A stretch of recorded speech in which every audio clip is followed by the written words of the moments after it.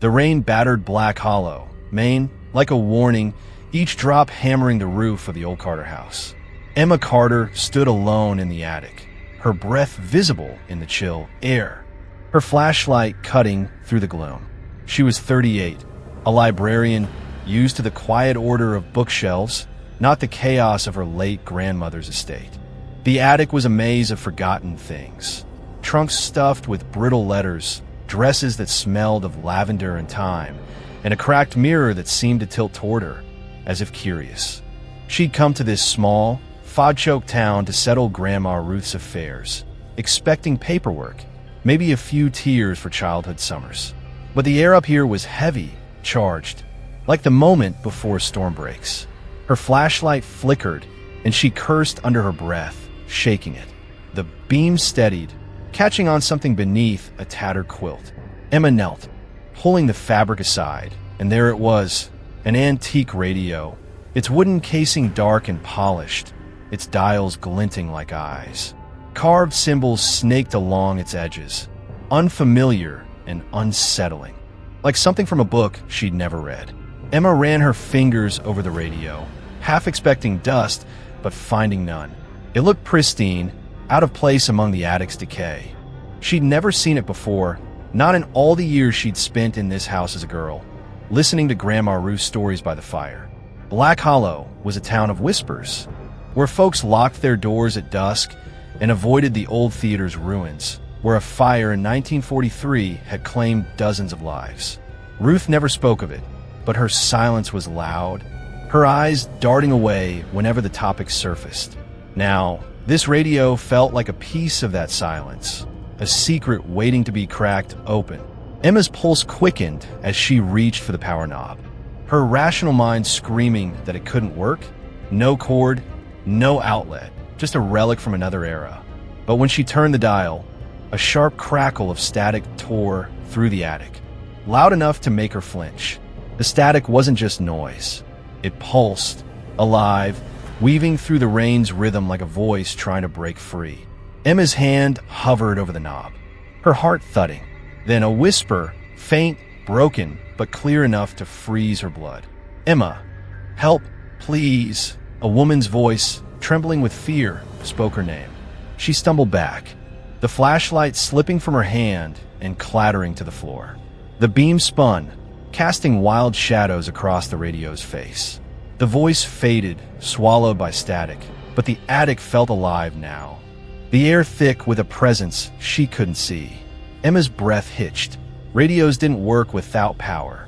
They didn't know your name, but this one did, and it wasn't done with her. She grabbed the flashlight and aimed it at the radio, half expecting it to move. It didn't, but the dials seemed to gleam brighter, daring her to try again. Black Hollow's history pressed against her thoughts. The fire, the theater, the stories no one told. She'd heard rumors as a kid, tales of a night when the town turned to ash and screams, when something darker than flames had taken hold. Grandma Ruth's face would tighten at the mention, her hands twisting her apron. Emma had always thought it was grief, but now, standing in the attic, she wasn't so sure. The radio hummed faintly, even though she'd turned it off. She stepped closer, her curiosity outweighing her fear. She turned the tuning knob, and the static returned, sharper now, carrying fragments of words. "Clara, trapped fire." A man's voice, low and bitter, joined the woman's spitting accusations. "Betrayed, burn." Emma's skin crawled. Clara. The name sparked something, a half-remembered story from the town's archives. She'd spent her career organizing facts, piecing together histories from dusty pages. But this was different. This was personal. The radio knew her, and it wanted something. She switched it off again, the silence heavier than before, like the house was waiting. Downstairs, the lights flickered, and a cold draft swept through the attic, though the windows were sealed. Emma's rational mind fought for control. She was tired, stressed, imagining things. But the voice had been real, and it had called her name. She carried the radio downstairs, setting it on the kitchen table, its dark wood stark against the faded linoleum. She told herself she'd research it, maybe call an antique dealer. But deep down, she knew she wouldn't let it go. Over the next few nights, The radio became her obsession. She'd sit in the dark, turning the dials, chasing those voices. Each broadcast brought new fragments: Clara's pleas, the man's anger, and sometimes a chorus of whispers that seemed to come from the walls themselves. The house changed with the radio. Shadows moved where they shouldn't, footsteps echoed in empty rooms, and once, Emma caught a glimpse of a figure in the hallway mirror, a woman's silhouette, her dress charred at the edges. The town's archives offered clues. The 1943 fire at the Black Hollow Theater, a tragedy that killed dozens, including a young actress named Clara. The official report blamed faulty wiring, but whispers spoke of a ritual, a cult, a town that turned away as the flames rose. Emma's grandmother had lived here then, a young woman herself. Had she known Clara? Had she known the truth? The radio wasn't just a machine. It was a doorway, and something on the other side was reaching out. Emma's dreams filled with fire, with Clara's screams, with a man's laughter as the flames roared. Each night, the voices grew louder, more insistent, and Emma felt them pulling at her, drawing her into a past that wasn't hers. Or was it? The radio sat on the table, silent but watching, its dials glinting in the moonlight. She couldn't walk away, not when Clara's voice begged for help, not when the static seemed to pulse with her own heartbeat. Welcome to the spirit in the radio, where the past speaks and the living listen at their peril. Subscribe to Eli Nightfall for more chilling tales, and let's dive into Chapter 1. Chapter 1, The Static Whispers. The rain hadn't stopped in 3 days, a relentless drumming that turned Black Hollow streets into rivers of mud. Emma Carter stood in her late grandmother's attic, the air thick with dust and the sharp tang of mildew. At 38, she was used to order, shelves of books neatly cataloged, her Portland apartment spare and quiet.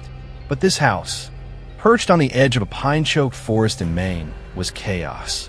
Trunks overflowed with brittle letters, dresses hung like ghosts on rusted hangers, and a cracked mirror leaned against the wall. Its surface clouded as if it held secrets of its own. Emma's flashlight flickered, casting jagged shadows across the slanted ceiling. She cursed softly, shaking the light until it steadied. She'd come to settle Grandma Ruth's estate, expecting paperwork and a quick sale, not this oppressive weight that clung to the air like the house was breathing with her. Her boots creaked on the warped floorboards as she moved deeper into the clutter, drawn to a corner half hidden by a moth-eaten quilt. Something glinted beneath it, metallic and out of place. She knelt, her fingers brushing the coarse fabric, and pulled it aside. An antique radio sat there, its wooden casing polished to a dark, unnatural sheen.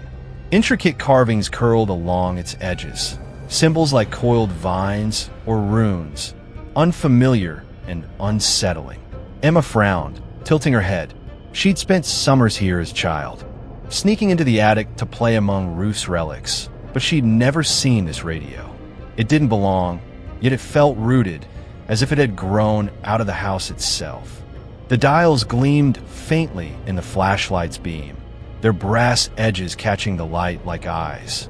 Emma's pulse quickened, though she couldn't say why. She was a librarian, a woman of facts and logic, but the radio stirred something primal, a mix of curiosity and dread. Her fingers hovered over the power knob, hesitating.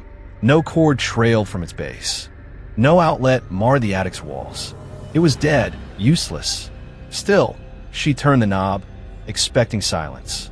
A sharp crackle of static erupted, loud enough to make her flinch. The sound filled the attic, weaving through the rain's rhythm like a second pulse. Emma's breath caught. The radio wasn't plugged in. It couldn't work. Yet the static grew, pulsing with a life of its own, and beneath it, a faint whisper emerged, a woman's voice, trembling and distant. Emma, help, please. Her name, spoken with such raw desperation, sent a chill racing down her spine. She stumbled back, knocking over a box of old photographs, their edges curling like dead leaves. The flashlight flickered again, plunging the attic into brief darkness before snapping back. The voice faded, swallowed by static, but the air felt tighter now, the shadows deeper, as if the radio had woken something. Emma's heart pounded, her rational mind scrambling for an explanation. Batteries, maybe? A prank? But the attic was empty, and the radio sat silent, its dials watching her. She steadied her breathing, forcing herself to think. Black Hollow was a town of secrets, the kind of place where people whispered about the past, but never spoke it aloud.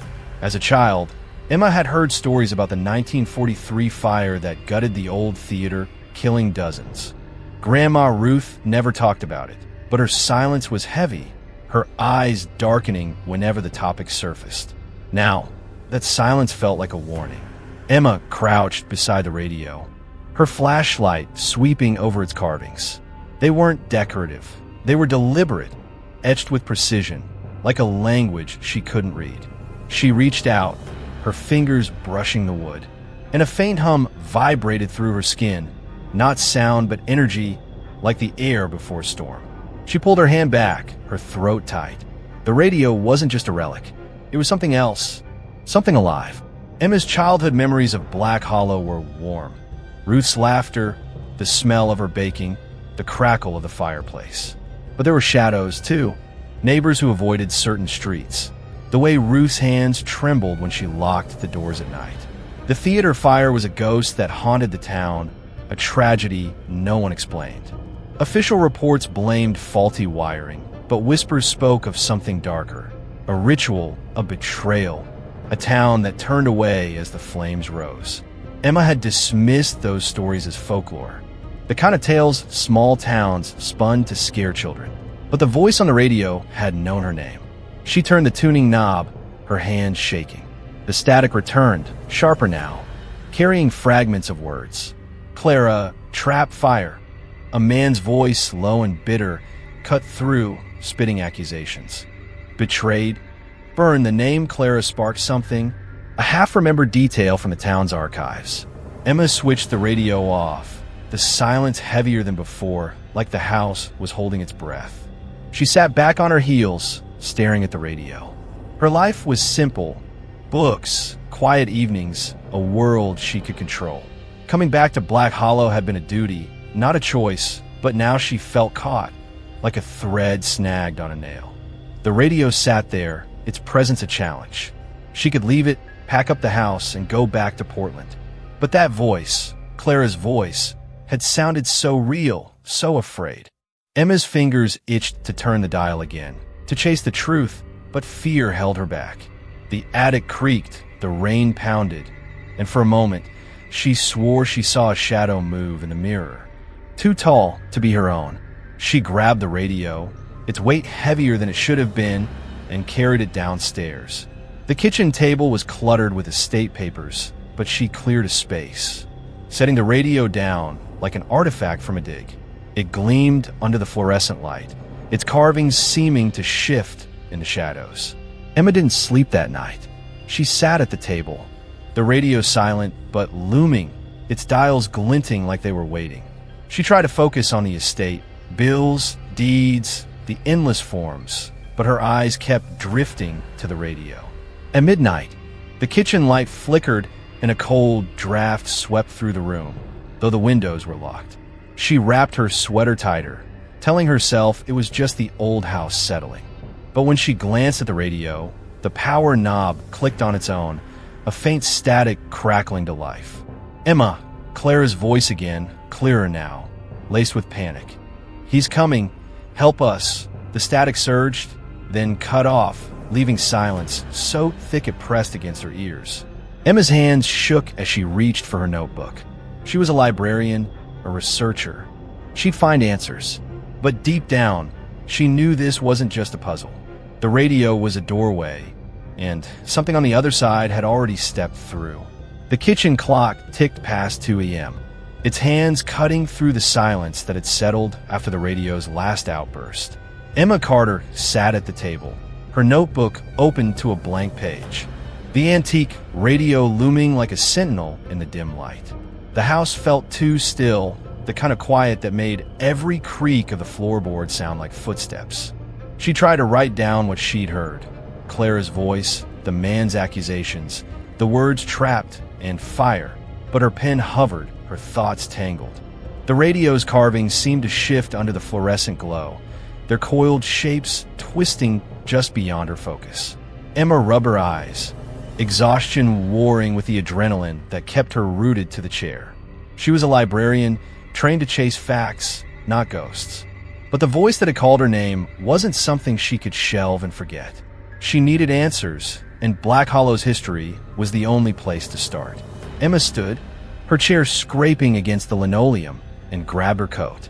The town library was a short drive away, a squat brick building that held Black Hollow's records, births, deaths, and the secrets nobody spoke aloud. She hesitated, glancing at the radio. It was silent now, but its presence felt like a weight on her chest, daring her to leave it alone. She shook her head, muttering to herself about being ridiculous, and headed out into the rain.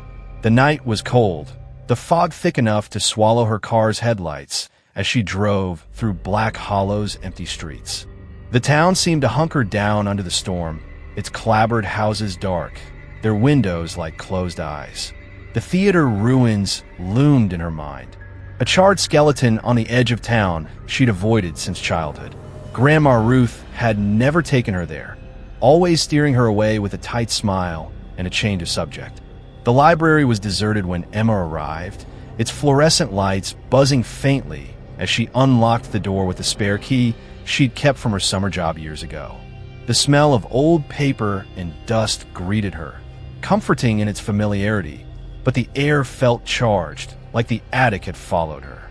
She headed to the archives in the basement, a maze of filing cabinets and microfilm readers that hadn't been updated since the 80s. Her flashlight, still unreliable from the attic, flickered as she scanned the shelf for records from 1943. She found a box labeled Town History, 1940 to 1950, its edges soft with age, and hauled it to a table. Inside were newspaper clippings, council minutes, and a few faded photographs, their corners curling like the ones in the attic. Her fingers moved quickly, driven by a need she couldn't name, until she found it. A front-page article from the Black Hollow Gazette, dated November 12, 1943. Tragedy at Black Hollow Theater. Fire claims 27 lives. The headline was stark, the text below it clinical. A performance of A Midsummer Night's Dream had turned to chaos when flames swept through the theater, trapping the audience and cast. The article blamed faulty wiring, but the details were vague. No mention of survivors, no investigation updates. A grainy photo showed the theater's ruins, its marquee half-melted, the words now playing barely legible. Emma's eyes lingered on the names of the victims, printed in a small box at the bottom. Clara Ellison, age 20, actress. The name hit her like a jolt, the same one from the radio. Clara's face wasn't in the photo, but Emma could almost see her, young, vibrant, caught in a moment before the fire stole her away. There was another name, too. Henry Voss, age 32, director. The man's voice, angry and accusing, echoed in her memory. Emma dug deeper, pulling out more clippings. A follow-up article mentioned rumors of arson, quickly dismissed by the town council. Another hinted at a local group involved, but the details were scrubbed, the writer's tone cautious. Black Hollow had always been good at burying its truths. Emma's grandmother had been 22 in 1943, living in this very house. Had she known Clara? Henry? The thought gnawed at her, but the archives offered no answers. She turned to the photographs, her hands trembling as she sorted through them. One showed the theater troupe, a dozen faces smiling for the camera, Clara at the center. Her eyes were bright, her smile wide, but there was something in her posture, tense, guarded, that made Emma pause. Behind her stood a man, tall and sharp-featured, his hand resting on Clara's shoulder. The caption named him Henry Voss. His smile was thin, almost predatory, and Emma's stomach twisted. The library's lights flickered, plunging the basement into darkness for a heartbeat before snapping back. Emma's breath hitched, her flashlight stuttering in her hand. She shoved the photo into her bag, along with a few clippings, and headed upstairs, the weight of the archives pressing against her. Outside, The rain had slowed to a drizzle, but the fog was thicker, curling around the streetlights like fingers. She drove home, the radio's silence in the passenger seat louder than the engine. Back in the kitchen, she spread her findings across the table, the radio watching from its spot. She turned on, half hoping it wouldn't work, but the static crackled immediately. Sharper than before. "Emma," Clara's voice again, laced with fear. "He's here, don't let him." The man's voice, Henry's, cut in, low and venomous. She lied, she burned. The words dissolved into static, but the air grew colder, the kitchen light flickering like a dying pulse. Emma's hands shook as she scribbled notes. Clara Ellison, Henry Voss. The fire. The pieces were starting to fit, but the picture was incomplete, like a book missing its final chapter. She thought of Grandma Ruth, her silences, her locked doors. Had she known about the radio? Had she hidden it in the attic for a reason? Emma's eyes drifted to the carvings on the radio's casing, those strange symbols that seemed to pulse under her gaze. She reached for the tuning knob, then stopped, her heart racing. The house creaked, a slow, deliberate sound, like someone stepping carefully upstairs. She turned, expecting nothing. But the hallway was dark, the shadows too thick. Her flashlight beam caught the edge of the mirror on the wall, and for a moment, she swore she saw Clara's face, pale, burned, her eyes wide with terror. Emma blinked, and it was gone, just her own reflection staring back, pale and shaken. She turned off the radio, the silence heavier than ever. Sleep was impossible now. She gathered her notes and moved to the living room, where Grandma Ruth's old armchair sat by the window. The rain had stopped, but the fog pressed against the glass. A gray curtain that hid the world. Emma opened her laptop, searching online for anything about the Black Hollow fire. Most hits were local blogs, retelling the same vague story. Faulty wiring. Tragique accident. But one post, buried on an obscure forum, caught her eye. A user named Hollow Truth claimed the fire was no accident, that a group in Black Hollow had been experimenting with rituals in the theater's basement. The post was deleted mid-sentence, the user banned. Emma's skin prickled. Rituals. The word felt like a key, unlocking something she wasn't ready to face. The radio sat in the kitchen, silent but waiting. Emma knew she should leave it alone, pack it up, sell the house, and go back to her life. But Clara's voice echoed in her mind, pleading, desperate, and Henry's voice, angry, accusing, felt like a threat. The town's secrets were unraveling, and Emma was caught in their threads. She glanced at the attic door, its lock rusted but intact, and wondered what else Grandma Ruth had hidden. The radio wasn't just a machine. It was a voice, a memory, a warning. And it wasn't done with her yet. Chapter 2. Echoes of the Past. Emma Carter barely slept, her dreams fractured by flashes of fire and a woman's scream. She woke on the living room couch, her laptop still open to the forum post about Black Hollow's secrets. The words rituals and basement burned in her mind. The morning light was gray, filtered through the fog that clung to the town like a shroud. The antique radio sat on the kitchen table, its dark wood absorbing the dim glow of the overhead light, its carved symbols seeming to pulse faintly, though Emma told herself it was just her tired eyes. She hadn't touched it since last night, when Clara's voice had begged for help and Henry's had hissed accusations. Her notebook lay open beside it, filled with scrawled notes about the 1943 fire, Clara Ellison, and Henry Voss. The weight of the radio's presence pressed against her, urging her to turn it on, to listen again, but fear kept her hands still. She needed coffee, answers, and a moment to think without the house's creaks or the fog's oppressive silence. She brewed a pot, the gurgle of the machine a small comfort against the quiet. The kitchen smelled of damp wood and the faint ozone tang that seemed to follow the radio. Emma sat, sipping her coffee, her eyes drifting to the newspaper clippings she'd brought from the library. The photo of the theater troupe stared back, Clara's bright smile overshadowed by Henry's sharp, possessive gaze. Emma's grandmother, Ruth, had been 22 in 1943, living in this house, walking these streets. Had she known them? Had she been at the theater that night?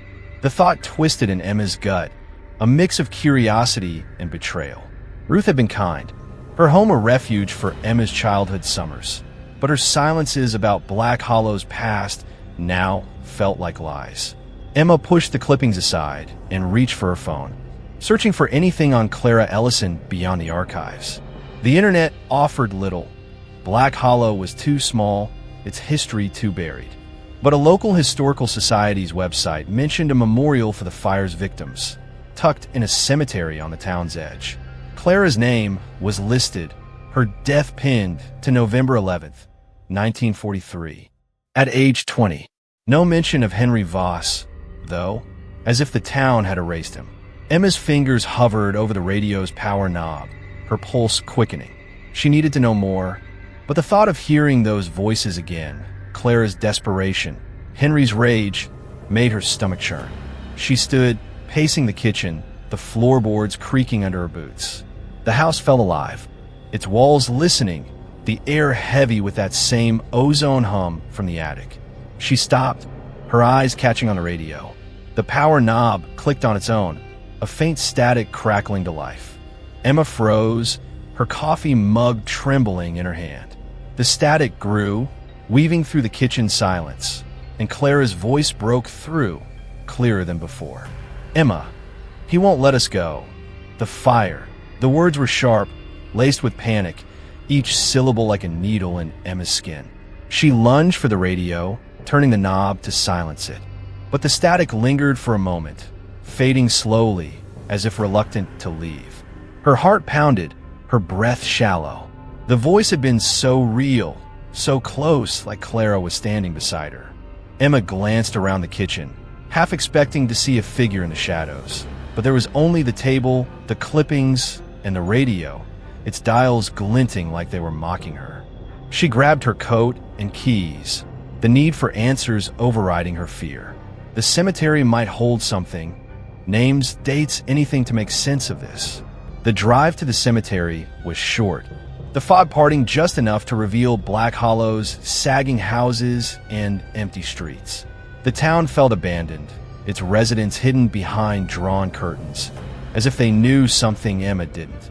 The cemetery sat on a hill overlooking the pine forest, its iron gate rusted and half open. Emma parked and stepped out, the air cold and damp, carrying the scent of wet earth and decay. The memorial was a simple stone slab, etched with the names of the fire's victims. Clara Ellison's name was near the top, carved in precise letters, but there was no grave, no marker, just the stone. Emma ran her fingers over the name, her mind replaying Clara's voice. "He won't let us go. Who was he? Henry? Someone else?" The fog pressed closer, the forest beyond the cemetery whispering with the wind. She walked the rows of graves, searching for anything tied to 1943. Most were older, their stones weathered by time. But one caught her eye, a small, unmarked slab, its surface stained with lichen. No name, no date, just a faint carving that matched the symbols on the radio, those coil, vine-like shapes. Emma knelt, her fingers tracing the marks, her skin prickling with that same electric hum. The ground felt colder here, the air heavier, as if the grave was holding its breath. She pulled out her phone, snapping a photo, but the screen flickered, the image distorted with static like the radio's interference had followed her. A twig snapped behind her, sharp and deliberate, and Emma spun, her heart in her throat. The cemetery was empty, the fog swallowing the trees, but she felt watched, the same sensation she'd had in the attic. Back at the house, Emma spread her findings across the kitchen table, the radio silent but looming. She opened her laptop, cross-referencing the cemetery's symbols with the ones on the radio. A few obscure sites mentioned similar markings tied to occult practices, rituals meant to bind or summon, but the details were vague, written by enthusiasts rather than scholars. Still, the word ritual echoed the forum post she'd found last night, the one cut off mid-sentence. Emma's eyes drifted to the radio, its dials gleaming in the afternoon light. She didn't want to turn it on, but the need to know was stronger than her fear. She clicked the power knob, and the static roared to life, louder than before, carrying Clara's voice like a wave. "Emma, the fire wasn't an accident. He planned it." The words cut off, replaced by Henry's voice, low and venomous. "You can't help her. She belongs to me." The static surged, and the kitchen light flickered, plunging the room into shadow for a heartbeat. Emma's hands shook as she turned the radio off, but the air stayed heavy, the ozone smell sharper now. She grabbed her notebook, writing down every word she'd heard. The fire wasn't an accident. Henry planned it. Clara was trapped, not just by the fire, but by something or someone else. Emma's thoughts turned to her grandmother. Ruth had lived here during the fire, had known the town's secrets. Had she known about the radio, too? The attic door loomed in Emma's mind. Its rusted lock a barrier she hadn't dared to cross since finding the radio. She stood, her boots heavy on the creaking floor, and headed upstairs. The attic felt colder now, the air thick with that electric hum. She paused at the door, her hand on the knob, and for a moment, she swore she heard a whisper, not from the radio, but from the other side of the door. "Emma," Clara's voice, faint but unmistakable, calling her forward. The attic door loomed at the top of the stairs, its rusted lock glinting faintly in the dim light filtering through a cracked window. Emma Carter stood frozen, her hand hovering over the knob, Clara's whispered "Emma" echoing in her mind. The air was colder here, sharp with that same ozone tang that clung to the radio downstairs. Her heart pounded, each beat urging her to turn back. But the voice, Clara's voice, had been so clear, so desperate, it rooted her in place. The house creaked around her, the sound too deliberate, like footsteps pacing just out of sight. Emma's flashlight, still unreliable, flickered in her other hand, casting jagged shadows across the peeling wallpaper. She'd come to Black Hollow to settle her grandmother's estate, to tie up loose ends, not to unravel a mystery that felt like it was unraveling her. But the radio, the voices, the symbols, they were threads of a story she couldn't ignore, and the attic was where it had begun. She turned the knob, expecting resistance, but it gave way with a soft click, as if it had been waiting for her. The door creaked open, revealing the attic's familiar clutter. Trunks, dresses, the cracked mirror, but it felt different now. Charged, like the air before a lightning strike. Emma stepped inside, her boots stirring dust that danced in the flashlight's beam. The radio was downstairs, but its presence lingered, as if its static had seeped into the walls. She moved toward the corner where she'd found it, the quilt still crumpled on the floor. Her light swept over the space, catching on a small lockbox tucked behind a stack of old books. It was wooden, its surface carved with the same coiled symbols as the radio, the marks so precise they seemed to pulse under her gaze. Emma knelt, her fingers brushing the carvings, and a faint hum vibrated through her skin, not sound but energy, like the radio's static made solid. The box was heavy, its lock rusted but intact. Emma set it on a nearby trunk and rummaged through the attic for something to pry it open. Her hand shook as she found a rusted screwdriver, its handle worn smooth by time. The lock gave way with a snap, and the lid creaked open, revealing a bundle of yellowed papers tied with twine. Emma untied them, her breath catching as she recognized her grandmother's handwriting. The pages were a journal, dated 1943, the ink faded but legible. Ruth's words were careful, almost coded, describing nights spent at the Black Hollow Theater. Not as an audience member, but as part of a group. The entries mentioned Clara Ellison, her bright laugh and nervous glances, and Henry Voss, whose eyes followed her like a hawk. Emma's stomach twisted. Ruth had known them, had been there, but the journal stopped short of the fire, the final entry ending mid-sentence. "Henry says the ritual will bind us to..." A sharp crackle cut through the attic, not from the radio, but from the air itself, like static bursting from nowhere.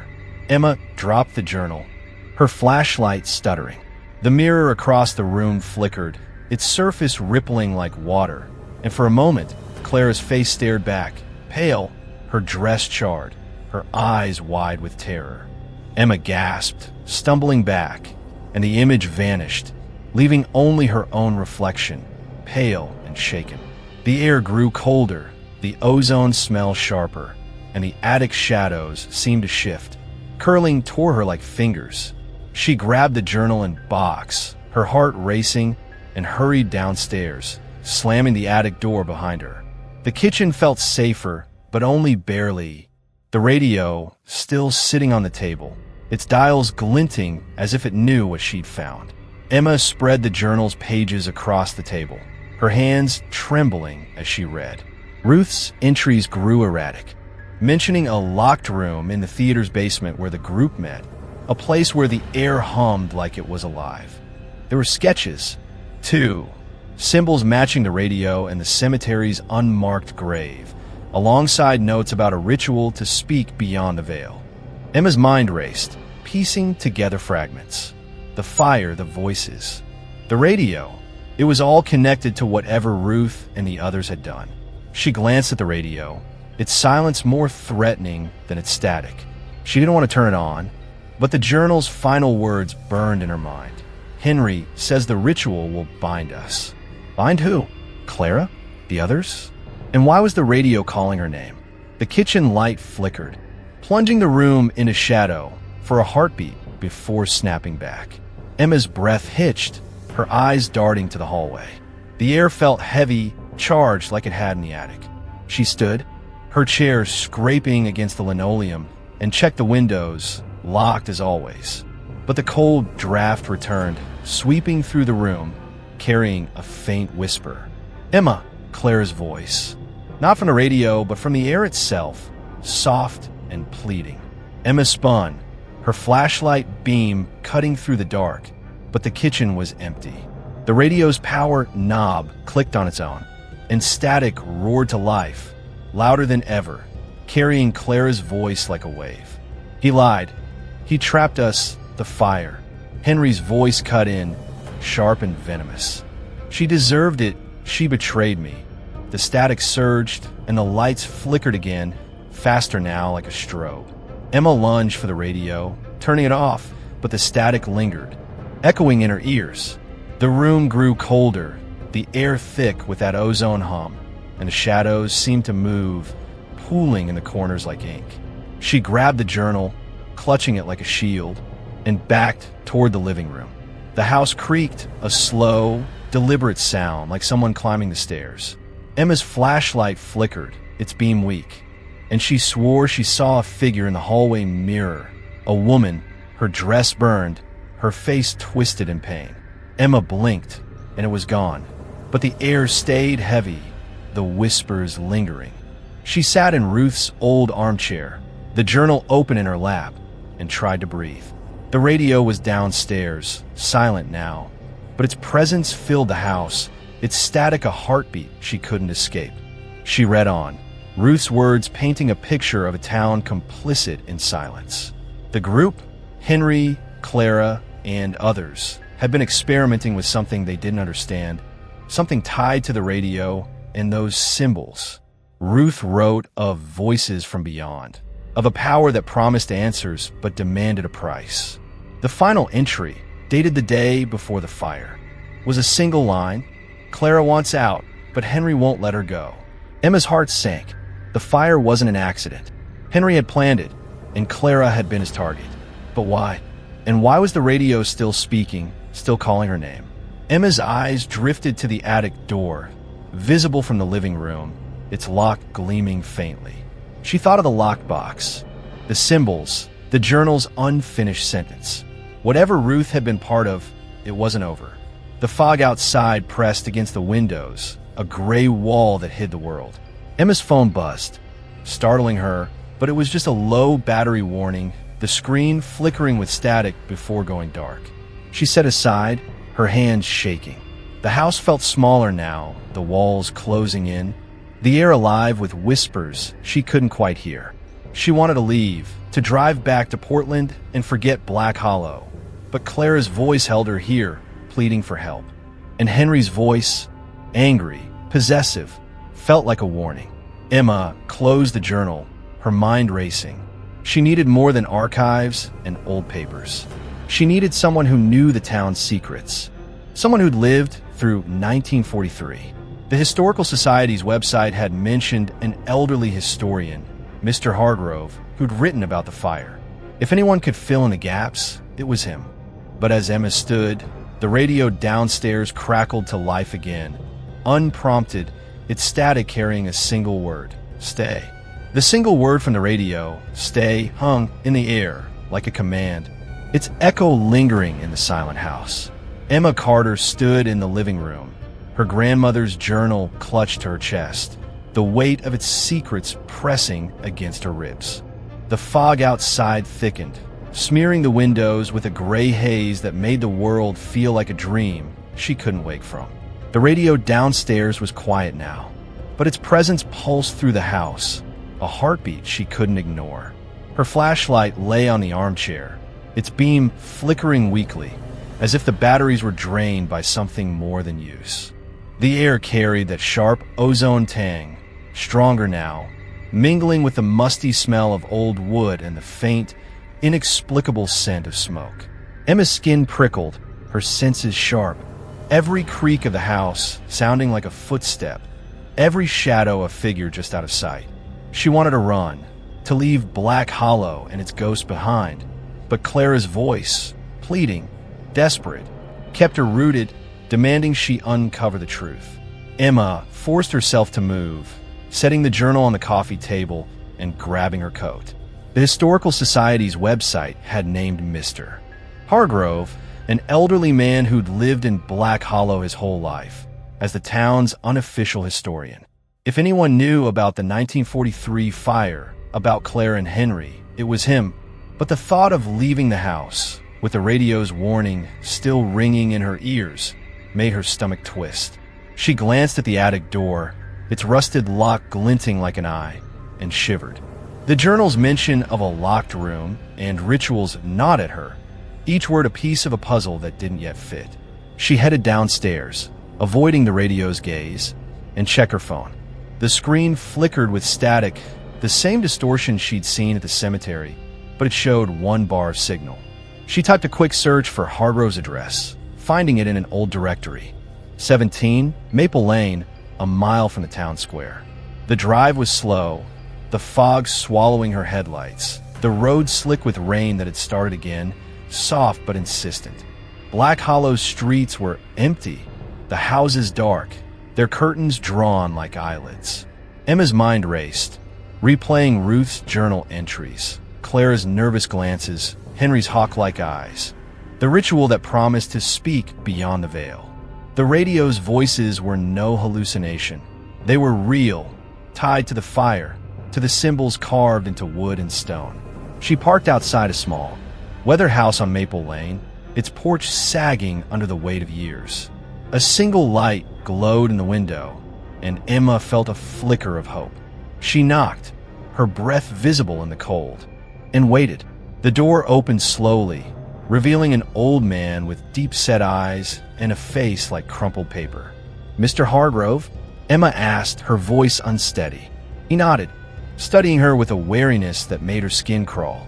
"You're Ruth Carter's granddaughter," Hargrove said, not a question but a statement, his voice rough as gravel. He stepped aside, gesturing her into a living room cluttered with books and yellowed maps. The air smelled of piped smoke and old leather, and a fire crackled in the hearth, casting shadows that danced across the walls. Emma nodded, unsure how he knew her, and sat on a worn couch. "I need to know about the 1943 fire," she said, her words tumbling out. "The theater, Clara Ellison, Henry Voss. And a radio." Hargrove's eyes narrowed, his hand tightening on the arm of his chair. "You found it, didn't you?" he said, his voice low. "Ruth's radio." Emma's heart skipped. He knew. She nodded, her throat tight, and told him about the voices, the static, the journal's cryptic entries. Hargrove listened, his face unreadable, but his fingers drummed a nervous rhythm on the chair. "The fire wasn't what the papers said," Hargrove began, his voice steady but heavy. "Faulty wiring was the story they fed everyone, but folks knew better. The theater group, Clara, Henry, and a few others, they were mixed up in something dark. They called themselves the Circle, thought they could talk to the dead, maybe more. That radio of yours was part of it, carved with symbols older than this town. They used it in the basement, in a locked room Ruth wrote about. Emma's breath caught, the journal's words echoing in her mind. Hargrove leaned forward, his eyes sharp. Henry Voss led them. He was obsessed with Clara, wanted to control her, even beyond death. The fire, it was his doing. He locked the doors, trapped them inside. 27 people burned, and the town looked the other way. Emma's stomach churned, the image of Clara's face in the mirror flashing through her mind. She asked about the radio, why it spoke now, why it knew her name. Hargrove's face darkened. That radio's no machine. It's a vessel bound to whatever they called up that night. Clara's voice, the others, they're trapped, tied to it. And you? He paused, studying her. You're Ruth's blood. The circle's rituals were about blood, about binding. If it's calling you, it's because you're part of it, whether you know it or not. Emma's hands shook, her mind reeling. Ruth had been in the circle, had known about the radio, the ritual, the fire. Had she hidden it in the attic to keep it silent, or to keep it safe? Hargrove stood, limping to a bookshelf, and pulled out a faded photograph. It showed the theater troupe, the same one Emma had found, but this one had Ruth in the background, her face pale, her eyes fixed on Henry. Take this, Hargrove said, handing her the photo. And be careful. That radio's awake now, and it won't stop till it gets what it wants. Emma nodded, her throat dry, and left, the photo burning in her pocket. The fog was thicker now, the town a blur of shadows and silence. Back home, the radio waited, its dials glinting in the kitchen light. She didn't turn it on, but the air hummed with static, and the shadows seemed to shift, pooling in the corners like spilled ink. Emma sat at the table, the photo beside the journal, Ruth's face staring up at her. The lights flickered again, and a cold draft swept through, carrying Clara's voice, faint but clear. Emma, he's watching. Henry's voice followed, a low growl. You can't save her. The radio stayed silent, but the words came from the air, the walls, the house itself. Emma's heart raced, her eyes darting to the hallway. The mirror there gleamed, its surface rippling like water, and Clara's face appeared again, burned, desperate, her lips moving without sound. Emma stood, backing away, her flashlight useless in her trembling hand. The house creaked, a slow, deliberate sound like someone descending the attic stairs. She grabbed the journal and photo, retreating to the living room, where the fog pressed against the windows. A gray cage. Ruth had been part of the circle, part of the ritual that trapped Clara and the others. The radio wasn't just speaking, it was pulling Emma in, tying her to a past she didn't understand. She needed to find the locked room, the basement Hargrove mentioned, but the thought of facing the theater's ruins made her skin crawl. The voices were growing stronger, the house less her own, and somewhere in the static, Henry was waiting. Chapter 3. The Name in the Static. Emma Carter sat in the living room. The journal and photograph spread before her on the coffee table, their edges illuminated by the weak glow of a table lamp. The fog outside Black Hollow's windows was relentless, a gray wall that seemed to press the house inward, making the air feel tight and heavy. The radio remained in the kitchen, its silence more ominous than its static, as if it were waiting for her to make the next move. Her grandmother's journal lay open to a page describing the circle's rituals. The words "locked room" and "beyond the veil" underlined in Ruth's careful script. The photograph Hargrove had given her showed the theater troupe. Clara Ellison's bright smile overshadowed by Henry Voss's sharp gaze, and Ruth, young, pale, standing in the background, watching them both. Emma's fingers traced Ruth's face, her mind grappling with the betrayal. Her grandmother had been part of something dark, something tied to the radio and the 1943 fire that killed 27 people. The weight of that truth pressed against her chest, mingling with the ozone tang that lingered in the air, sharp and electric. Sleep was a lost cause.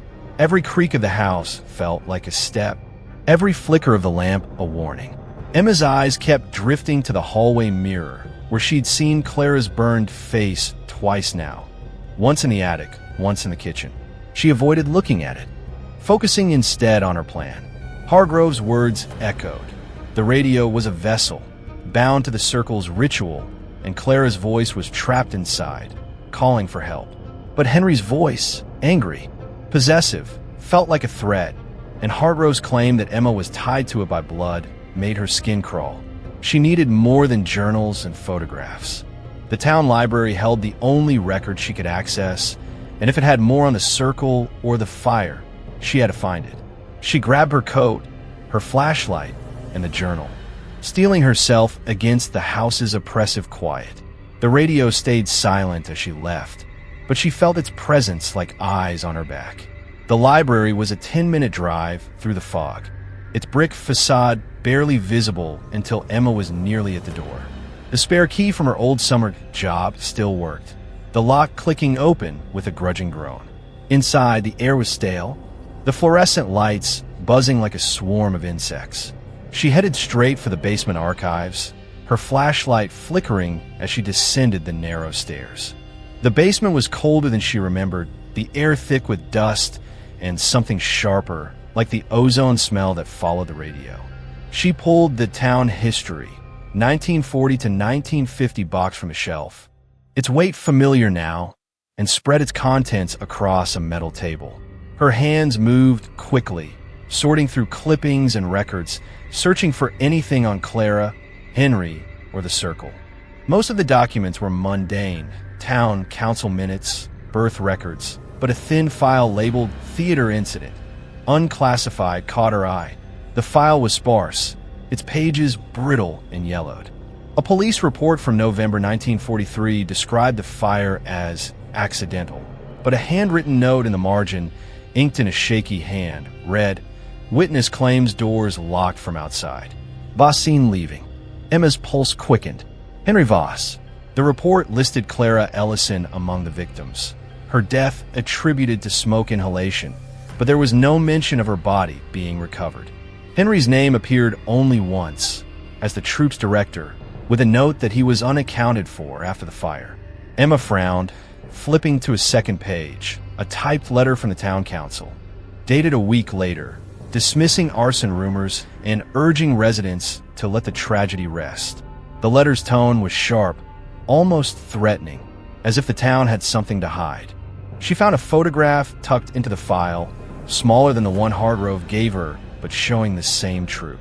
Clara stood center stage, her expression tense despite her smile, while Henry loomed behind her, his hand on her shoulder.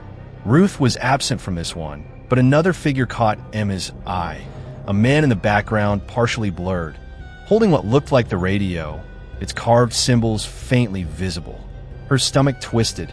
The radio was there, in the theater, part of whatever the Circle was doing. She slipped the photo into her bag, her hands trembling, and kept searching. A final document, a coroner's report, listed the fire's victims but noted inconsistencies in identifying remains, as if some bodies were never found. Clara's name was marked with an asterisk, no explanation given. The basement lights flickered, plunging the room into darkness for a heartbeat before snapping back. Emma's flashlight stuttered, its beam weak, and the air grew colder, the ozone smell sharper. She froze, her ears straining for sound, but the silence was heavy, expectant. Then a faint crackle, like static, came from nowhere, filling the basement. "Emma," Clara's voice, soft but clear, echoed around her. "Stay away, he's listening."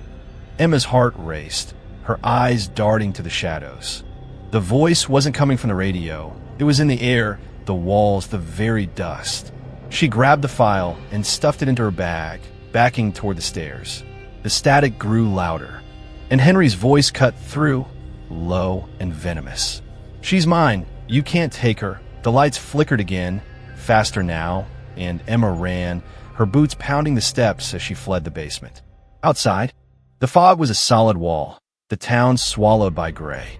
Emma drove home, her hands gripping the wheel, the file and photograph heavy in her bag. The radio waited on the kitchen table, its dials glinting like they knew she'd been digging. She spread the documents out, her mind racing. Clara's warning, "Stay away," clashed with her pleas for help, and Henry's possessiveness felt like a noose tightening around Emma's neck. The journal mentioned a locked room. The file hinted at locked doors, and the radio tied it all together. A vessel for something the Circle had unleashed. Emma's eyes fell on the photograph, the blurred man holding the radio. Was he part of the ritual? Was he Henry? Or someone else? Someone the town had erased? The house creaked, a slow, deliberate sound, like footsteps in the attic. Emma's breath hitched, her flashlight useless on the table. The air grew heavy. The ozone smelled thick, and the kitchen light flickered, casting the radio's shadow across the wall. It looked larger, distorted, like a figure looming over her. She stood, backing toward the living room, her eyes fixed on the radio. The power knob clicked on its own, and static roared to life, Clara's voice breaking through. "Emma, he's here. Don't let him." Henry's voice followed, a snarl. "You're too late. She's bound to me." The static surged, and the lights went out, plunging the house into darkness.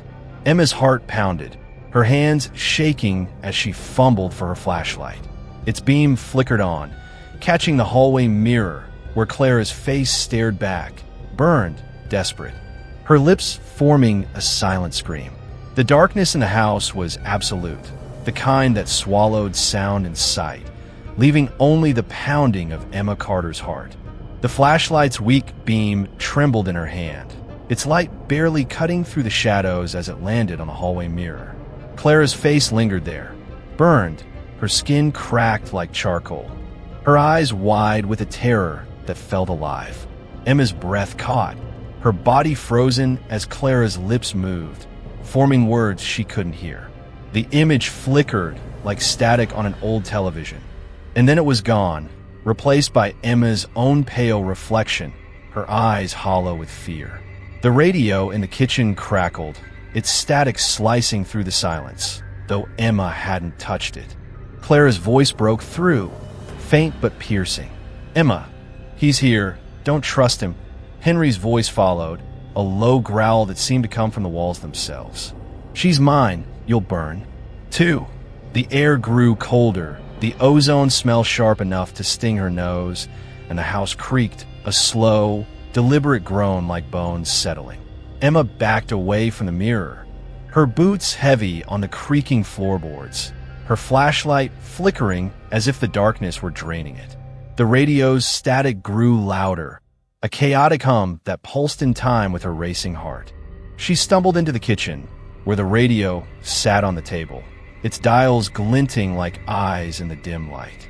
The documents from the library, clippings, the photograph, the coroner's report were scattered around it, their edges curling as if shrinking from the radio's presence. Emma's hands shook as she grabbed her grandmother's journal, clutching it like a lifeline. Ruth's words about the circle, the locked room, and the ritual swirled in her mind, colliding with Hargrove's warning.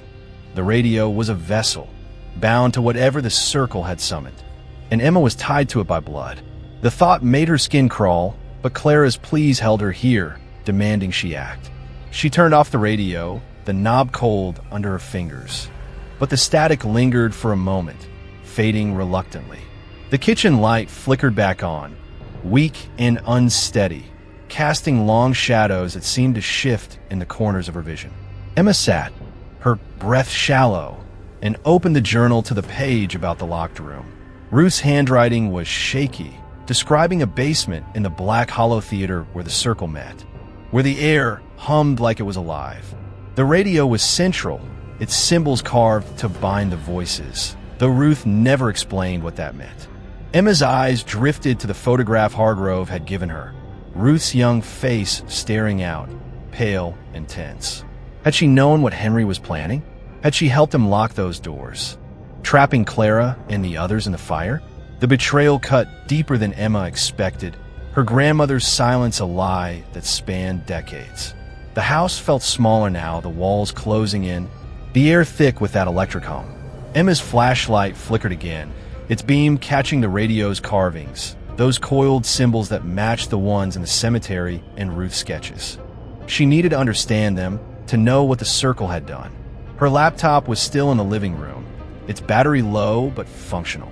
She opened it, ignoring the static that flickered across the screen, and searched for the symbols. A few obscure sites mentioned similar markings, occult sigils tied to rituals for summoning or binding spirits, used in the early 20th century by groups seeking to cross the veil. The details were vague, written by enthusiasts, not historians, but one phrase stood out. The vessel must be sealed with blood. Emma's stomach twisted. Blood. Hargrove had said she was tied to the radio by blood, by Ruth's involvement.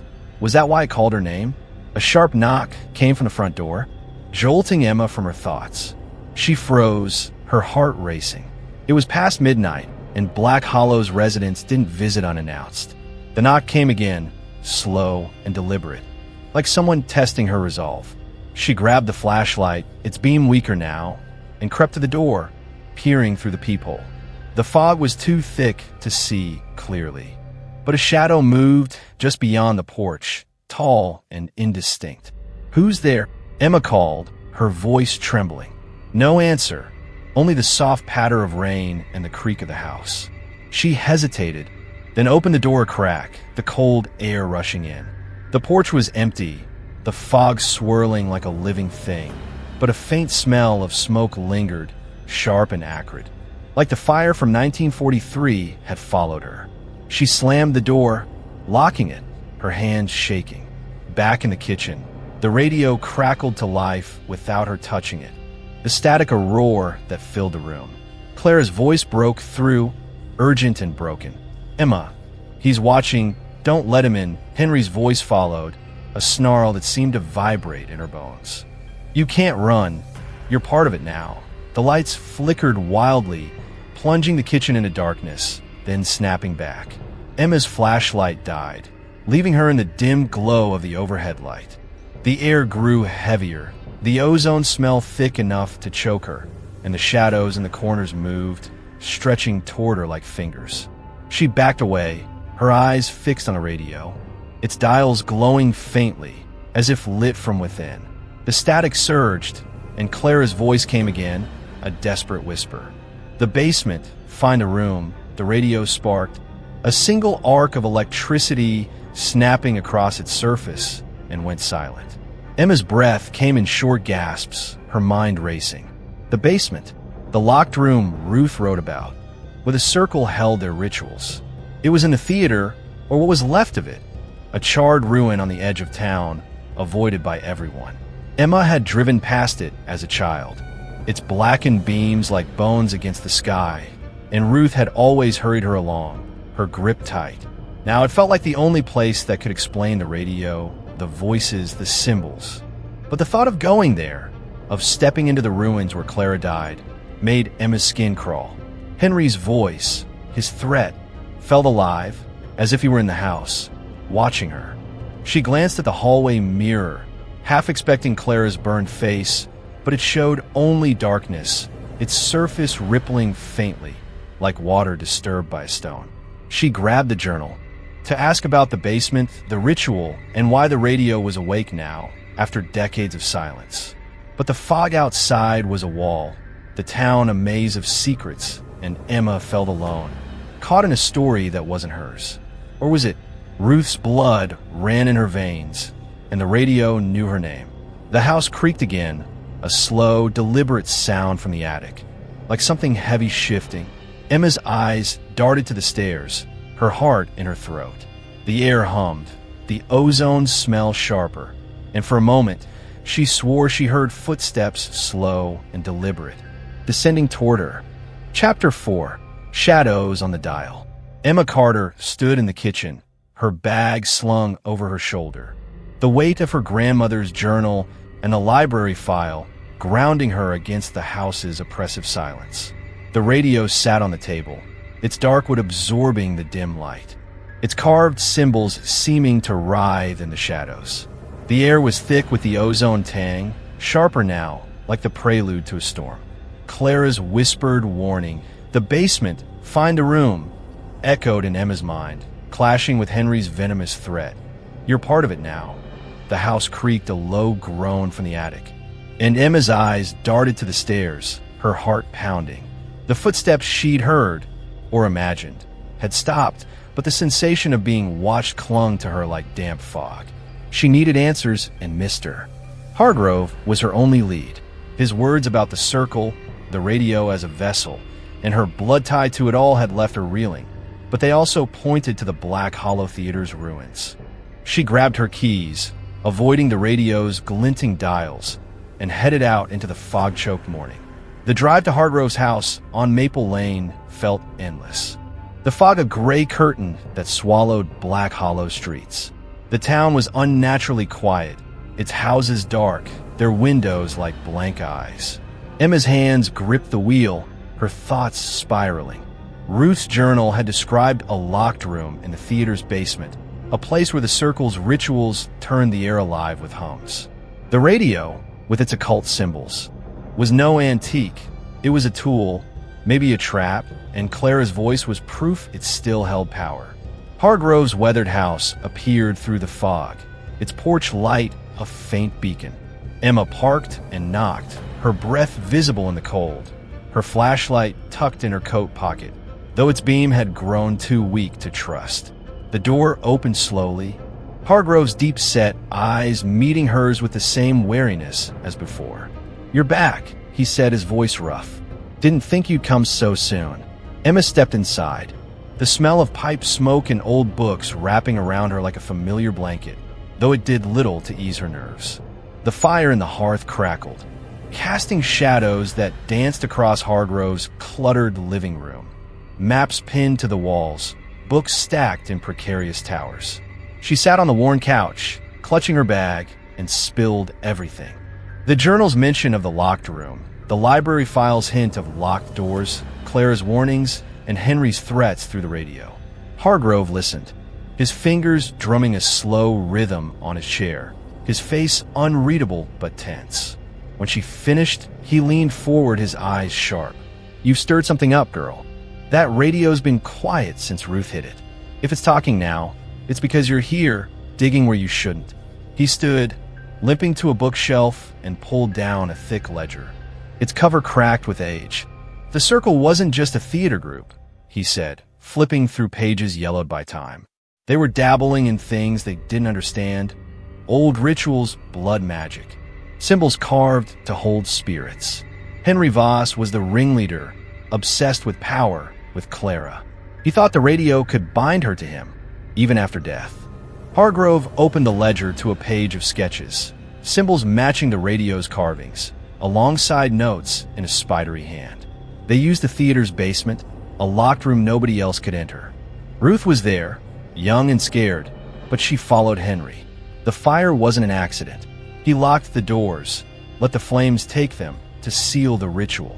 Emma's stomach churned, the image of Clara's burned face in the mirror flashing through her mind. Hargrove handed her a photograph from the ledger, different from the one she had.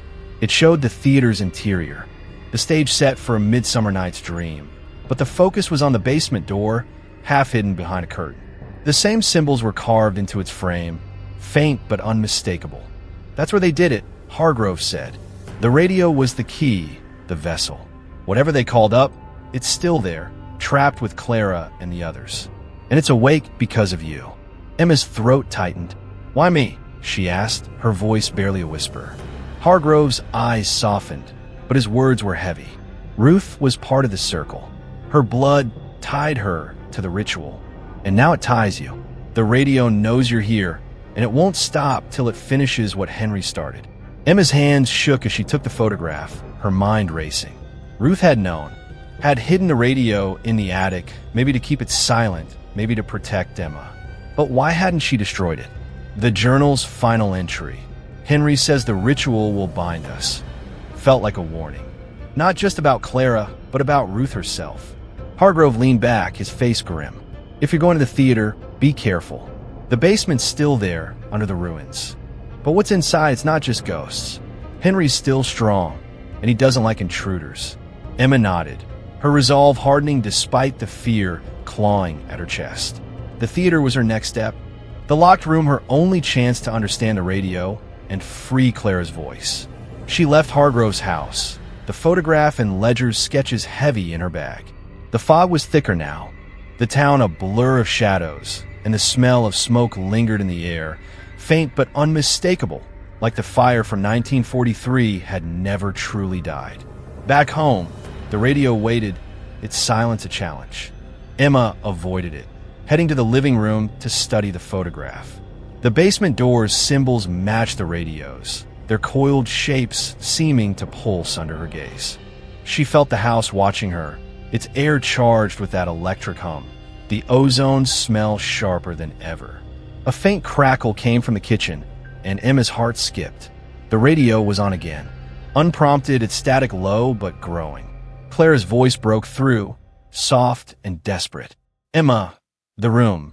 It's where we're trapped." Henry's voice followed, a snarl that vibrated through the floorboards. "You'll never reach her. You'll burn first." The lights flickered, casting the room in shadow, and Emma's flashlight died completely, leaving her in the dim glow of the lamp. The air grew heavy, the shadows moving in her peripheral vision, stretching toward her like claws. She stood, her bag clutched tight, and headed for the door. The theater was her only lead, but the thought of its charred ruins, of stepping into the basement where the circle's ritual had gone wrong, made her blood run cold. The radio's static followed her, even as she stepped outside, the fog swallowing her car as she drove toward the edge of town, toward the truth she wasn't sure she wanted to face. The fog clung to Black Hollow like a second skin, wrapping Emma Carter's car in a gray haze as she drove toward the theater ruins.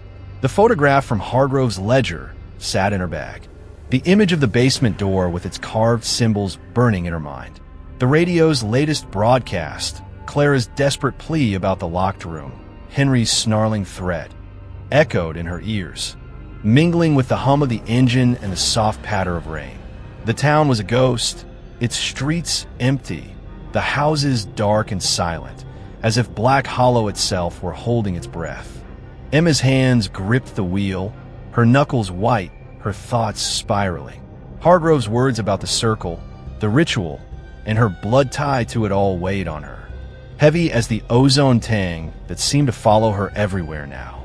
The theater loomed ahead, its blackened skeleton barely visible through the fog, a relic of 1943 that the town had never rebuilt. She parked, her heart thudding, and stepped out into the damp air. The smell of charred wood faint but unmistakable. The theater's ruins were a jagged scar on the edge of town, its beams twisted like bones, its marquee half melted, the faded words now playing a cruel reminder of that night. Emma's flashlight was dead, but her phone's weak light cut through the gloom as she approached the entrance, its doors long gone, leaving a gaping mauve darkness. The air was colder here, heavy with the weight of memory, and the ozone smell sharpened, stinging her nose. She clutched her bag, the journal and photographs inside a tether to reality, and stepped over the threshold. The interior was a maze of collapsed walls and charred debris, the stage partially intact but sagging, its curtains reduced to ash. Emma's light swept over the wreckage, catching glints of broken glass and rusted metal. The silence was oppressive, broken only by the drip of water somewhere deep within and the faint hum in her ears. Like the radio static had followed her. She moved carefully, her boots crunching on ash and splinters, searching for the basement door Hargrove had described. The photograph showed it behind a curtain, near the stage, but the layout was a ruin now, disorienting in its decay. Her phone's light flickered, the screen glitching with static, and Emma's pulse quickened. The air grew heavier, the hum louder, and for a moment, she swore she heard a whisper, Clara's voice, soft and distant, calling her name. She froze, her light sweeping the shadows, but nothing moved. The theater felt alive, its walls watching, its darkness pressing against her like a physical force. She found the stage, its boards warped and blackened, and spotted a narrow hallway to the side, half hidden by fallen beams. The curtain was gone, but the door was there, its frame scorched but intact. The coiled symbols carved into the wood glowing faintly in her light. Emma's breath caught, her fingers brushing the symbols, their edges sharp and cold. The door was locked, its handle rusted, but the hum in the air intensified, vibrating through her bones. She pushed against it, her shoulder straining, but it didn't budge. The journal had called this the locked room, where the circle's rituals had summoned something they couldn't control. Clara's voice came again, not from the air, but from inside her head, urgent and clear. "Emma, open it. We're here." Henry's voice followed, a low growl that seemed to rise from the floor itself. "You'll burn, just like her." The air grew colder, the ozone smell thick enough to choke her, and her phone's light flickered out, plunging her into darkness. She fumbled for the door, her hands shaking, and felt it give slightly, as if something on the other side were pushing back. A faint crackle broke the silence, not from her phone, but from the ruins, like the radio's static echoing through the theater. Emma's heart raced, her hands searching the door for a way in. She found a loose board nearby, prying it free with a groan of wood, and used it to lever the door open. It gave way with a screech, revealing a staircase descending into blackness. The smell of smoke was stronger here, mixed with damp earth and that electric tang, and the hum grew louder, pulsing in time with her heartbeat. Emma hesitated, Clara's pleas and Henry's threats clashing in her mind. She stepped onto the stairs, her phone's light flickering back on, weak but enough to show the narrow passage. The walls were stone, etched with the same symbols as the radio and door, their lines glowing faintly, as if lit from within. The basement was a cavern of shadows, its air thick and cold. The hum now a constant drone that made Emma's teeth ache. Her light caught glimpses of the room. A circle of stones in the center, their surfaces blackened, as if burned from below. The radio wasn't here, but its presence felt woven into the space, its static alive in the air. Emma's eyes landed on a small altar at the far end, its surface covered in ash and faded symbols. A single photograph pinned to the wall above it. She approached, her boots echoing, and saw Clara's face staring out, her smile forced, her eyes haunted. Beside her was Henry, his arm around her, his expression sharp and possessive. The photograph was identical to the one in her bag, but this one had a symbol drawn in red ink across Clara's face, like a brand. The static surged, loud enough to make Emma flinch, and Clara's voice broke through, desperate and close. "Emma, he bound us here. The fire." Henry's voice followed, a snarl that seemed to shake the walls. "She's mine. You can't break it." The air grew heavier, the shadows moving, pooling around the altar like ink. Emma's phone flickered, its light stuttering, and she saw a figure in the corner, a silhouette, tall and sharp, its edges blurred like smoke. It moved toward her, and Emma stumbled back, her bag slipping to the floor. The figure vanished, but the hum intensified, the symbols on the walls glowing brighter, pulsing in time with the static. Emma's breath came in gasps, her mind screaming to run, but Clara's voice held her there, pleading for release. She grabbed the photograph from the altar, its edges crumbling under her touch, and stuffed it into her bag. The basement felt alive now, the air vibrating, the shadows stretching toward her. She ran for the stairs, her boots slipping on the damp stone, the static roaring in her ears. As she reached the door, it slammed shut, the lock clicking into place. Emma pounded on it, her hands bruising, but it wouldn't budge. Clara's voice came again, faint but urgent. "Emma, the radio." "Break it." Henry's laugh followed, low and cruel, vibrating through the walls. "You're trapped, just like her." The air grew colder, the ozone smell overwhelming, and Emma's phone went dark, leaving her in pitch blackness, the static the only sound, pulling her deeper into the circle's curse. The darkness in the theater's basement was a living thing, pressing against Emma Carter like a cold, suffocating tide.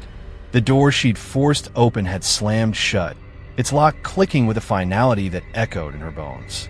Her phone was dead, its screen black, leaving her in a void broken only by the radio's static, a relentless hum that pulsed through the stone walls. The air was thick with the acrid smell of smoke and ozone, sharp enough to burn her throat, and the symbols carved into the walls glowed faintly, their coiled shapes writhing in the corners of her vision. Clara's voice, faint, desperate, had urged her to break the radio, while Henry's cruel laugh still rang in her ears. "You're trapped," just like her. Emma's hands pressed against the door, bruised and trembling, but it held fast, as if the theater itself were refusing to let her go. Hiape, heavy with Ruth's journal and the photographs, lay at her feet, its contents a fragile tether to the world above. She was alone, but not alone.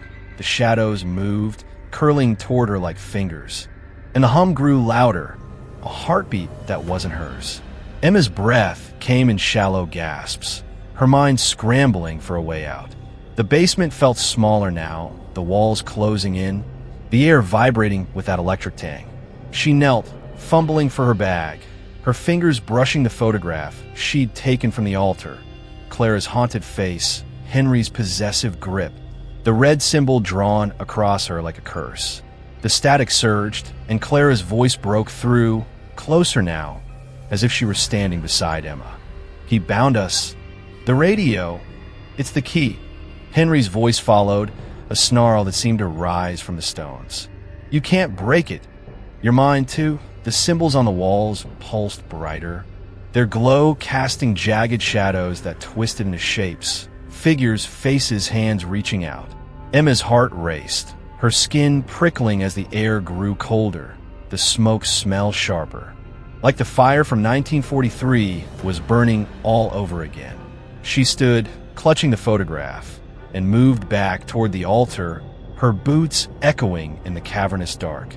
The circle of blackened stones in the center of the room seemed to hum, their surfaces etched with faint scratches, as if something had clawed its way out. Emma's eyes darted to the walls, the glowing symbols now a sickly red, pulsing in time with the static. She remembered Hargrove's words. The radio was a vessel, bound by the circle's ritual, and her blood tied her to it. Ruth had been there, part of Henry's obsession, part of the fire that trapped Clara and the others. Emma's hands shook as she opened the journal, its pages fluttering in the unnatural draft that swept through the basement. Ruth's final entry. "Henry says the ritual will bind us," felt like a confession, a warning.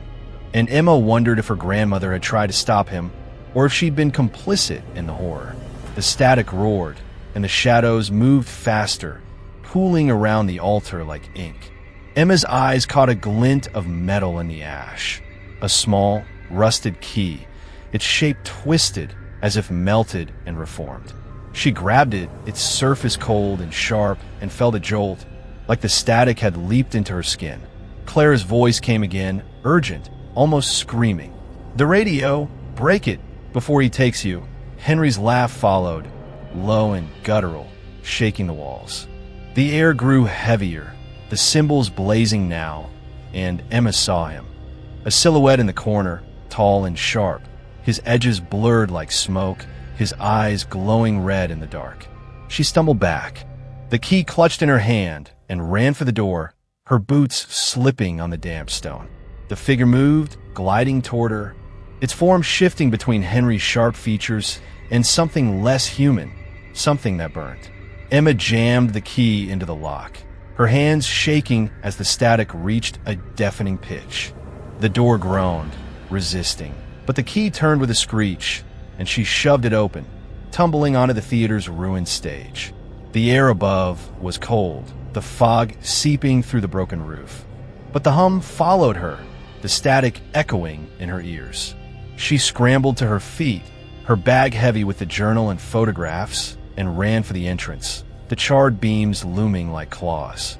The figure didn't follow, but its presence lingered, a weight that pressed against her back. She reached her car, her breath ragged, and drove away, the theater's ruins fading into the fog. The key burned in her pocket, its twisted shape a reminder of the basement, of Clara's pleas and Henry's threats. Back at the house, Emma locked the door behind her, her heart still racing. The radio sat on the kitchen table, its dials glinting in the dim light, its silence more threatening than its static. She set the key beside it, its metal gleaming like the radio's carvings, and opened the journal to Ruth's sketches of the symbols. They matched the key's shape, their coiled lines a map to something Emma didn't want to understand. The house creaked a slow, deliberate sound from the attic, and the air grew heavy, the ozone smell thick enough to choke her. She avoided the hallway mirror, afraid of what she might see, and sat at the table. The photographs spread out, Clara's haunted face, Henry's predatory smile, Ruth's pale figure in the background. The basement had confirmed Hargrove's story. The fire was no accident, and the radio was the heart of it all. The lights flickered, casting the radio's shadow across the wall, larger and more distorted than before. Emma's hands trembled as she reached for the journal, searching for anything about the key. Ruth's notes mentioned a lock within the vessel, a way to seal or break the ritual, but the details were vague, written in a hurry. Emma's eyes drifted to the radio, its power knob clicking on its own, the static crackling to life. Clara's voice broke through, faint but clear. "Emma, the key. Use it," Henry's voice followed, a snarl that vibrated through the floor. "You can't stop me. You'll burn with her." The lights went out, plunging the kitchen into darkness, and Emma's breath caught as the static surged. The symbols on the radio glowing faintly, red and pulsing. The key in her hand grew colder, its edges biting into her palm, and she felt the house shift, the shadows moving, as if Henry were stepping through the static, reaching for her. The kitchen was a void of darkness, the radio's static a roaring tide that filled the space where light should have been. Emma Carter clutched the rusted key, its twisted metal biting into her palm, the cold searing her skin like a brand. The symbols on the radio glowed a sickly red, pulsing in time with the static, their coiled shapes mirroring the ones in the theater's basement, in Ruth's journal, on the unmarked grave. Clara's voice had begged her to use the key, while Henry's snarl, "You'll burn with her," vibrated through the floorboards, shaking the house like a living thing. The air was thick with ozone and smoke, the smells weaving together until Emma's throat burned, her lungs heavy with the weight of 1943's fire. The shadows moved, stretching across the walls, forming shapes that weren't quite human. Hands, faces, a tall figure with glowing eyes that flickered in the dark. Emma's heart pounded, her breath shallow, as she backed away from the radio, the key her only anchor to reality. The journal lay open on the table, its pages fluttering in an unnatural draft, Ruth's sketches of the symbols glowing faintly, as if the radio's light had infected them. Emma's eyes darted to the photograph from the theater's altar, Clara's haunted face, Henry's predatory grip, the red sigil scrawled across her like a curse. Hargrove's words echoed. The radio was a vessel, bound by blood, and Emma was tied to it through Ruth, through the circle's ritual. The key, with its matching symbols, was the lock within the vessel Ruth had written about, a way to seal or break the ritual. But break it how? The static surged, and Clara's voice came again, desperate, almost screaming. "Emma, the key, inside." Henry's laugh followed, low and guttural, shaking the walls. "You're too late. You're mine." The shadows lunged, their edges sharp, and Emma stumbled back, her shoulder hitting the kitchen counter. She gripped the key, its metal humming with that same electric tang, and scanned the radio for a lock, a slot, anything that matched. The carvings pulsed brighter, their red glow casting the room in a blood-like haze. And the static grew deafening, a chorus of voices now. Clara's, Henry's, and others pleading, accusing, screaming. Emma's hands shook as she turned the radio, her fingers brushing the back, where a small, hidden panel lay flush with the wood. It was carved with the same symbols, its edges sealed tight, but a faint seam suggested it could open. She pressed the key against it, searching for a fit, and felt a click like a heartbeat. The panel gave way, revealing a compartment no bigger than a matchbox, its interior lined with blackened wood, as if burned from within. A faint hum emanated from it, and Emma's skin prickled, the air growing colder, the shadows closer. The static roared, and Clara's voice broke through, clear and urgent. "Turn it! Free us!" Henry's snarl followed, vibrating through her bones. "You'll burn. You'll all burn." The shadows coalesced, forming a figure. Henry, his face sharp and cruel, his eyes glowing red, his form flickering like static. He reached for her, his hand a blur of smoke and flame, and Emma's breath caught, her hands fumbling with the key. She jammed it into the compartment, where a small, rusted slot waited, and turned it. A sharp crack split the air, like with splintering, and the radio sparked, arcs of electricity snapping across its surface. The static cut off, plunging the room into silence. But the shadows didn't retreat. They surged, wrapping around her like a tide. Henry's face looming closer, his lips curling into a smile that wasn't human. Emma yanked the key out, and the radio shuddered, its glow fading, the symbols dimming to a dull gray. The shadows recoiled, Henry's figure dissolving into the dark, but the air stayed heavy. The ozone smelled thick with a new edge, something metallic like blood. The lights flickered back on, weak and unsteady, casting the kitchen in a sickly glow. Emma's hands shook as she backed away. The key still clutched tight, its edges slick with something warm. She looked down, her stomach lurching. Her palm was bleeding, a thin cut where the key had bitten into her skin. The compartment in the radio was empty now, but the hum lingered, faint but persistent, like a pulse in the walls. Clara's voice was gone, Henry's too, but Emma felt no relief. The silence was worse, expectant, as if the house were waiting for her next move. She sank into a chair, her breath ragged, the journal and photographs scattered around her. The key lay on the table, its symbols faintly glowing, as if the ritual's power hadn't fully faded. Ruth's journal had mentioned a lock within the vessel, but not what breaking it would do. Had she freed Clara, or made things worse? The photograph from the altar stared up at her, Clara's eyes haunted, Henry's grip possessive, and Emma wondered if Ruth had known the cost of the ritual. If she'd hidden the radio to protect her, or to trap something else. The house creaked, a slow, deliberate sound from the attic, and Emma's eyes darted to the stairs. The air hummed again, softer now, but the ozone smell didn't fade, and the shadows in the corners seemed to pulse, watching her. Emma grabbed her phone, its screen still glitching with static, and typed a message to Hargrove, her fingers trembling. She needed to know more about the key, the compartment, the ritual's endgame. But before she could hit send, the radio crackled to life, its static low and uneven, like a dying breath. No voices came, only a hum, deep and resonant, vibrating through the floor. Emma's heart skipped, her eyes fixed on the radio. The symbols flickered, not red, but white, faint and cold. And for a moment, she swore she saw Clara's face in the dials, her lips moving silently. The hum grew louder, and the air shifted, a cold draft sweeping through the kitchen, carrying the faint smell of smoke. Emma stood, backing toward the living room, the key still in her hand, its weight heavier than before. The radio was silent again, but the house felt different, as if something had slipped through the compartment, something that wasn't Clara or Henry, but older, hungrier. The attic door creaked, a slow, deliberate sound, and Emma's breath caught.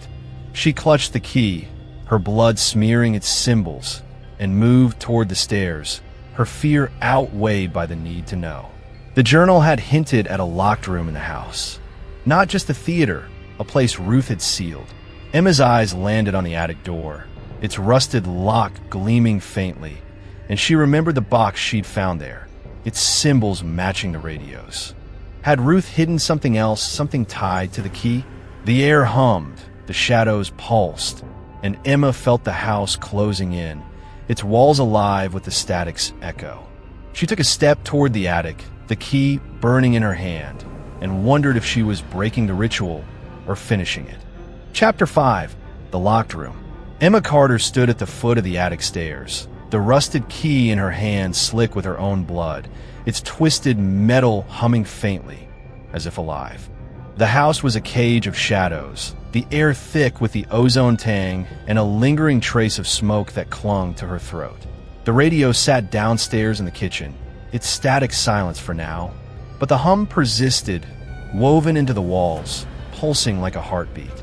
Clara's last plea, the key inside, echoed in Emma's mind, tangled with Henry's snarling threat and the image of his shadowy form in the theater's basement. The key had opened the radio's hidden compartment, sparking a surge that dimmed its glowing symbols. But the silence that followed felt wrong, heavy with anticipation. Ruth's journal, still on the kitchen table, had mentioned a locked room in the house. Not just the theater, a place sealed for reasons Emma was beginning to dread. The attic door loomed above, its rusted lock glinting in the dim light, daring her to climb. Her boots creaked on the stairs, each step amplifying the house's groans, as if it were resisting her ascent. The flashlight in her pocket was dead, but her phone's weak light flickered, casting jagged shadows across the peeling wallpaper.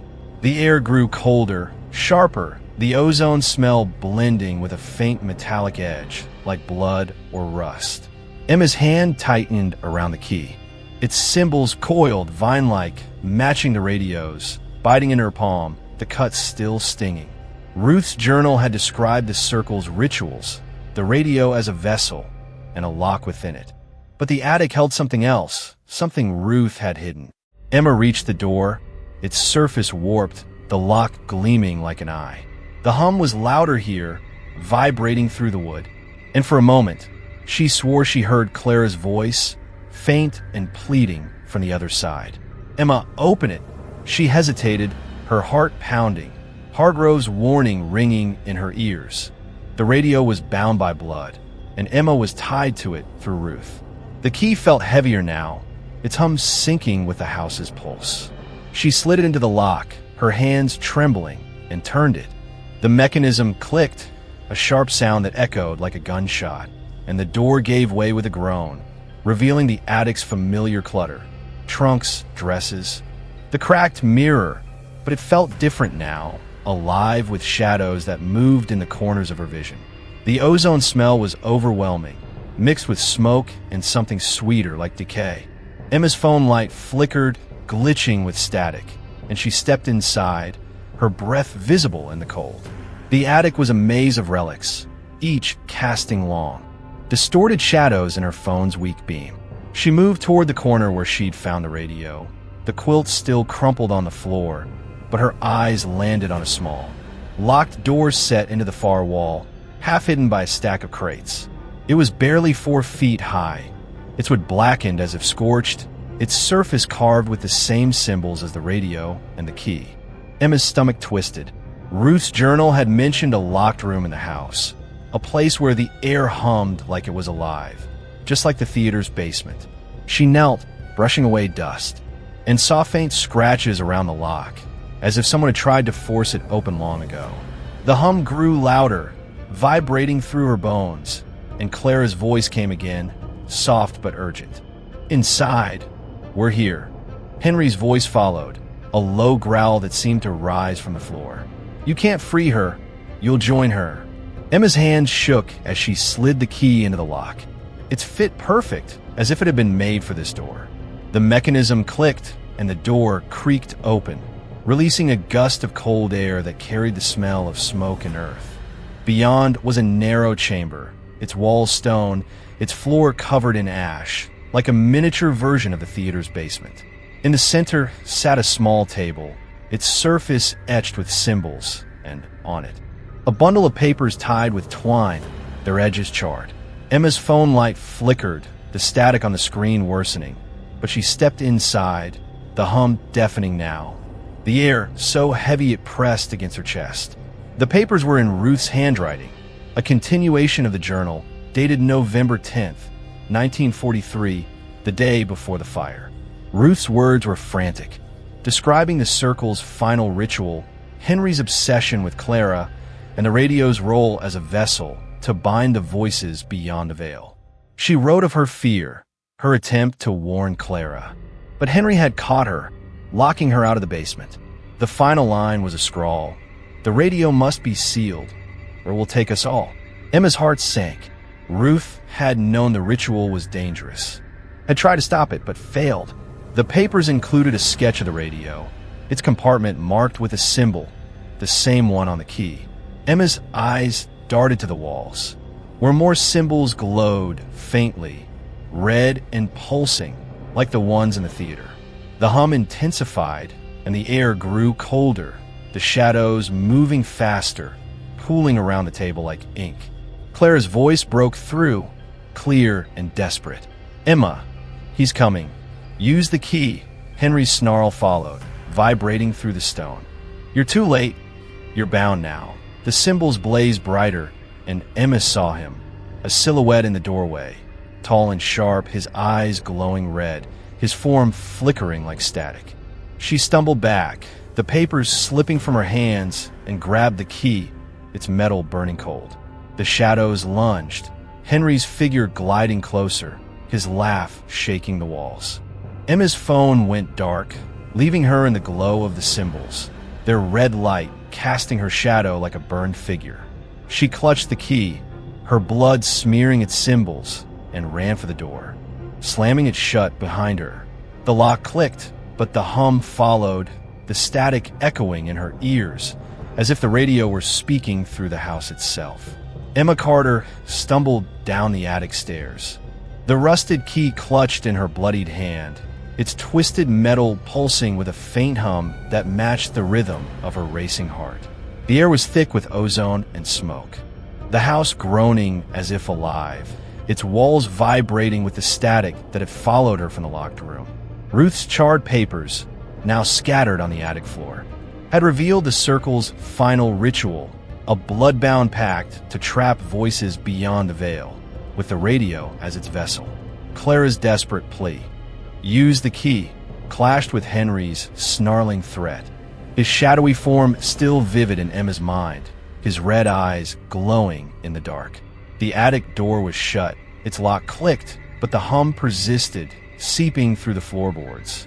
And the shadows seemed to follow, curling down the stairs like spilled ink. Emma reached the living room, her breath ragged, and collapsed into Ruth's old armchair, the journal and photographs from the theater heavy in her bag. The house felt smaller, its air charged, as if the ritual's power had awakened something that wouldn't sleep again. She opened the journal, her hands trembling, and reread Ruth's final entry. "The radio must be sealed, or it will take us all." The words were a warning, written the day before the 1943 fire, when Ruth had tried to stop Henry, but failed. The papers from the locked room described the radio's compartment, its lock tied to the symbols, a mechanism to bind or release the spirits trapped within. Emma's eyes drifted to the key, its coiled carvings smeared with her blood, glowing faintly in the dim light of the table lamp. The cut on her palm throbbed, each pulse syncing with the hum that filled the house. She'd opened the radio's compartment in the kitchen, sparking a surge that dimmed its symbols. But the attic's locked room had revealed more, a ritual that needed blood, her blood, to finish what Henry started. The thought made her stomach churn, but Clara's voice, pleading for freedom, kept her from running. The living room light flickered, casting jagged shadows across the walls, and the ozone smell grew sharper, mixed with the metallic tang of blood. Emma's phone, still glitching with static, buzzed weakly on the coffee table, its screen flickering with distorted images, Clara's burned face, Henry's cruel smile, the theater's basement door. She grabbed it, her fingers shaking, and tried to call Hargrove, but the signal dropped, the screen going black. The house creaked, a slow, deliberate sound from the kitchen, where the radio sat. Emma's heart skipped, her eyes darting to the hallway. The mirror there gleamed, its surface rippling like water, and for a moment, she saw Clara's face again, charred, her eyes wide, her lips mouthing words Emma couldn't hear. The image flickered, replaced by Henry's silhouette, his red eyes glowing, his smile sharp and predatory. Emma stood, backing away, the key clutched tight. The radio crackled to life in the kitchen, its static a low roar, and Clara's voice broke through, urgent and broken. "Emma, the ritual. You must finish it," Henry's snarl followed, vibrating through the floor. "You can't break it. Your blood is mine." The lights flickered wildly, plunging the room into darkness for a heartbeat before snapping back. Emma's breath caught, her eyes fixed on the kitchen doorway, where the radio's dials glowed faintly, red and pulsing, like the symbols in the attic. The hum grew louder, the air heavier, and the shadows moved, stretching toward her like claws. She ran to the kitchen, her boots pounding the floor, and stopped short at the sight of the radio, its carvings blazing, the compartment she'd opened now sealed shut, as if it had never been touched. She grabbed the key, her blood smearing its symbols, and searched for the compartment's seam, her hand shaking. The static surged, and Clara's voice came again, clearer now, almost screaming. "The blood. It seals or breaks. Use it." Henry's laugh followed, shaking the walls, and the air grew colder, the ozone smell thick enough to choke her. Emma's fingers found the seam, prying it open with the key, and the compartment revealed a small, blackened vial, its surface etched with the same symbols. It was warm, pulsing faintly, and Emma's stomach lurched. She knew, without knowing how, that it held blood, maybe Ruth's, maybe Clara's, maybe the Circle's. The static roared, and Henry's voice filled the room, his words ablaze. "You're too late. You're bound now." The shadows lunged, forming his silhouette, tall and sharp, his eyes glowing red, his hand reaching for her. Emma yanked the vial free, its heat searing her palm, and the radio sparked, arcs of electricity snapping across its surface. The static cut off, plunging the house into silence. But the shadows didn't retreat, they swirled around her. Henry's form flickering like static, his laugh echoing in her ears. She stumbled back, the vial and key clutched tight, and ran for the living room, the air vibrating with the hum. The journal's pages fluttered, Ruth's sketches glowing faintly, and Emma realized the ritual wasn't over. It had never ended.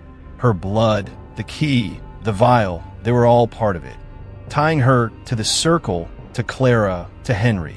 The lights flickered again, and the mirror in the hallway rippled, showing Clara's face, her lips moving. "Break it now!"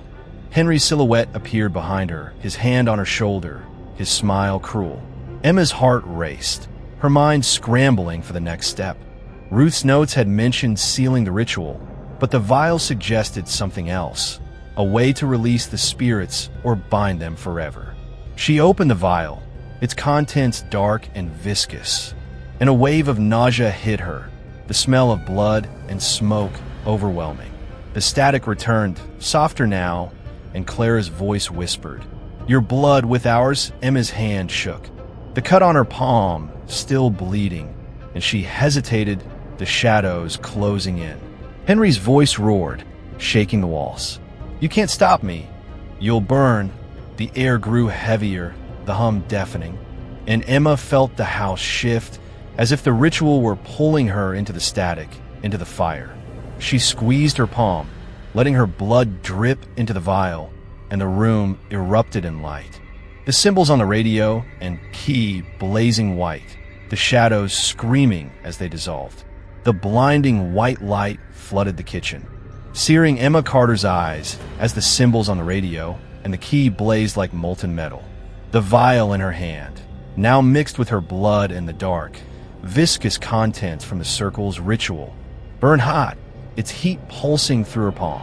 The static that had roared through the house was gone, replaced by a silence so deep it felt like a void, but the air remained heavy, thick with the acrid tang of ozone and smoke, now laced with the coppery scent of blood. The shadows that had lunged at her, Henry's silhouette, his red eyes glowing with malice, had dissolved, but their absence offered no relief. Emma's heart pounded, her breath shallow, as she stood frozen, the vial trembling in her grip. Clara's last whisper, "Your blood with ours," echoed in her mind. But Henry's final snarl lingered too, a promise that the ritual wasn't over. The house creaked, a low groan from the attic, and Emma's eyes darted to the stairs, where the locked room's door seemed to pulse with a faint, sickly glow. She set the vial on the table, its contents swirling, dark and alive, and backed away, her boots scuffing the linoleum. The radio sat silent, its dials dim, but the symbols carved into its wood still flickered, their light weaker but not gone. Ruth's journal lay open beside it, its pages fluttering in a draft that shouldn't exist, the sketches of the circles, symbols glowing faintly, as if echoing the vial's pulse. Emma's hand throbbed, the cut from the key oozing blood that smeared the table, and she felt a pull, like the house itself was drawing her in, tying her to the ritual. Her grandmother's words, "The radio must be sealed, or it will take us all," felt like a prophecy, not a warning. And Emma wondered if her blood had broken the ritual or bound her to it, just as Henry had threatened. The air hummed, soft but insistent, and the ozone smell grew sharper, stinging her nose.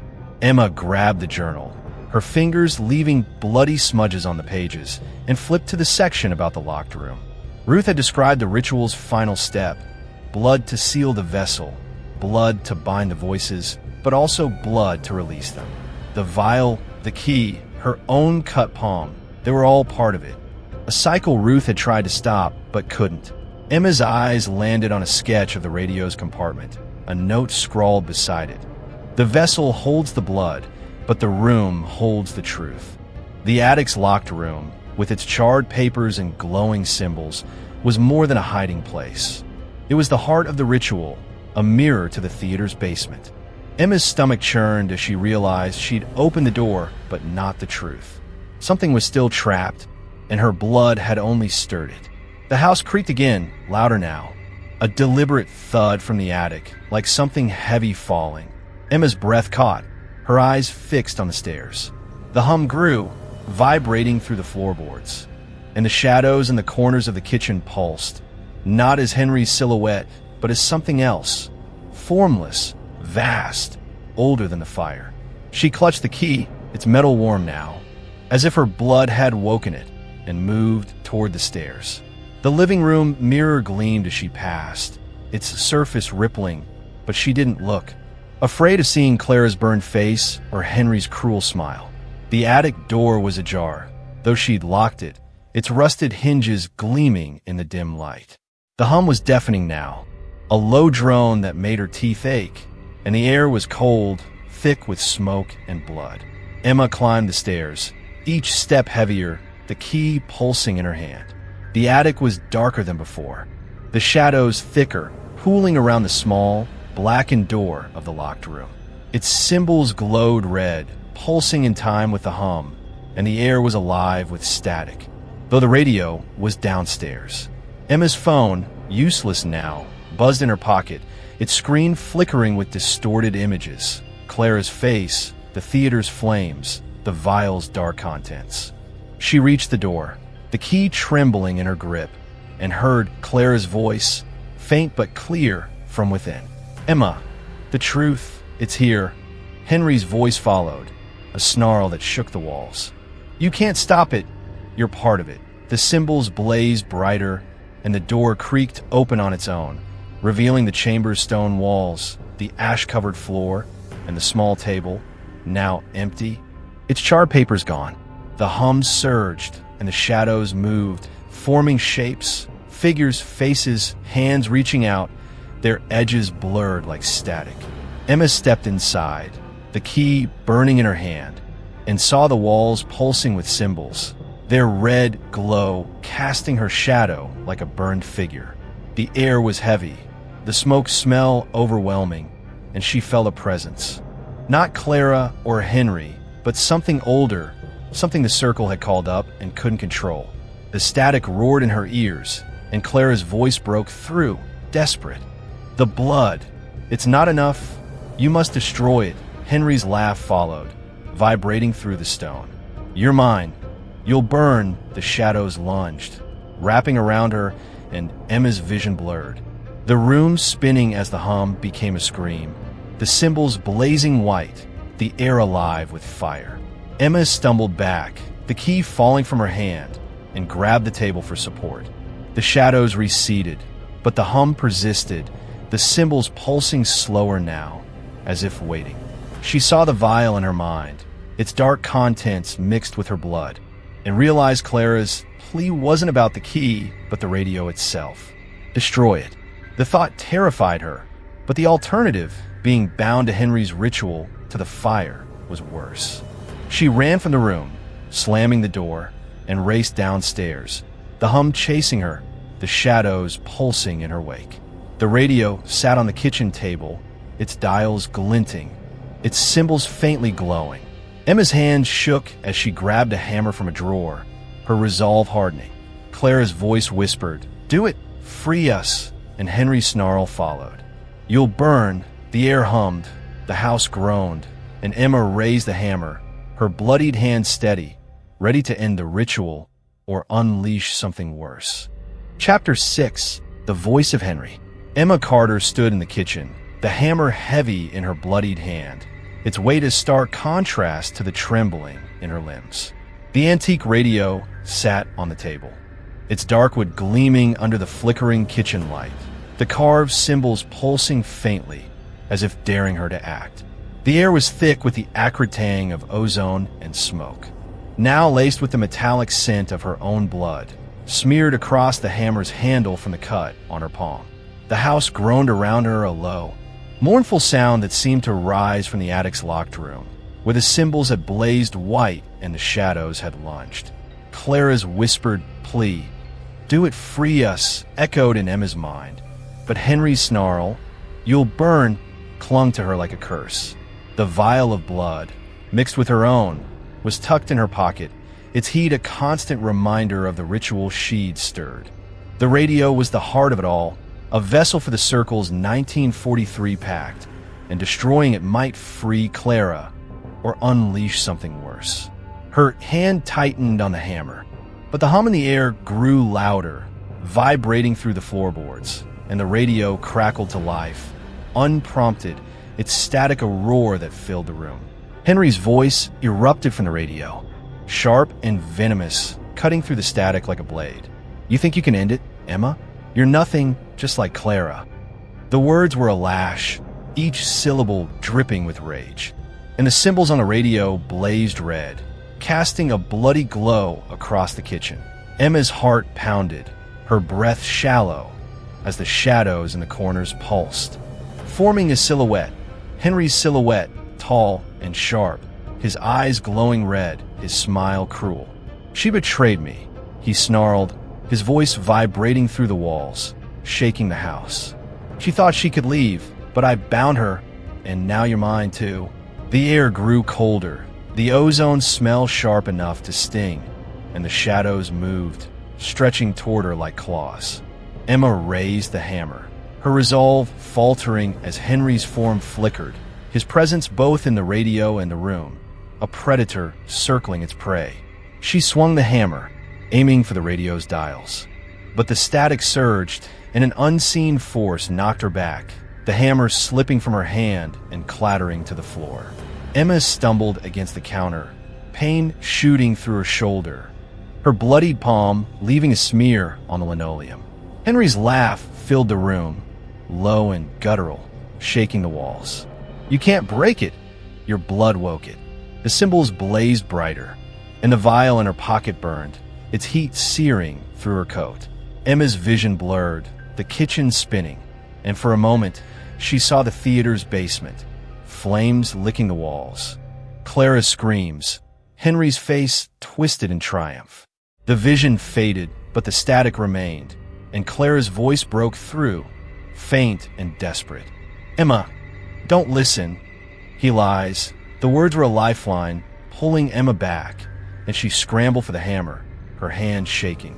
The radio sparked, arcs of electricity snapping across its surface. And Henry's voice roared again, louder now, drowning out Clara. She was mine, her voice, her soul. I burned her to keep her. The shadows lunged, Henry's silhouette gliding closer. The his red eyes fixed on Emma, his hand reaching out, its edges blurred like smoke. She swung the hammer again, striking the radio's casing, and a sharp crack split the air, the wood splintering but not breaking.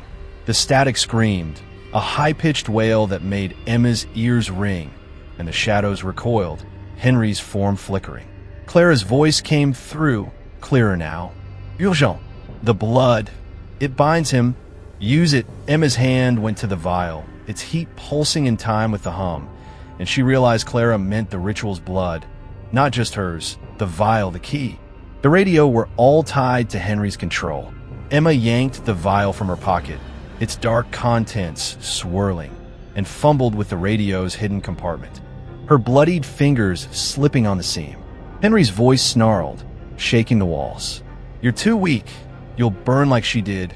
The shadows surged, wrapping around her cold and heavy, and Emma felt a pull, like the static was dragging her into the radio, into the fire. She pried the compartment open, the key trembling in her other hand, and poured the vial's contents into the slot, the dark liquid hissing as it touched the blackened wood. The radio sparked again, its symbols blazing white, and the static cut off, plunging the kitchen into silence. Henry's silhouette dissolved, his red eyes fading, but the hum persisted, low and ominous, vibrating through the floor. The lights flickered back on, weak and unsteady, casting the kitchen in a sickly glow. Emma sank to her knees, the hammer at her side, the vial empty in her hand. The radio was silent, its symbols dim, but the splintered casing seemed to pulse, as if the ritual's power hadn't fully faded. Clara's voice was gone, Henry's too, but Emma felt no victory. The house creaked, a slow, deliberate sound from the attic, and the air was still heavy, the ozone smell mixed with blood and smoke. She grabbed the journal, its pages smeared with her blood, and read Ruth's note about the vessel. Blood binds, blood releases, but the truth lies in the fire. The fire, the theater's flames, Clara's screams, Henry's triumph. They were the ritual's heart, and the radio was only part of it. Emma's blood had stirred it, but destroying the radio might not be enough. The shadows in the corners pulsed, softer now, but watching. Emma's eyes darted to the hallway mirror, its surface rippling faintly, and she saw a flicker, Clara's face, not burned but pale. Her eyes pleading, her lips moving silently. The image vanished, and Emma's breath caught, her hand tightening on the key. The attic's locked room held the truth, Ruth's papers had said. But going back there, facing the symbols and shadows, felt like stepping into the fire itself. She stood, her legs unsteady, and moved toward the stairs, the hum growing louder. The house alive with the ritual's echo. The radio was damaged but not destroyed, and Henry's presence lingered, a threat woven into the static, waiting for her next move. Emma Carter's hands trembled as she stood at the foot of the attic stairs, the rusted key clutched tightly, its blood-smeared symbols faintly warm against her skin. The kitchen behind her was a battlefield of shadows, the radio on the table now splintered but silent, its dials dim, though the carved symbols still pulsed with a ghostly light. The empty vial, its dark contents poured into the radio's hidden compartment, lay discarded on the floor, but the air remained heavy with ozone, smoke, and the sharp tang of blood. The house groaned, a deep, resonant sound from the attic, where the locked room's doors seemed to beckon, its secrets tied to Ruth's journal and the circle's 1943 ritual. Clara's faint plea, the blood, it binds him, lingered in Emma's mind, but Henry's voice, raw with rage, had promised fire, and his shadowy presence felt closer now, woven into the static's hum that vibrated through the floorboards. Destroying the radio hadn't stopped the ritual. It had only angered it, and Emma knew the truth lay upstairs. In the room Ruth had sealed. She climbed the stairs, each step creaking under her boots, the hum growing louder, a low drone that pulsed in her chest like a second heartbeat. The attic door was ajar, its rusted lock gleaming faintly, though Emma was certain she'd locked it.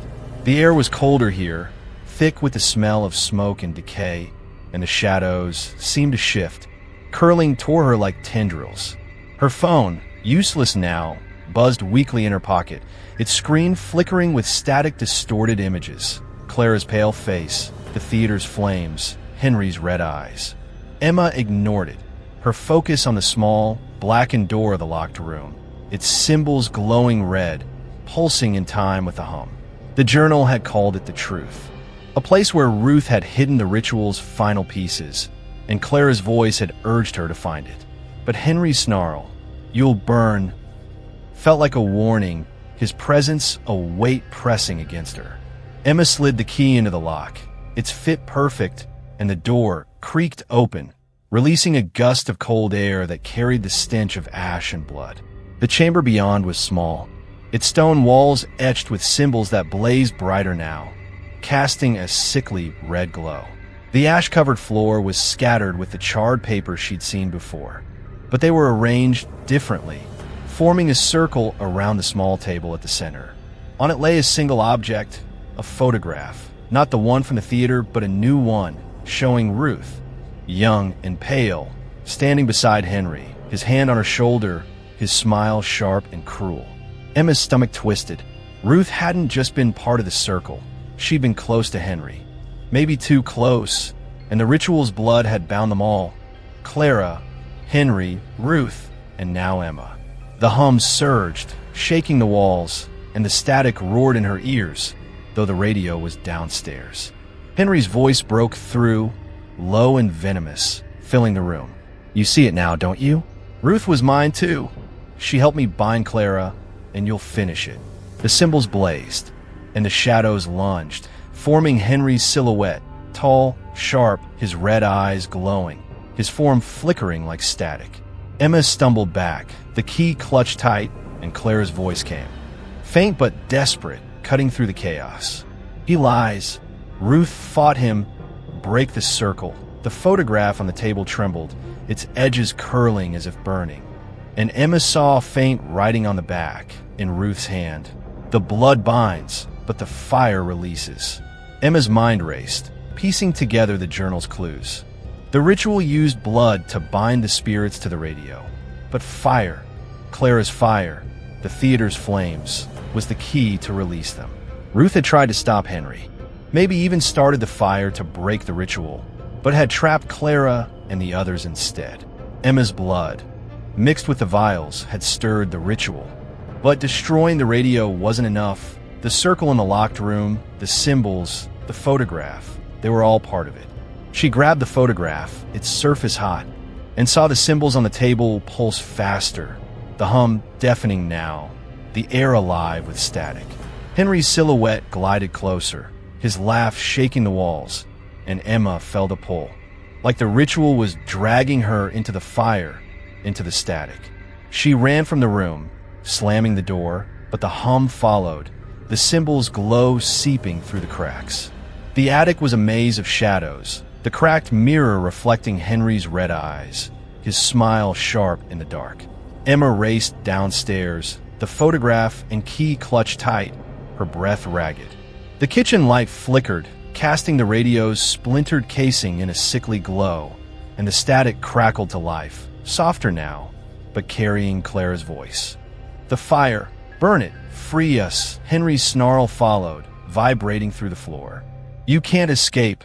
You're bound." The shadows pulsed, and Emma saw him in the hallway mirror, his form clearer now, his hand reaching out, as if to pull her through the glass.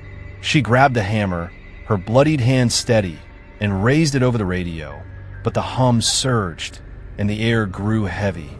The ozone smelled thick with blood and smoke, as if the fire were already burning.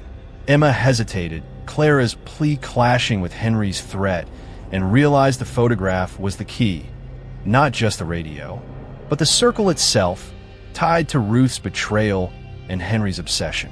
She tore the photograph in half, the paper hissing as it ripped and the static screamed, the radio sparking wildly. Henry's silhouette roared, his form dissolving into shadows, and Clara's voice came one last time, clear and calm. "The fire, now!" Emma grabbed a lighter from the drawer, her hands shaking, and held it to the photograph's edges, watching the flames catch, the symbols blackening. The house shook, the hum fading, and the shadows retreated, but the ozone smell lingered. The air alive with something Emma couldn't name, something that wasn't Clara or Henry, but older, waiting. Chapter 7. The Burn Stage. The kitchen was heavy with the smell of charred paper and ozone. The remains of the photograph Emma Carter had burned, now a pile of ash on the table. The radio sat silent, its splintered casing dim, the symbols carved into its wood no longer glowing but scarred, as if the fire she'd started had seared them shut. The house was quiet, the hum that had pulsed through the walls gone, but the air felt charged, like the calm before a storm. Clara's final whisper, the fire, ow, had urged Emma to burn the photograph. And Henry's roaring silhouette had dissolved as the flames consumed it, his red eyes fading into the dark. But the victory felt hollow, the shadows still lingering in the corners. The ozone tanged sharp in her throat, mixed with smoke and the faint, metallic scent of her own blood. The key, smeared with her cut palm, lay beside the radio, its coiled symbols cold now. But Emma knew the ritual wasn't over. Ruth's journal had hinted at the truth lying in fire, and the Black Hollow Theater's ruins were calling her back. Emma grabbed her coat, her hands trembling, and stuffed the journal and key into her bag. The radio's silence was a dare, its presence a weight she couldn't shake. She needed to see the theater's burn stage, to find the basement's locked room again, where the circle's ritual had begun. Clara's voice had pointed her there, and Ruth's words, "The fire releases," suggested the flames of 1943 held the key to breaking the ritual's hold.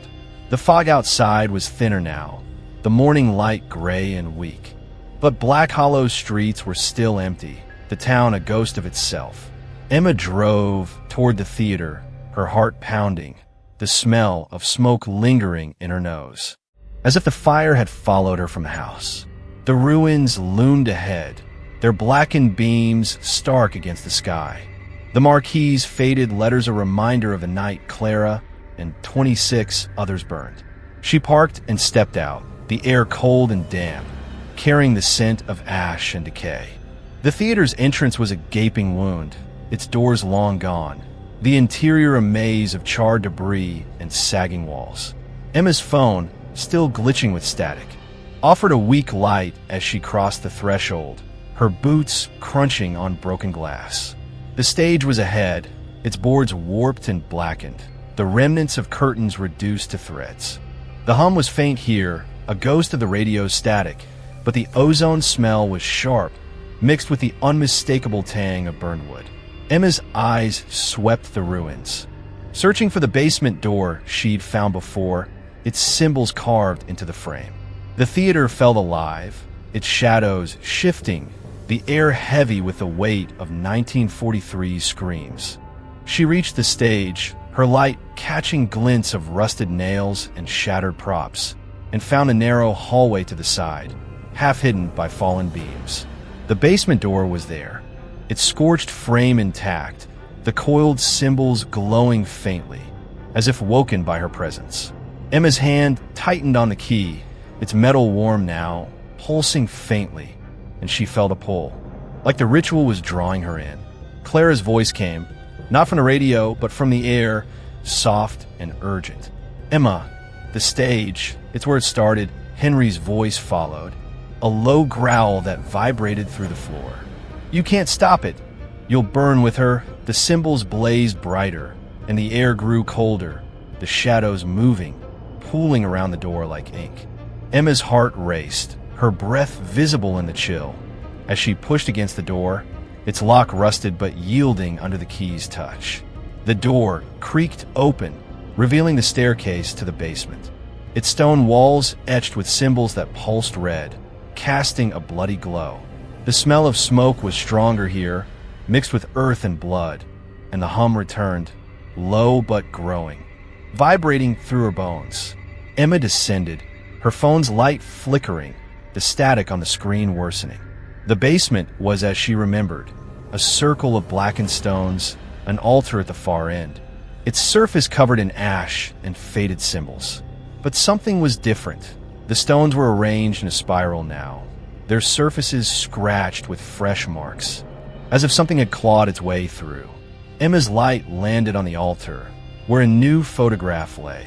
Not Clara or Henry, but Ruth, her face pale, her eyes wide with fear.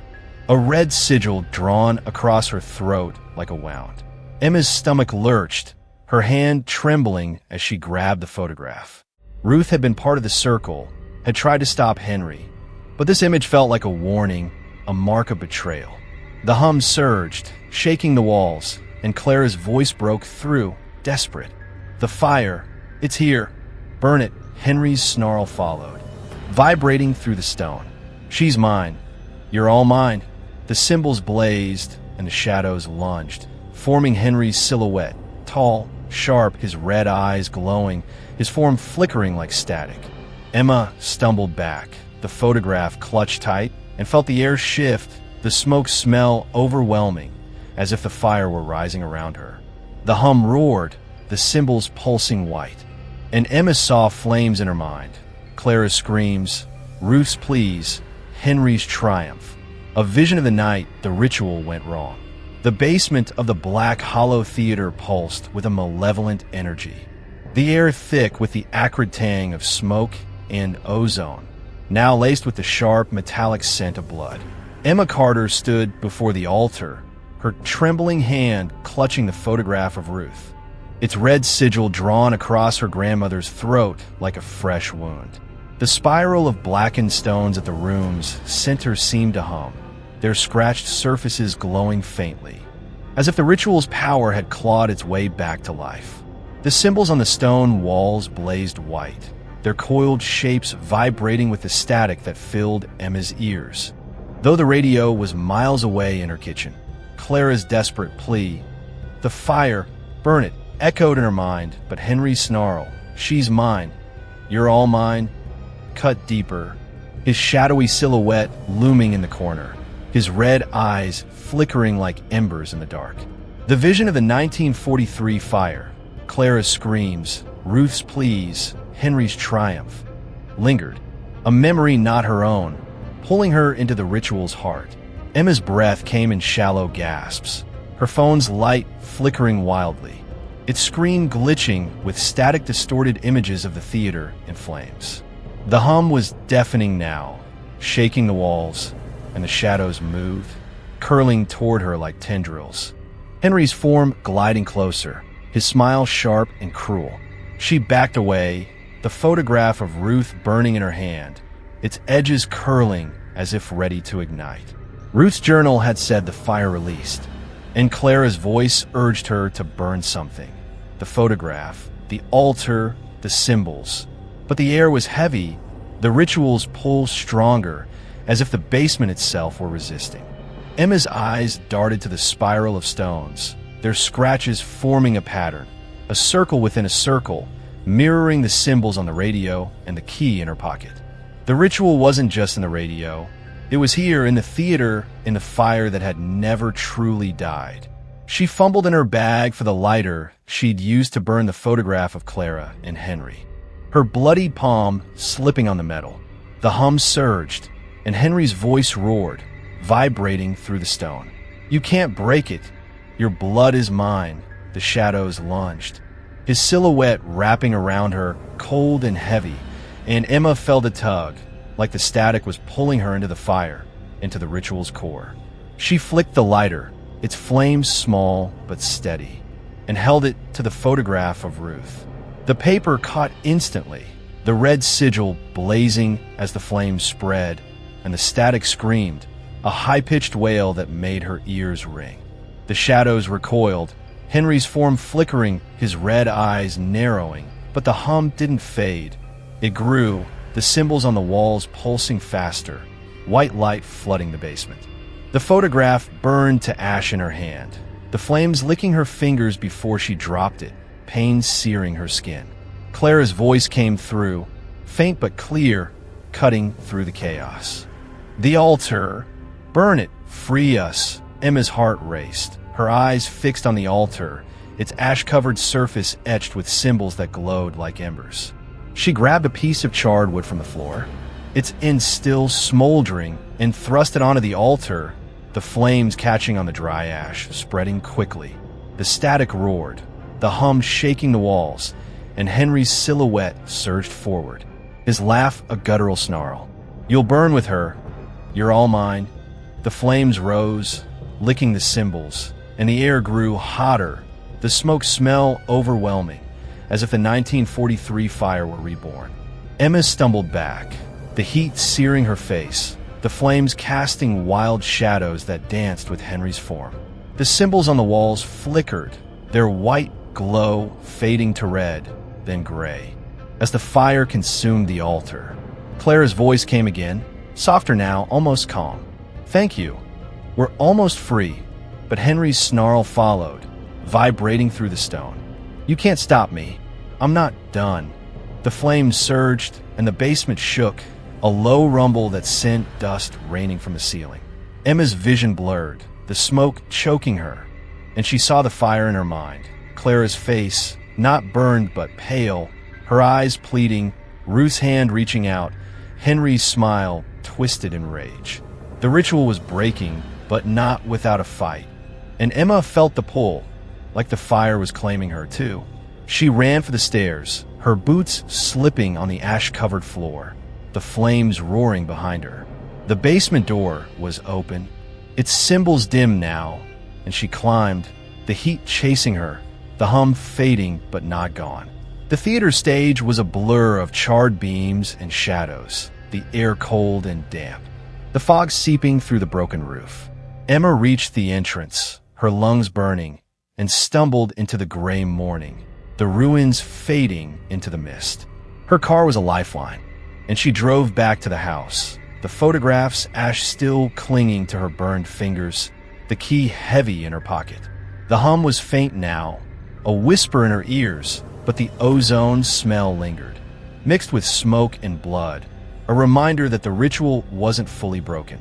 Back in the kitchen, the radio sat silent, its splintered casing scarred by the hammer, its symbols dark. Emma's hand throbbed, the burn from the photograph raw and red, her bloodied palm a map of the ritual's cost. She opened Ruth's journal, its pages smeared with ashen blood, and read the final note. The fire releases, but the vessel remains. The radio was the vessel, but the theater's basement was its heart, and burning the altar had freed something. Clara, maybe, but not Henry. His voice, his presence, felt alive, woven into the house, the town, the static.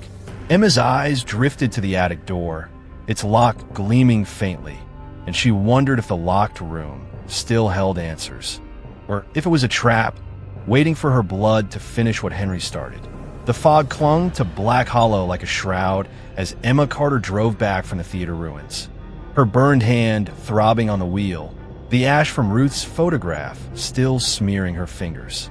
The radio in her kitchen was silent, its splintered casing a testament to her hammer strike. But the hum lingered in her ears, a faint echo of the static that had roared through the theater's basement. The air in the car was heavy with the scent of smoke and ozone, laced with the metallic tang of her blood, the cut on her palm raw from clutching the key. Clara's calm whisper, "Thank you, we're almost free," had followed the flames that consumed the altar. But Henry's snarl, "You can't stop me, I'm not done," felt like a promise, his presence woven into the shadows that pulsed in her rearview mirror. The journal's words, "The fire releases, but the vessel remains," weighed on her, pointing back to the radio, to the attic's locked room, to the ritual that refused to die. She parked outside the house, its sagging porch looming in the gray light, and stepped inside, the silence heavier than before, as if the house were waiting. Emma set her bag on the kitchen table, the journal and keys spilling out, their blood-smeared surfaces catching the dim glow of the overhead light. The radio sat there, its symbols dark but scarred, as if the fire in the theater had reached it across miles. Her burned hand ached, the skin red and blistered, and her palms cut oozed, leaving faint smears on the table. She opened the journal, her fingers trembling, and reread Ruth's note about the vessel. The fire had freed Clara's voice, maybe others, but Henry's strength lingered, tied to the radio, to the blood that had sealed the ritual, Ruth's, Clara's, and now Emma's. The attic's locked room, with its circle of charred papers and glowing symbols, was the ritual's heart in the house, a mirror to the theater's basement. Emma's eyes drifted to the stairs, the attic door's rusted lock glinting faintly, and she felt a pull, like the hum was calling her back. The house creaked, a slow, deliberate sound from above, and the air grew colder. The ozone smell sharpening. Emma's phone buzzed weakly, its screen flickering with static, showing glimpses of the theater's flames, Clara's pale face, Henry's red eyes. She ignored it, grabbing the key, its metal warm now, pulsing faintly, as if her blood had woken it again.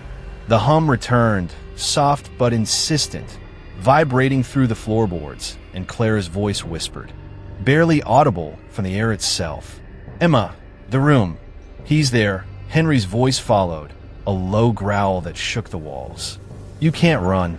You're bound." The lights flickered, casting the kitchen in shadow, and Emma saw him in the hallway mirror. Henry's silhouette, tall and sharp, his red eyes glowing, his hand reaching out as if to pull her through the glass. Emma's heart raced, her burned hand clutching the key as she climbed the stairs, the hum growing louder, the shadows curling toward her like smoke. The attic door was open now. Though she'd locked it, its symbols glowing red, pulsing in time with the hum. The air was thick with smoke and blood, the ozone tang stinging her nose. And the cracked mirror in the attic reflected Henry's face, his smile cruel, his eyes burning. She reached the locked room's small, blackened door, its symbols blazing, and slid the key into the lock. It fit perfect. The door creaked open, revealing the stone chamber, its walls pulsing with symbols, the ash-covered floor now marked with fresh scratches, as if something had clawed its way out. The table at the center was empty, but the air was alive with static, the hum deafening, and Henry's voice roared, filling the room. "You're mine. You'll finish it." Emma stumbled back, the key burning in her hand, and saw the shadows move, forming Henry's silhouette, his red eyes fixed on her, his form flickering like static. Clara's voice came, faint but urgent, cutting through the chaos. "The circle. Break it." Emma's eyes landed on the floor, the scratches forming a spiral, a circle within a circle, mirroring the theater's basement. She grabbed a piece of charred wood from the corner, its end smoldering, and dragged it across the floor, breaking the spiral's lines, the ash scattering like dust.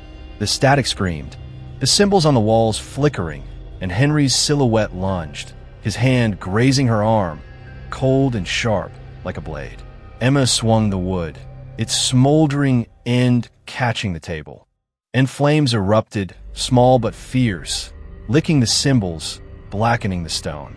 The hum surged, shaking the walls, and Henry's voice roared, vibrating through her bones. "You can't stop me. I'll burn you all." But Clara's voice came through, clear and calm, like a beacon. "You're doing it. Keep going." The flames spread, consuming the table, the symbols on the walls fading from red to gray, the static weakening.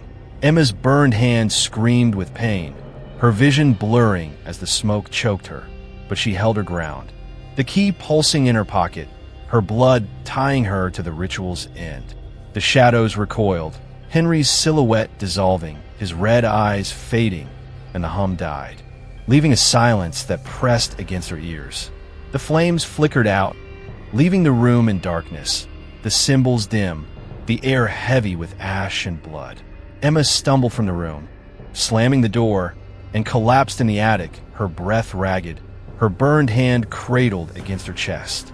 The house was silent, the hum gone, but the ozone smell lingered, a reminder that Henry's presence wasn't fully banished. The radio downstairs was the vessel, but the ritual's roots were deeper in the theater, in the house, in the blood that bound them all. Emma's eyes drifted to the cracked mirror, its surface still now, showing only her pale, ash-streaked face. Clara's voice was gone, but her plea echoed, a call to finish what Ruth had started. The key in her pocket felt heavier, its symbols cold, and Emma knew the theater's burned stage was waiting, its secrets not yet fully uncovered. Chapter 8.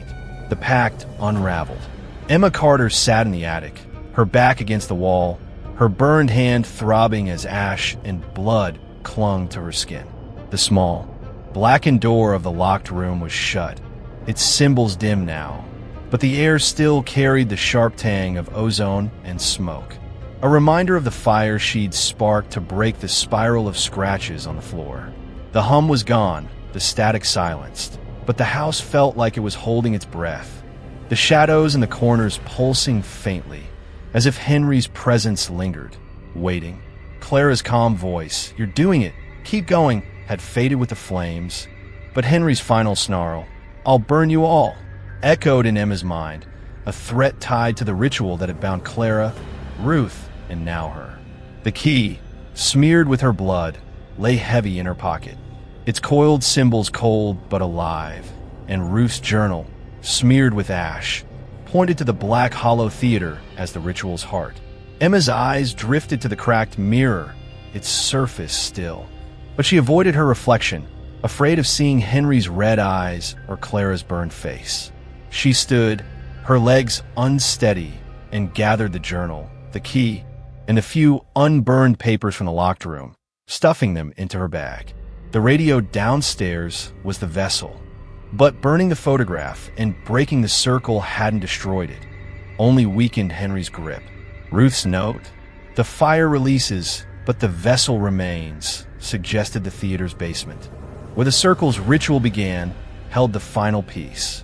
Emma needed answers, and Mr. Hargrove, with his ledger of the circle's secrets, was her only guide. She descended the stairs, the house creaking softly, the ozone smell lingering like a ghost. The kitchen was a wreck, ash scattered across the table, the radio's splintered casing silent but looming, its symbol scarred but intact. Emma avoided touching it, her burned hand a warning, and grabbed her keys, heading out into the thinning fog of Black Hollow's morning. The drive to Hargrove's house on Maple Lane was quick, the town still eerily quiet, its houses dark, their curtains drawn as if hiding from her. Hargrove's porch light glowed weakly, and he opened the door before she knocked, his deep-set eyes narrowing at her ash-streaked face and bandaged hand. "You've been to the theater," he said, his voice rough, gesturing her inside. The living room smelled of pipe smoke and old books, the fire in the hearth casting shadows across his cluttered maps and ledgers. Emma sat, her bag heavy with the journal and key, and told him everything. The fire in the theater's basement, the photograph of Ruth, the attic's locked room, the circle she'd broken, and the voices that wouldn't stop. Hargrove listened, his fingers drumming on his chair, his face grim. "You're deeper in it than Ruth ever was," he said, leaning forward. The circle wasn't just a group, they were a cult, and the radio was their altar.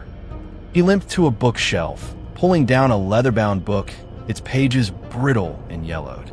The circle started in the 30s, he said, flipping through sketches of symbols and ritual notes. They thought they could speak to the dead, control them, using blood and those carvings. Henry Voss was their leader, obsessed with power, with Clara Ellison.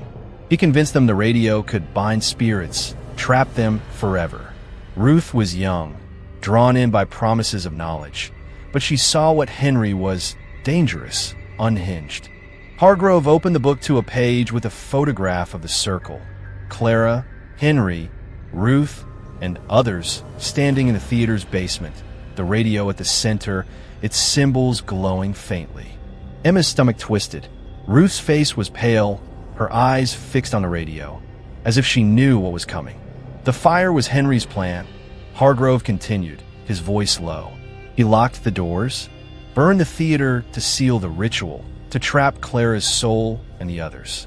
Ruth escaped, but she carried the guilt, hid the radio in the attic to keep it silent. The symbols, the blood, it's all part of a pact, and your blood woke it up. Emma's hand tightened on the key, its metal warm now, pulsing faintly. "Why me?" she asked, her voice trembling. Hargrove's eyes softened, but his words were heavy. Ruth's blood bound her to the pact, and you're her kin. The radio knows you, and Henry's still strong, fighting to keep Clara trapped. Burning the altar, breaking the circle, that hurt him, but he's not gone. The theater's basement is where it started, and that's where it ends. Emma nodded, her resolve hardening. But the thought of returning to the ruins, facing Henry's shadow again, made her skin crawl. Hargrove handed her the book, pointing to a sketch of the radio's compartment. The vessel holds the blood, but the basement holds the source, a sigil carved into the stone, tied to Henry's pact. Destroy it, and you might free Clara, but it'll take more than fire. Your blood's part of it now, and Henry'll fight to keep you. Emma's burned hand throbbed, the cut on her palm a reminder of the vial, the key, the ritual's pull. She thanked Hargrove, her voice steady despite the fear clawing at her chest, and left the book heavy in her bag. The fog was lifting, but Black Hollow felt darker, its secrets pressing against her as she drove home. The theater's burn stage waiting, its basement a trap she couldn't avoid. Emma Carter pulled into the driveway of her grandmother's house, the fog now a thin veil over Black Hollow, revealing the town's sagging houses and empty streets in stark relief. The leather-bound book from Hargrove rested heavily in her bag, its sketches of the circle's symbols and the photograph of Ruth, Clara, and Henry in the theater's basement burning in her mind. The key, still smeared with her blood, pulsed faintly in her pocket, its coiled carvings a constant reminder of the ritual that tied her to the radio, to the 1943 fire, to Henry's unrelenting grip. Hargrove's words, "The basement holds the source," pointed her back to the Black Hollow Theater, where a sigil carved into the stone anchored the pact. Her burned hand throbbed, the blistered skin raw from the photograph's flames, and the cut on her palm oozed, as if the ritual were drawing more from her. The house loomed before her, its windows dark, the air inside thick with the lingering scent of ozone, smoke, and blood. She stepped inside, the silence oppressive, the radio on the kitchen table a splintered relic that seemed to watch her every move. Emma set the book beside the journal, its pages open to a sketch of the radio's compartment, marked with a note in Hargrove's spidery hand. The sigil in the stone binds the vessel. The radio's symbols were scarred, dimmed by her hammer and the fire in the attic.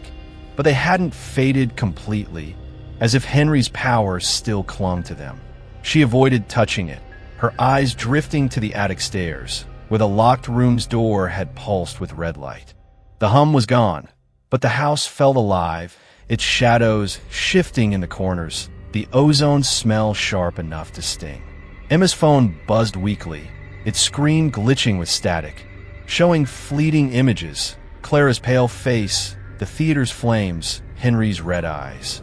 She silenced it, her heart racing, and opened Hargrove's book to the photograph of the circle. Ruth stood at the edge, her expression tense, while Henry's hand rested on Clara's shoulder, his smile sharp, possessive. The radio sat between them, its symbols glowing faintly, a vessel for their pact. The kitchen light flickered, casting the radio's shadow across the wall, larger and more distorted than before. Emma's breath caught, her burned hand tightening on the key. Hargrove had said Ruth was complicit, drawn into the circle by Henry's promises, but her journal told a different story, one of fear, of trying to warn Clara, of failing to stop the fire. Emma flipped through the journal, finding a page she'd overlooked, dated November 9th, 1943, 2 days before the fire. Ruth's handwriting was frantic. Henry speaks of a sigil in the basement. Card to hold the voices. Clara wants out, but he's watching her, watching us all. I took the key, hid it in the attic, but the radio hums even now. Emma's stomach twisted. Ruth had stolen the key, the one now in her pocket, to keep it from Henry, to stop the ritual. But she hadn't destroyed the radio, hadn't broken the sigil, and the fire had claimed Clara anyway. A faint crackle broke the silence, not from the radio, but from the air itself, like static seeping through the walls. Emma froze, her eyes darting to the hallway mirror, its surface rippling faintly, showing a flicker of Clara's face, pale, her eyes pleading, her lips moving silently. The image vanished, replaced by Henry's silhouette, his red eyes glowing, his smile cruel. The air grew colder. The ozone smelled thick with blood and smoke, and the shadows pulsed, stretching toward her. Emma stood, backing away, the key burning in her pocket, and heard Clara's voice, soft but urgent, from nowhere and everywhere. "Emma, the sigil. Find it." Henry's voice followed, a snarl that vibrated through the floor. "You're too late. You're bound to me." The lights flickered wildly, plunging the kitchen into darkness for a heartbeat before snapping back. The radio's symbols glowing faintly, red and pulsing, as if Henry's will had reignited them. Emma's heart pounded, her burned hand trembling as she grabbed the book and journal, stuffing them into her bag. The theater's basement was her only lead, the sigil in the stone her last chance to break the ritual. But the thought of returning to the ruins, of facing Henry's shadow in the place where Clara died, made her skin crawl. She moved toward the door, her boots heavy on the creaking floor.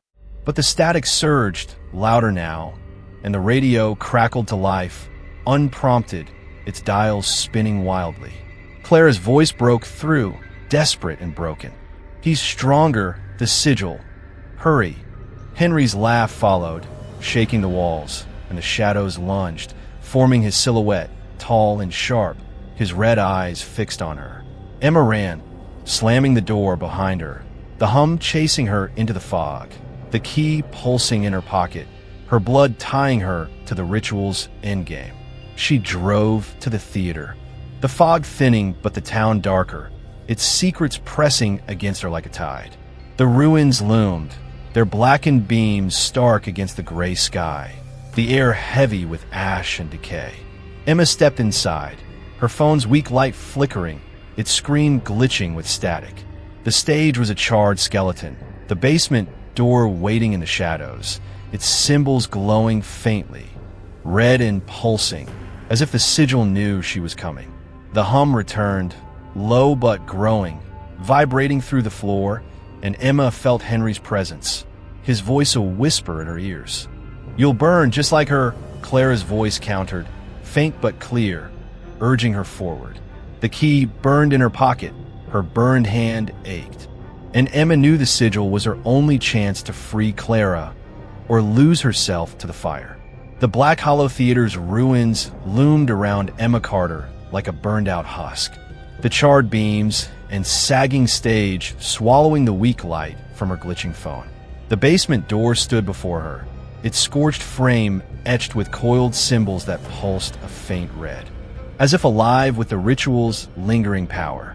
The air was thick with the acrid tang of ash, ozone, and the metallic scent of blood. Her own cut palm throbbing in rhythm with the hum that vibrated through the stone floor. The key in her pocket burned, its symbols warm against her skin, tying her to the circle's 1943 pact through Ruth's blood and her own. Hargrove's warning, "The sigil in the stone binds the vessel," echoed in her mind, pointing to the basement's heart, where Henry Voss had sealed Clara's soul and others in fire. Clara's faint plea, "He's stronger, the sigil, hurry," clashed with Henry's snarling whisper, "You'll burn just like her," his presence a shadow that pressed against her, even here, miles from the radio in her kitchen. Emma slid the key into the door's lock, its fit perfect, and the mechanism clicked with a sharp snap, releasing a gust of cold air that carried the stench of smoke and earth.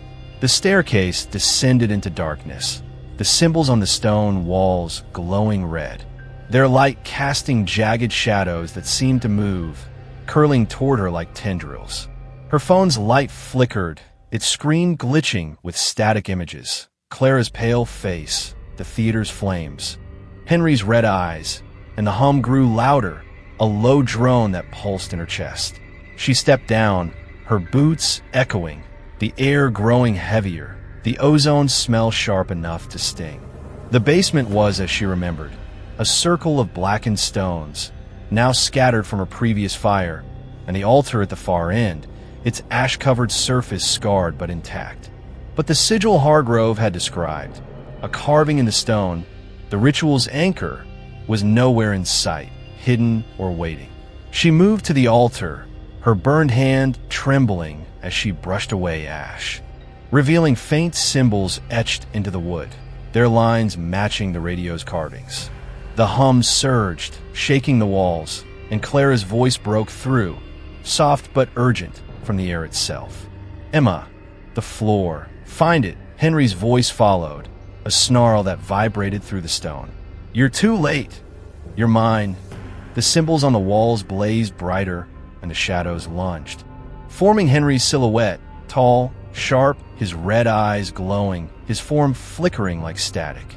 Emma's heart raced, her eyes scanning the floor, and she saw it, a faint outline in the ash, a large, coiled sigil carved into the stone, its lines deep and blackened, as if burned into the earth. It was larger than the others, its center pulsing with a sickly red light, the ritual's heart.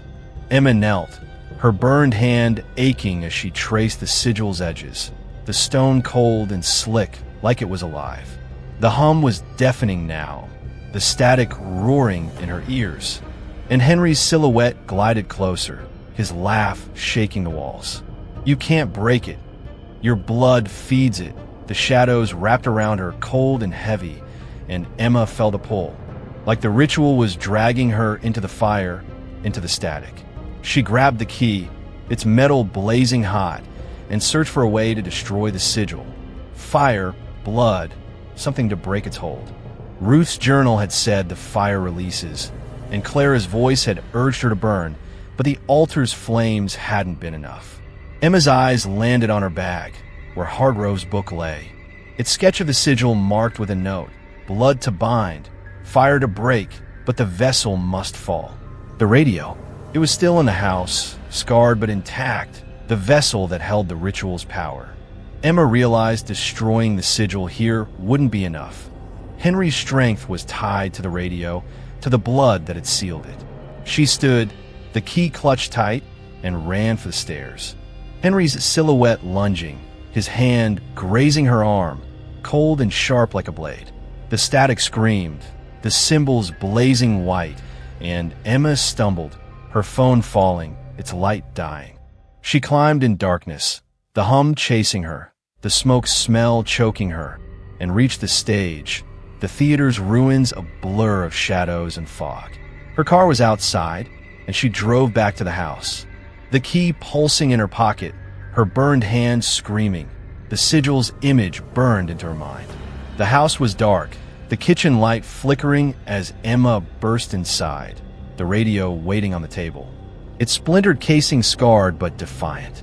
The hum returned, soft but growing, and Clara's voice whispered, "Emma, the radio out."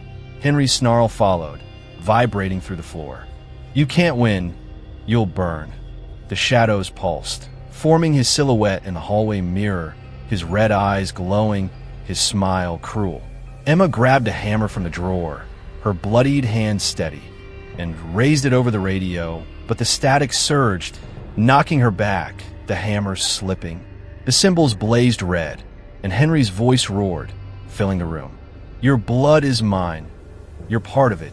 Emma's vision blurred, the smoke smell overwhelming, and she saw the theater's flames in her mind.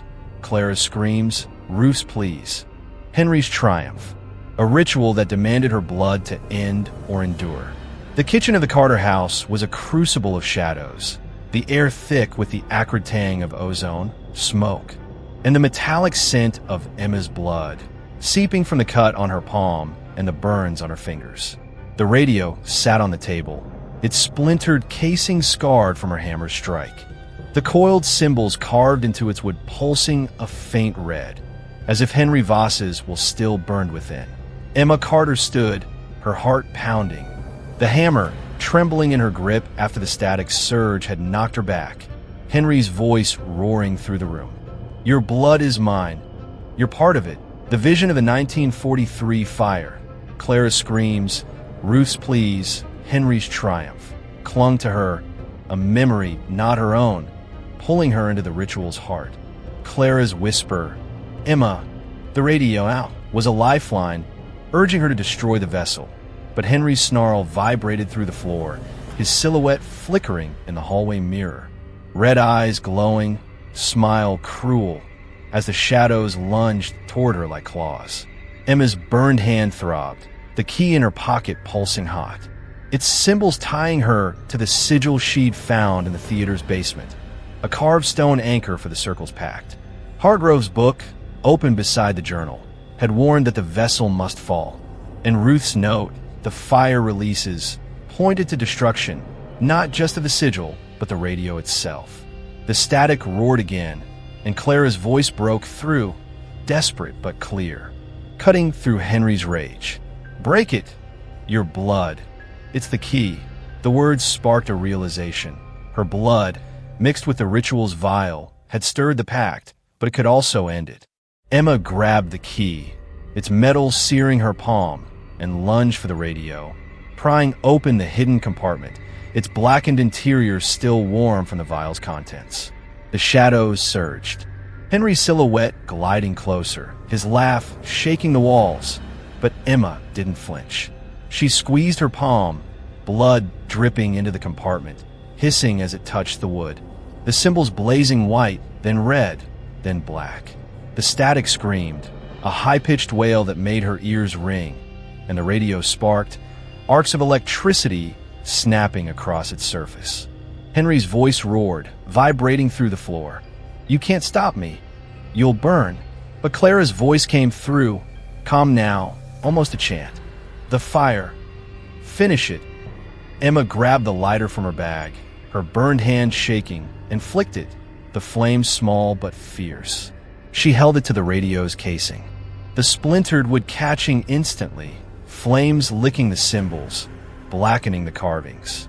The static surged, the shadows lunging, Henry's silhouette wrapping around her, cold and heavy. But Emma held the lighter steady, the fire spreading, the hum fading as the radio burned. The kitchen light flickered wildly, plunging the room into darkness, then snapping back, the flames casting wild shadows that danced with Henry's form. The symbols on the key in her pocket dimmed, its heat fading, and the hum died, leaving a silence that pressed against her ears. Henry's silhouette dissolved, his red eyes flickering out, his laugh cut off mid-breath. The radio was a smoldering ruin, its dials melted, its carvings ash, but the air was still heavy, the ozone smell lingering, mixed with the sharp scent of burned wood and blood. Emma stumbled back, her burned hand screaming, her breath ragged, and saw Clara's face in the hallway mirror. Not burned, but pale, her eyes soft, her lips forming a silent, "Thank you." The image vanished, and the mirror was still, showing only her ash-streaked face, pale and hollow. Emma sank into a chair, the hammer clattering to the floor, the journal and Hargrove's book smeared with ash and blood. The house was silent, the shadows still, but the ozone smell didn't fade. A reminder that the ritual's roots ran deep into the theater, into Black Hollow itself. Ruth's journal had said the fire releases, and burning the radio had freed Clara's voice, maybe others. But Henry's presence felt like a wound, not fully closed. The sigil in the theater's basement was still there, its stone unburned. And Emma wondered if her blood had truly broken the pact or merely shifted it. The key lay on the table, its symbols cold now, but heavy as if it still held a piece of the ritual's power. The attic's locked room, the theater's burned stage, they were threads in a tapestry she hadn't fully unraveled. A faint crackle came from the radio's ashes, not static, but a spark. And Emma's heart skipped. She stood, backing away, her eyes fixed on the smoldering ruin. No voices came, but the air hummed softly, a whisper of the ritual's pulse. And the shadows in the corners pulsed faintly, watching.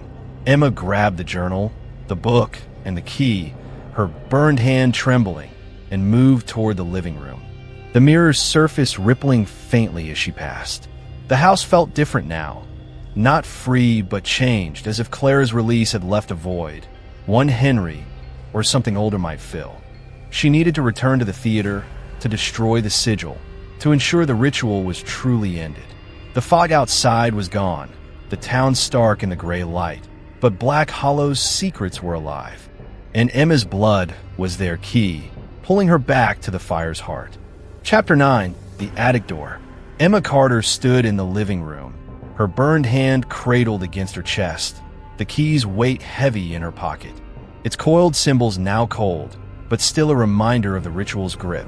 The kitchen behind her was a graveyard of ash, the radio reduced to a smoldering ruin. Its splintered casing and melted dials a testament to the fire she'd set to break the circle's pact.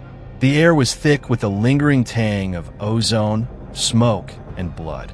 Her cut palm throbbing in rhythm with the faint hum that pulsed through the house, softer now, but not gone. Clara's pale face in the mirror, her soft "thank you" before vanishing, had felt like a release, but Henry's silence was ominous, his red-eyed silhouette no longer looming but not fully banished. Ruth's journal, smeared with ash and blood, lay open on the coffee table. Its words, "The fire releases," echoing Hargrove's warning about the sigil in the theater's basement, the ritual's anchor. But the attic's locked room, with its glowing symbols and charred papers, called to Emma, a thread she couldn't ignore. She climbed the stairs, her boots heavy on the creaking wood, the hum growing louder, vibrating through the walls like a distant heartbeat. The attic door was ajar, its rusted lock gleaming faintly, though she'd locked it after breaking the circle of scratches inside the locked room. The air was cold, sharp with ozone and the faint, sickly sweet scent of decay, and the shadows seemed to pulse, curling toward her like smoke. Her phone, useless now, buzzed in her pocket, its screen flickering with static distorted images. Clara's pale eyes, the theater's flames, the sigil's coiled lines. Emma gripped the key, its metal warming slightly, and pushed the attic door open, the creak echoing like a warning. The attic was a maze of relics, trunks, dresses, the cracked mirror, but the small, blackened door of the locked room stood out, its symbols glowing a faint red, pulsing in time with the hum, as if the ritual had followed her from the theater. Emma approached the door, her burned hand trembling, the key pulsing in her grip. The journal had described the locked room as the truth, a place where Ruth hid the ritual's secrets, and burning the photograph and circle hadn't ended the pact, only weakened it. She slid the key into the lock, its fit perfect, and the door groaned open, releasing a gust of cold air that carried the stench of ash and blood. The chamber beyond was small, its stone walls etched with symbols that blazed brighter now, casting a sickly red glow across the ash-covered floor. The table at the center was empty, the charred papers gone, but the scratches in the floor formed a new pattern, a spiral tighter than before, its lines glowing faintly, as if the ritual were rebuilding itself. Emma's heart raced, her breath visible in the chill, as Clara's voice whispered, soft but urgent, from the air. "Emma, he's here, the sigil." Henry's voice followed, a low snarl that vibrated through the stone, shaking the walls. "You didn't break it. You fed it." The symbols blazed and the shadows lunged, forming his silhouette, tall, sharp, red eyes glowing, his form flickering like static. Emma stumbled back, the key burning in her hand, and saw the spiral on the floor pulse, its center glowing red, a smaller version of the sigil she'd found in the theater's basement. The hum was deafening now, the air heavy with smoke and blood, and Henry's silhouette glided closer, his laugh ablade. "Your blood woke it." "You're mine now," Clara's voice came again, faint but desperate, cutting through the chaos. "The sigil, destroy it, before he takes you." Emma's eyes darted to the spiral, its glowing lines a trap, a mirror to the theater's sigil, tying the house to the ritual's heart. She grabbed a piece of charred wood from the corner, its end still smoldering, and dragged it across the floor, breaking the spiral's lines. The ash scattering like dust. The static screamed, the symbols on the walls flickering, and Henry's silhouette lunged, his hand grazing her arm, cold and sharp, like a claw. Emma swung the wood, its smoldering end catching the table, and flames erupted, small but fierce, licking the symbols, blackening the stone. The hum surged, the shadows recoiling, and Henry's voice roared, vibrating through her bones. "You can't stop me. I'll burn you." But Clara's voice came through, clear and calm, like a beacon. "You're close. Keep going." The flames spread, consuming the table. The symbols on the walls fading from red to gray, the static weakening. Emma's burned hand screamed with pain, her vision blurring as the smoke choked her, but she held her ground. The key pulsing in her pocket, her blood tying her to the ritual's end. The shadows dissolved, Henry's silhouette flickering out, his red eyes fading, and the hum died, leaving a silence that pressed against her ears. The flames flickered out, leaving the room in darkness, the symbols dim, the air heavy with ash and blood.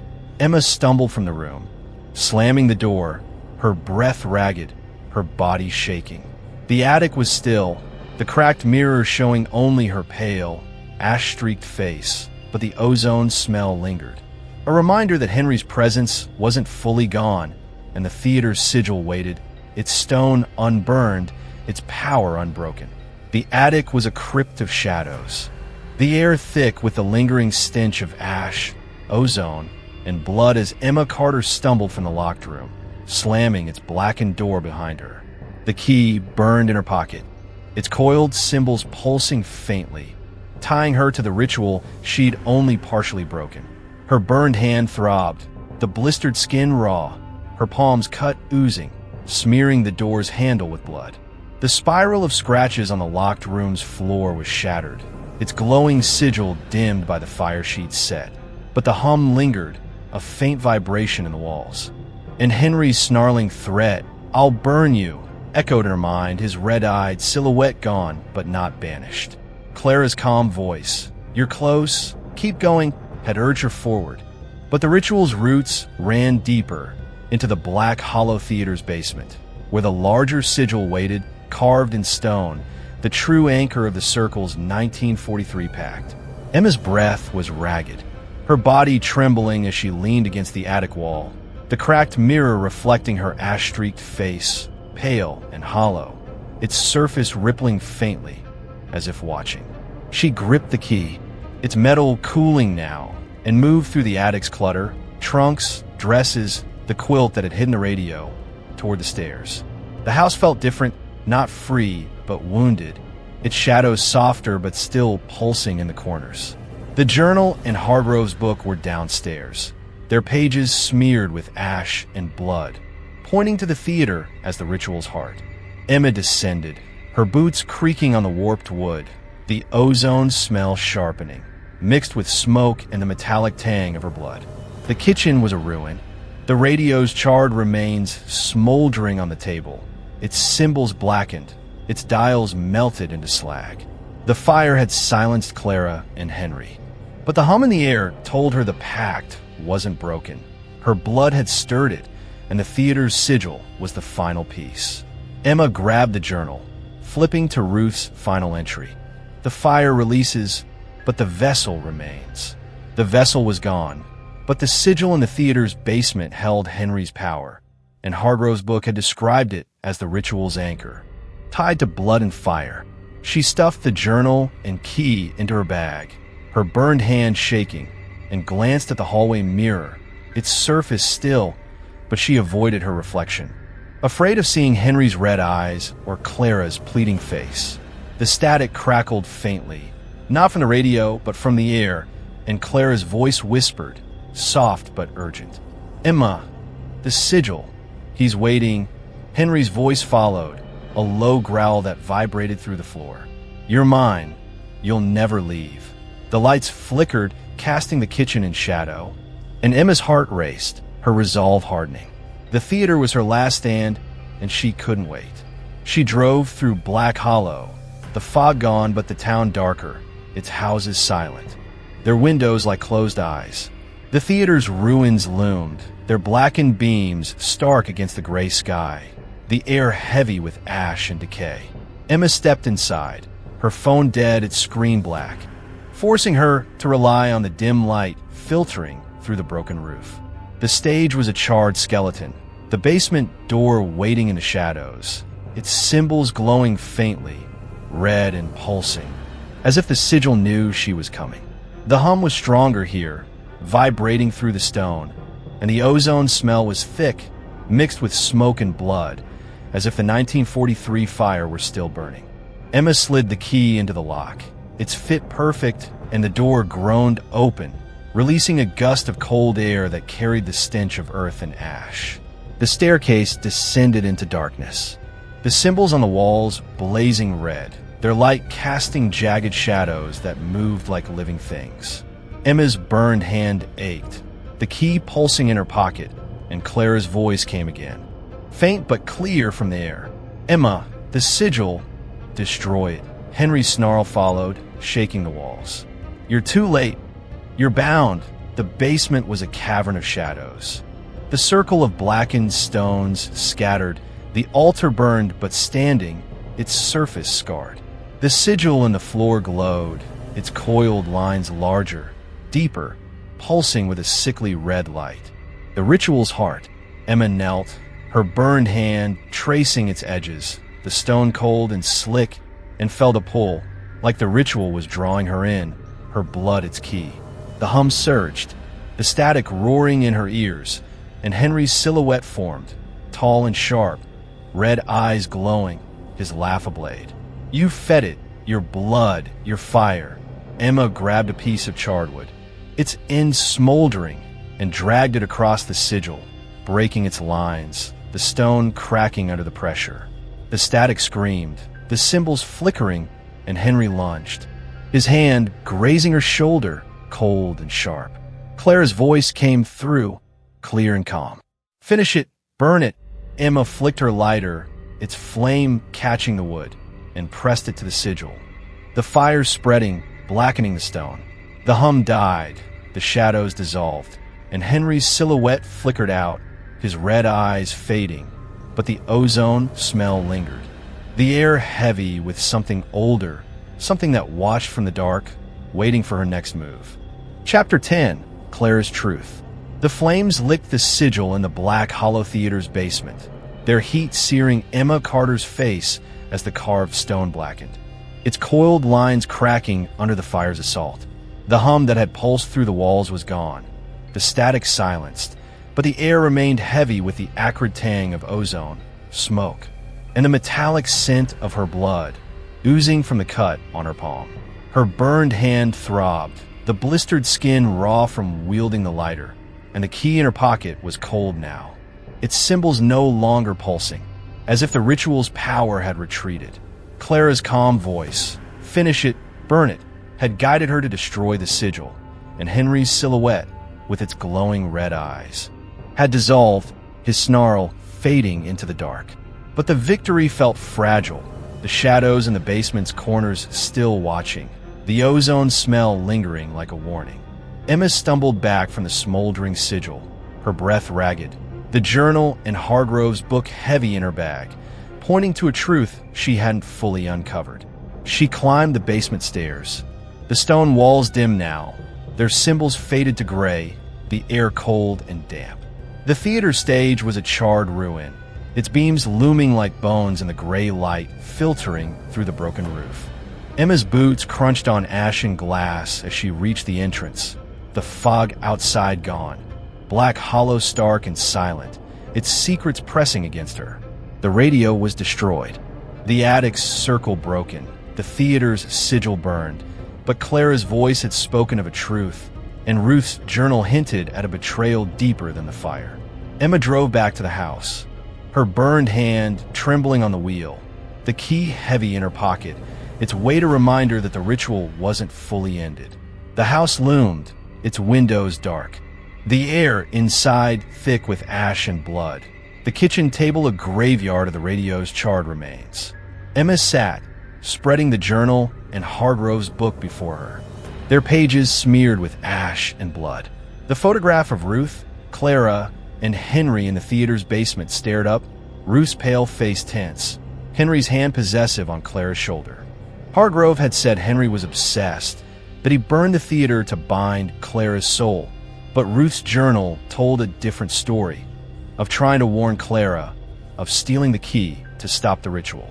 Emma flipped to a page dated November 8th, 1943, Ruth's handwriting shaky. Clara knows Henry's plan, but he's too strong. He speaks of a sigil to bind her forever, says her voice will be his. I took the key, but the radio hums, and I'm afraid. Emma's stomach twisted. Clara had trusted Ruth, but Henry had betrayed them both, locking the doors, setting the fire to trap Clara's soul and others in the radio's vessel. The house creaked, a soft groan from the attic, and the air grew colder, the ozone smell sharpening. Emma's burned hand tightened on the key, its metal faintly warm now, as if stirred by her thoughts. Clara's voice came, not from the radio's ashes, but from the air, soft and clear, like a memory given form. Emma, he lied. He betrayed me. The words were heavy, laced with pain, and Emma's heart raced, her eyes darting to the hallway mirror, its surface rippling faintly. Clara's face appeared, not burned but pale, her eyes wide, her lips trembling. Henry promised power, promised we'd speak to the dead, but he wanted me, my voice, my soul. He locked us in, let us burn. The mirror flickered, showing the theater's stage in flames, Clara's silhouette trapped, Henry's laugh echoing as the doors stayed shut. Emma stood, her breath shallow, the key pulsing in her pocket. Clara's truth was a wound, and Henry's betrayal was the ritual's core. Not just obsession, but control, using the radio to trap Clara's essence, her voice, forever. The journal's final note, the fire releases, meant Clara's soul was tied to the flames, freed by Emma's fire in the theater, but Henry's power lingered, anchored by the sigil, by the blood that had sealed the pact. Emma's blood, Ruth's blood, they were part of it, and the attic's locked room, with its shattered circle, was the last place to look. She climbed the stairs, the hum faint but returning, vibrating through the walls, the ozone smell thick with blood and smoke. The attic door was open, its rusted lock gleaming, and the small, blackened door of the locked room pulsed with a faint red glow, as if waiting. Emma slid the key into the lock, her burned hand trembling, and the door groaned open, releasing a gust of cold air that carried the stench of ash and decay. The chamber's stone walls were dim, the symbols faded, but the floor's spiral was gone, replaced by a single, glowing sigil, smaller, but identical to the theater's, its lines pulsing red. Clara's voice came again, soft but urgent. Emma, he's here. Finish it, Henry's snarl followed, vibrating through the stone. You're too late. You're mine. The shadows lunged, his silhouette forming, red eyes glowing, his form flickering like static. Emma's heart pounded, her burned hand clutching the key, and she realized Clara's truth wasn't just betrayal, it was sacrifice. Clara had fought Henry, and Emma's fire had given her a chance to speak, but the sigil, the blood, the ritual, they were all Henry's, and he wouldn't let go. The locked room in the attic pulsed with a sickly red glow, the sigil carved into the ash-covered floor blazing like an open wound. Emma Carter stood frozen, the key burning in her bloodied hand, its coiled symbols syncing with the hum that vibrated through the stone walls. The air was thick with ozone, smoke, and the sharp tang of her own blood, oozing from the cut on her palm and the burns on her fingers.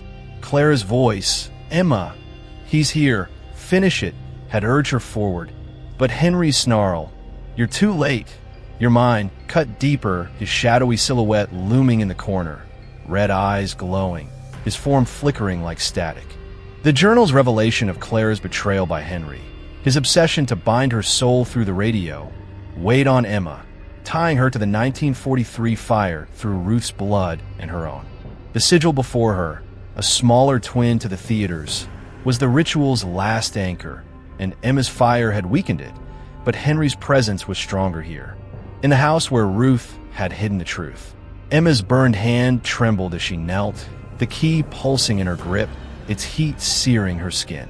The sigil's lines were deep, blackened, as if the fire that consumed the theater had burned them into the stone. Clara's voice came again, soft but urgent, from the air itself. "Your blood, it binds him, break it." The words echoed Ruth's journal.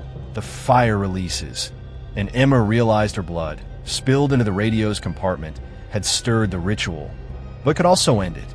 Henry's silhouette glided closer, his laugh shaking the walls, his red eyes fixed on her. "You fed it. Your blood, your fire." Your mind now, the shadows lunged, cold and heavy, wrapping around her, and Emma felt a pull, like the static was dragging her into the fire, into the ritual's core. She yanked the key from her pocket, its symbols blazing white, and pressed it to the sigil, her blood smearing the stone, hissing as it touched the glowing lines. The hum surged, the sigil flaring red, then white, the static screaming in her ears. Henry's silhouette roared, his form flickering, his hand grazing her shoulder, cold and sharp like a blade. Emma's vision blurred, the rune spinning, and she saw the theater's stage in flames. Clara's silhouette trapped, Ruth's pleas, Henry's triumph as the doors stayed locked.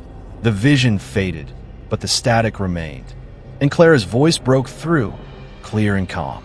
"The fire." How? Emma fumbled for the lighter in her bag, her burned hand shaking, and flicked it, the flames small but fierce. She held it to the sigil, the stone resisting, but the fire caught, spreading across the lines, blackening the symbols. The static wailed, the shadows recoiling, and Henry's silhouette lunged, his red eyes blazing, his laugh a guttural snarl. "You'll burn with her. You're all mine." The flames rose, the sigil cracking, the hum dying, and Emma stumbled back, the heat searing her face, the smoke choking her. Clara's voice came one last time, soft and free. "Thank you. We're almost there." The symbols on the walls flickered, fading to gray, and Henry's silhouette dissolved, his red eyes flickering out, his voice cut off mid-snarl.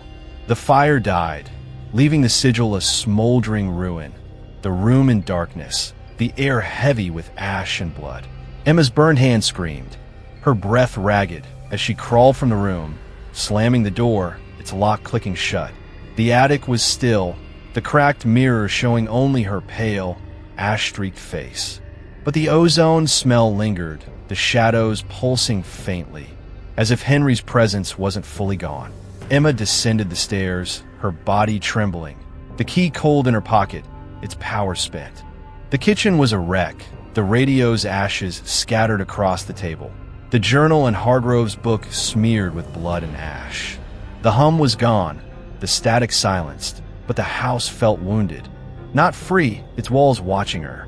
Clara's truth, Henry's betrayal, his obsession to bind her soul, had been the ritual's heart, and burning the sigil had freed her voice, maybe others. But the theater's larger sigil, the blood that had sealed the pact, still tied Emma to the ritual. She opened the journal, Ruth's final note staring up. The fire releases, but the vessel remains. The radio was gone, but the theater's basement was the vessel's source, and Emma knew she had to return to ensure Henry's power was truly broken. The hallway mirror rippled, and Emma's heart skipped, but it showed only her reflection. No Clara, no Henry. The ozone smell was softer now, the air less heavy, but the shadows in the corners pulsed, waiting. Emma grabbed the journal and key, her burned hand trembling, and headed for the door, the theater's burned stage calling her back. Black Hollow was silent outside, its streets empty, but the town's secrets were alive, and Emma's blood was their key, pulling her toward the ritual's end, or its final trap.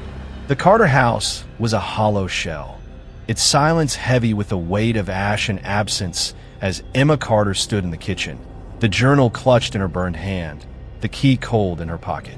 The radio's charred remains lay scattered across the table, its symbols blackened, its power broken by the fire she'd set in the attic's locked room, where the sigil had cracked and dimmed. The air was thick with the fading tang of ozone, smoke, and blood, her palms cut still oozing, tying her to the ritual's lingering pulse. Clara's voice, "Thank you. We're almost there," had been a beacon, her truth about Henry's betrayal fueling Emma's resolve. But his final snarl, "You'll burn with her," lingered, a threat not fully silenced. The theater's basement, with its larger sigil, was the ritual's true anchor, and Ruth's journal, the fire releases, pointed there, to the heart of the 1943 fire that had trapped Clara and others. Emma's burned hand trembled, her body exhausted, but the pull of the theater was undeniable, a call to end what Henry had started. She stuffed the journal into her bag, the key heavy in her pocket, and stepped outside, the gray light of Black Hollow's morning stark against the town's silent houses. The fog had lifted, but the streets were empty, the air cold and sharp with the scent of pine and ash. The theater's ruins loomed as she drove, their blackened beams a skeleton against the sky. The marquee's faded letters a ghost of the night Clara died. Emma parked and entered, the crunch of glass under her boots echoing in the stillness. The stage was a charred ruin, the basement door waiting in the shadows, its symbols dim but pulsing faintly, as if sensing her return. The ozone smell was stronger here, mixed with smoke and the metallic tang of blood, and the hum returned, soft but growing, vibrating through the stone. Emma slid the key into the lock. It fit perfect, and the door groaned open, releasing a gust of cold air that carried the stench of ash and earth. The staircase descended into darkness, the walls' symbols glowing a faint red, their light casting jagged shadows that seemed to watch her. Her burned hand ached, the key pulsing faintly, and Clara's voice whispered, soft but urgent from the air. "Emma, the sigil." "He's fighting." Henry's voice followed, a low growl that shook the walls. "You're mine. You'll never break it." The basement was a cavern of shadows, the scattered stones of the ritual circle glinting in the dim light. The altar burned but standing, its surface scarred. The sigil on the floor glowed, its coiled lines deep and blackened. Pulsing red, larger than the attic's, the ritual's true heart. Emma knelt, her burned hand tracing the sigil's edges, the stone cold and slick like it was alive. The hum was deafening, the static roaring in her ears, and Henry's silhouette formed, tall and sharp, red eyes glowing, his laugh ablaze. "Your blood woke it. You can't stop me." The shadows lunged, cold and heavy, wrapping around her, and Emma felt the ritual's pull, her blood its key. Clara's voice came through, clear and calm, cutting through the chaos. "Your blood, burn it."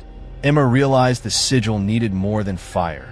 It needed her blood, the same blood that had stirred the ritual to break Henry's hold. She squeezed her palm, blood dripping onto the sigil, hissing as it touched the stone, the lines flaring white, then red, then black. The static screamed, the symbols on the walls flickering, and Henry's silhouette roared, his form flickering, his hand grazing her arm, cold and sharp. Emma flicked her lighter, its flame catching the blood-smeared sigil, and the fire spread, blackening the stone, cracking its lines. The hum surged, the shadows recoiling, and Henry's voice wailed, vibrating through her bones. "You'll burn. You're mine." But Clara's voice came through, soft and free, like a song. "You did it. We're free." The flames rose, the sigil shattering, the symbols on the walls fading to gray, the static dying. Henry's silhouette dissolved, his red eyes flickering out. His voice cut off, and the basement was still, the air heavy with ash and blood, the ozone smell fading, replaced by the scent of burned stone. Emma stumbled back, her burned hand screaming, her body trembling as she climbed the stairs, the theater's ruins blurring around her. The stage was silent, the shadows gone, and she reached her car, collapsing against the wheel. The key cold in her pocket, its power spent. Clara's voice was gone, Henry's too, but the ritual's weight lingered, a question unanswered. Had she truly freed them, or only shifted the pact? The journal's words echoed.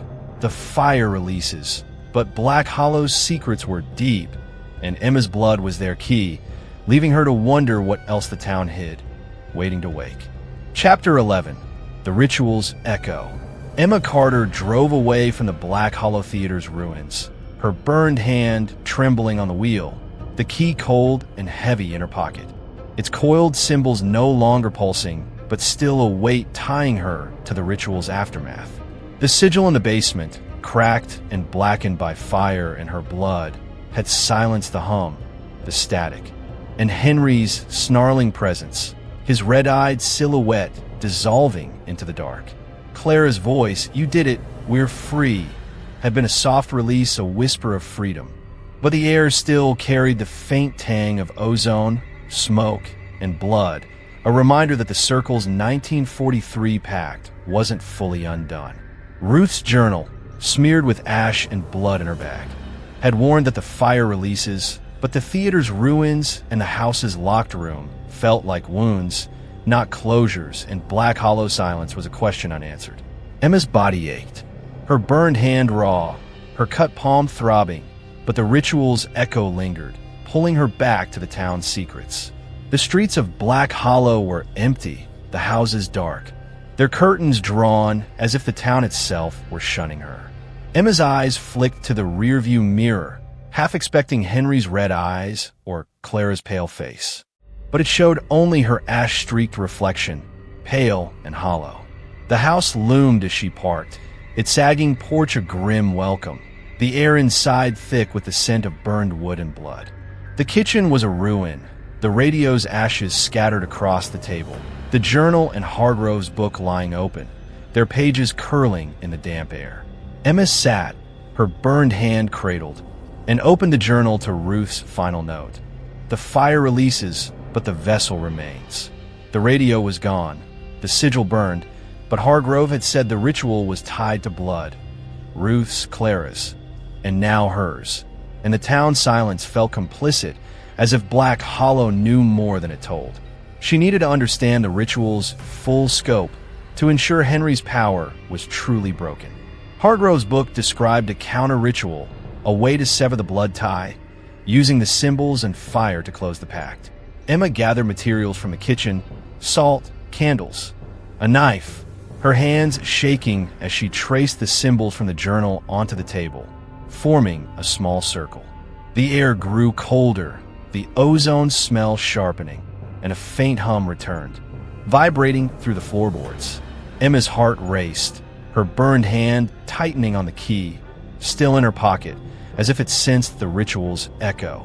She lit the candles, their flames flickering in the draft, and sprinkled salt around the circle, following Hargrove's instructions. Blood to bind, fire to break, salt to seal. Her cut palm throbbed, and she hesitated, the knife gleaming in the candlelight, knowing her blood was the final piece. The hum surged, and Clara's voice whispered, soft but urgent, from the air. "Emma, he's not gone. Finish it." Henry's voice followed, a low growl that shook the walls. "You're mine. You'll never escape." The shadows pulsed, forming his silhouette in the hallway mirror. Red eyes glowing, his smile cruel. Emma's breath caught, her burned hand trembling as she sliced her palm deeper, blood dripping into the circle, hissing as it touched the salt. The candles flared, the symbols blazing white, and the static roared, a high-pitched wail that made her ears ring. Henry's silhouette lunged, his hand grazing her arm, cold and sharp, but the salt circle held. The flames rising, the hum weakening. Clara's voice came through, clear and calm. "You're doing it. Keep going." Emma's vision blurred, the smoke from the candles choking her, the ozone smell thick with blood and ash. She grabbed the key, its metal warm now, and pressed it into the circle, its symbols glowing faintly, syncing with the ritual's pulse. The static screamed, the shadows recoiling, and Henry's silhouette flickered, his red eyes narrowing, his voice a desperate snarl. "You can't stop me. I'll burn you." The flames surged, consuming the symbols, blackening the table, and Emma felt a pull, like the ritual was drawing her blood, her strength, into its core. The hum died, the shadows dissolved, and Henry's silhouette flickered out, his voice cut off, leaving a silence that pressed against her ears. The candles burned low, the salt circle scorched, and Emma collapsed, her burned hand throbbing, her body drained. The key cold in her grip. The house was still, the ozone smell fading, the shadows soft but watching. Emma's eyes drifted to the hallway mirror, its surface still, showing only her pale, ash-streaked face. Clara's voice was gone, Henry's too, but the ritual's echo lingered, a question unanswered. Had she severed the blood tie, or only delayed its power? The theater's sigil was destroyed, the radio burned, but Black Hollow's secrets were deep, and Emma's blood was their key, leaving her to wonder what else the town hid, waiting to wake. The kitchen table was a scorched altar, the salt circle blackened, the candles reduced to pools of wax, their flames extinguished in the wake of Emma Carter's counter-ritual. Her burned hand throbbed, the blistered skin raw, her palms fresh cut, oozing blood that mingled with the ash and salt, tying her to the ritual's fading echo. The key lay in the circle's center, its coiled symbols cold and dim, no longer pulsing with the ritual's power. The air was heavy, the ozone tang softened but lingering, laced with smoke and the metallic scent of her blood. The house was silent, the hum gone, the shadows in the corners still but watchful, as if Black Hollow itself were waiting for her next move. Clara's voice, "You're doing it, keep going," had guided her through the counter-ritual, and Henry's desperate snarl, "You can't stop me," had faded with the silhouette, his red eyes no longer glowing in the hallway mirror. But Emma's body trembled, her strength drained, and the journal's warning, the fire releases, felt incomplete, as if the ritual's roots ran deeper than the theater's sigil or the radio's ashes. Emma stood, her legs unsteady, and gathered the journal and Hargrove's book, their pages curling with ash and blood.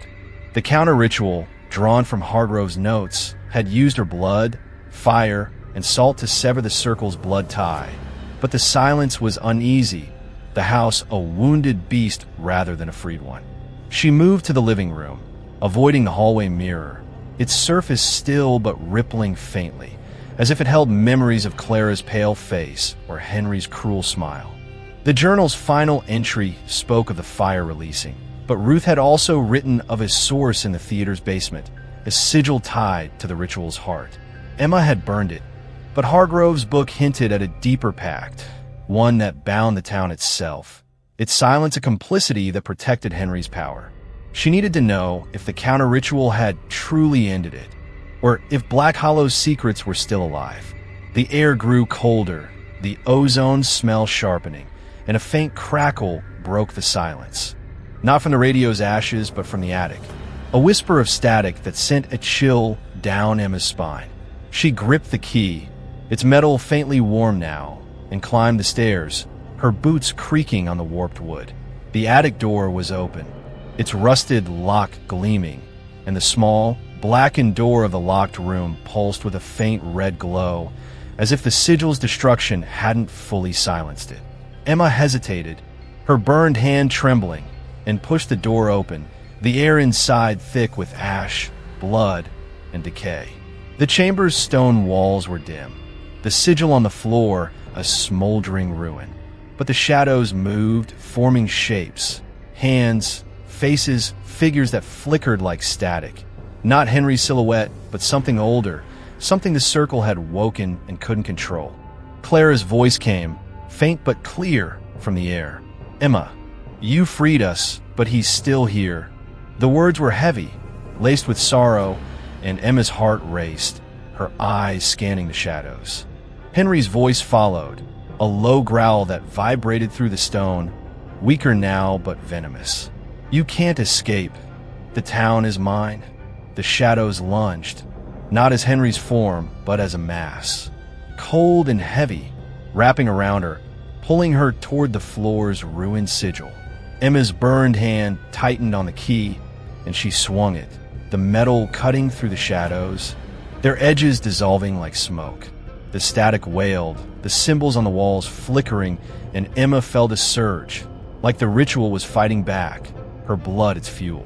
She stumbled from the room, slamming the door, its lock clicking shut, but the hum returned, faint but persistent, vibrating through the house. Emma raced downstairs, her breath ragged, the journal and key clutched tight. The kitchen was still, the radio's ashes a dark stain on the table, but the mirror in the hallway rippled, showing Clara's face, pale, her eyes pleading, her lips moving silently. The image flickered, replaced by Henry's silhouette, his red eyes faint but glowing, his smile cruel. Emma's heart pounded, her burned hand trembling as she realized the counter-ritual had weakened Henry but not banished him. The town's complicity, its silence, was his strength, and Black Hollow's residents knew more than they told. She grabbed her coat, the key and journal in her bag, and headed for the door, the hum chasing her, the ozone smell thick with blood and smoke. The theater was done, the radio destroyed, but the town held the ritual's final secret, and Emma's blood was its key, pulling her toward a truth she wasn't sure she could face. The Carter house creaked under the weight of its own silence as Emma Carter stood in the living room, her burned hand trembling. The key's cold weight in her pocket a reminder of the ritual's unfinished echo. The journal and Hargrove's book lay in her bag, their ash-smeared pages pointing to Black Hollow's complicity in the Circle's 1943 pact. The counter-ritual, blood, fire, and salt had weakened Henry's hold, his red-eyed silhouette flickering out in the attic's locked room. But Clara's warning, "You freed us, but he's still here," and Henry's growl, "The town is mine," suggested the ritual's roots ran deeper into the town itself.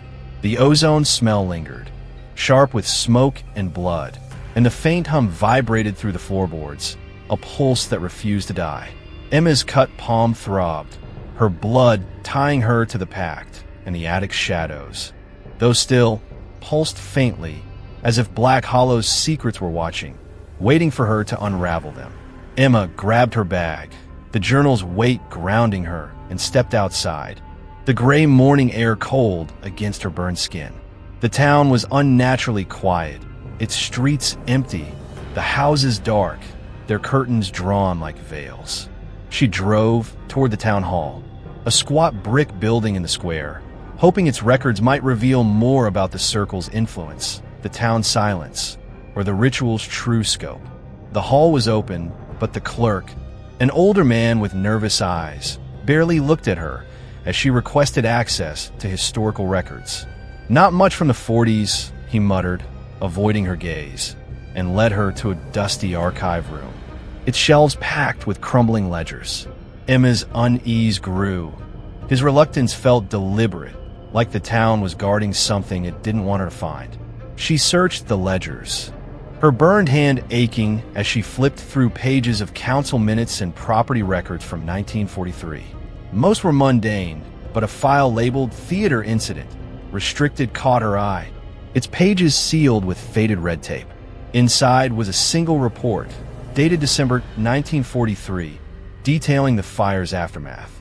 The Circle's activities were known to select council members. No further inquiry advised. Names followed. Local families, shopkeepers, even the mayor, some still prominent in Black Hollow. Emma's stomach twisted. The town had known about Henry's cult, his ritual, and had buried it, protecting their own. A handwritten note mentioned a shrine in the woods, a place where the Circle met after hours, marked with symbols like those on the radio. Emma's heart raced. Hargrove hadn't mentioned a shrine, but it fit the town's secrecy, a hidden altar to their complicity. The archive room's light flickered, the ozone smell sharpening, and a faint static crackled in the air, not from any device. Emma's burned hand tightened on the file, her eyes darting to the shadows, which pulsed faintly, forming shapes, hands, faces, not Henry's silhouette, but something older, formless. Clara's voice whispered, soft but urgent, from nowhere. "Emma, the shrine, it's his strength." Henry's growl followed, vibrating through the floor. "You're too late. The town is mine." The shadows lunged, cold and heavy, brushing her arm, and Emma stumbled back, the file clutched tight. The clerk appeared at the door, his eyes wide, but he said nothing, retreating as if he'd seen the shadows too. Emma ran to her car, the file heavy in her bag, the hum chasing her, the ozone smell thick with blood and smoke. She drove to Hargrove's house on Maple Lane, needing his knowledge of the town's secrets. His porch light was off, the house dark, but he opened the door, his face grim. "You found something?" he said, gesturing her inside. The living room smelled of pipe smoke and old books, the fire in the hearth casting shadows across his cluttered maps. Emma showed him the file, her voice shaking as she explained the council's knowledge, the shrine in the woods, and the shadows that followed her. Hargrove's eyes narrowed, his fingers drumming on his chair. "The shrine's real," he said, his voice low. "It's in the pine forest near the old mill. The circle used it before the theater, carved their symbols into the earth. The town let it happen, looked the other way. Henry's power's tied to it, and your blood's keeping it alive." Emma's burned hand throbbed, the key in her pocket faintly warm, as if stirred by Hargrove's words. The shrine was the ritual's final anchor, the town's complicity its shield, and Henry's presence, weakened but not gone, drew strength from it. Clara's voice echoed in her mind, urging her to the shrine, but Henry's growl lingered, a promise of fire. Emma thanked Hargrove, her resolve hardening despite the fear clawing at her chest, and left. The file and journal heavy in her bag. The pine forest waited, its shadows deep, and Black Hollow's silence was no longer just fear.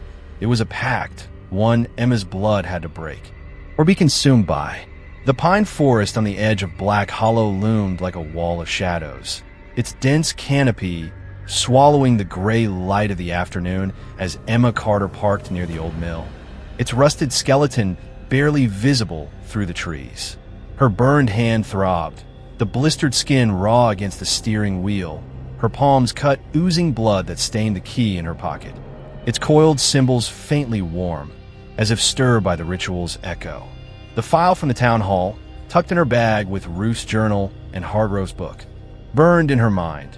Proof of Black Hollow's complicity in the Circle's 1943 pact, their silence shielding a shrine in the woods where Henry Voss's cult had carved their symbols into the earth. Clara's urgent whisper, "Emma, the shrine, it's a strength," clashed with Henry's growl, "The town is mine," a threat that lingered in the ozone-heavy air, laced with smoke and blood. Emma stepped out, the forest silence oppressive, the hum faint but growing, vibrating through the ground like a pulse. She followed a narrow path, her boots sinking into the damp earth, the pine needles muffling her steps. The air was cold, sharp with the scent of resin and decay, and the ozone tang sharpened, stinging her nose. Her phone was dead, its screen black, but the journal's description of the shrine, a clearing marked by symbols, guided her, the key pulsing in her pocket as if drawn to the ritual's heart. The trees parted, revealing a small clearing, its ground scarred with a large, coiled sigil, its lines deep and blackened, glowing a faint red, identical to the theater's, but older, etched into the earth like a wound. Stones circled it, their surfaces scratched with symbols, and at the center stood a crude altar, its wood charred, a rusted knife embedded in its surface, stained with something dark, blood, maybe Ruth's, maybe Clara's, maybe the town's. Emma's heart raced, her burned hand tightening on the key, the hum deafening now, vibrating through her bones. Clara's voice came, soft but clear, from the air. "Emma, the sigil, break it." Henry's voice followed, a snarl that shook the trees, the shadows pulsing, forming his silhouette, tall, sharp, red eyes glowing, his form flickering like static. "You're too late. Your blood is mine." The sigil blazed, the shadows lunging, cold and heavy, wrapping around her, and Emma felt the ritual's pull, her blood its key. She knelt, her burned hand tracing the sigil's edges, the earth cold and slick, and grabbed the knife from the altar, its blade biting her palm, blood dripping onto the sigil, hissing as it touched the glowing lines. The static screamed, the symbols flaring white, then red, then black, and Henry's silhouette roared, his hand grazing her shoulder, cold and sharp.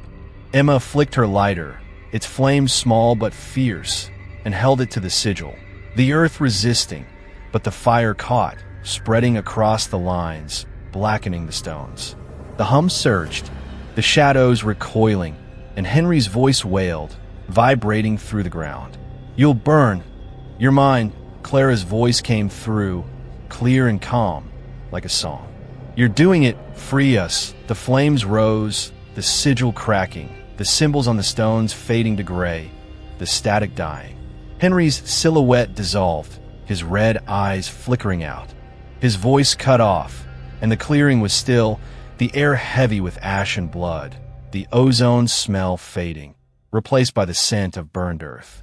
Emma stumbled back, her burned hand screaming, her body trembling, the knife and key clutched tight, the fire dying, leaving the sigil a smoldering ruin. The forest was silent, the shadows gone, but the town's complicity weighed on her. Black Hollow's silence a pact that had fed Henry's power.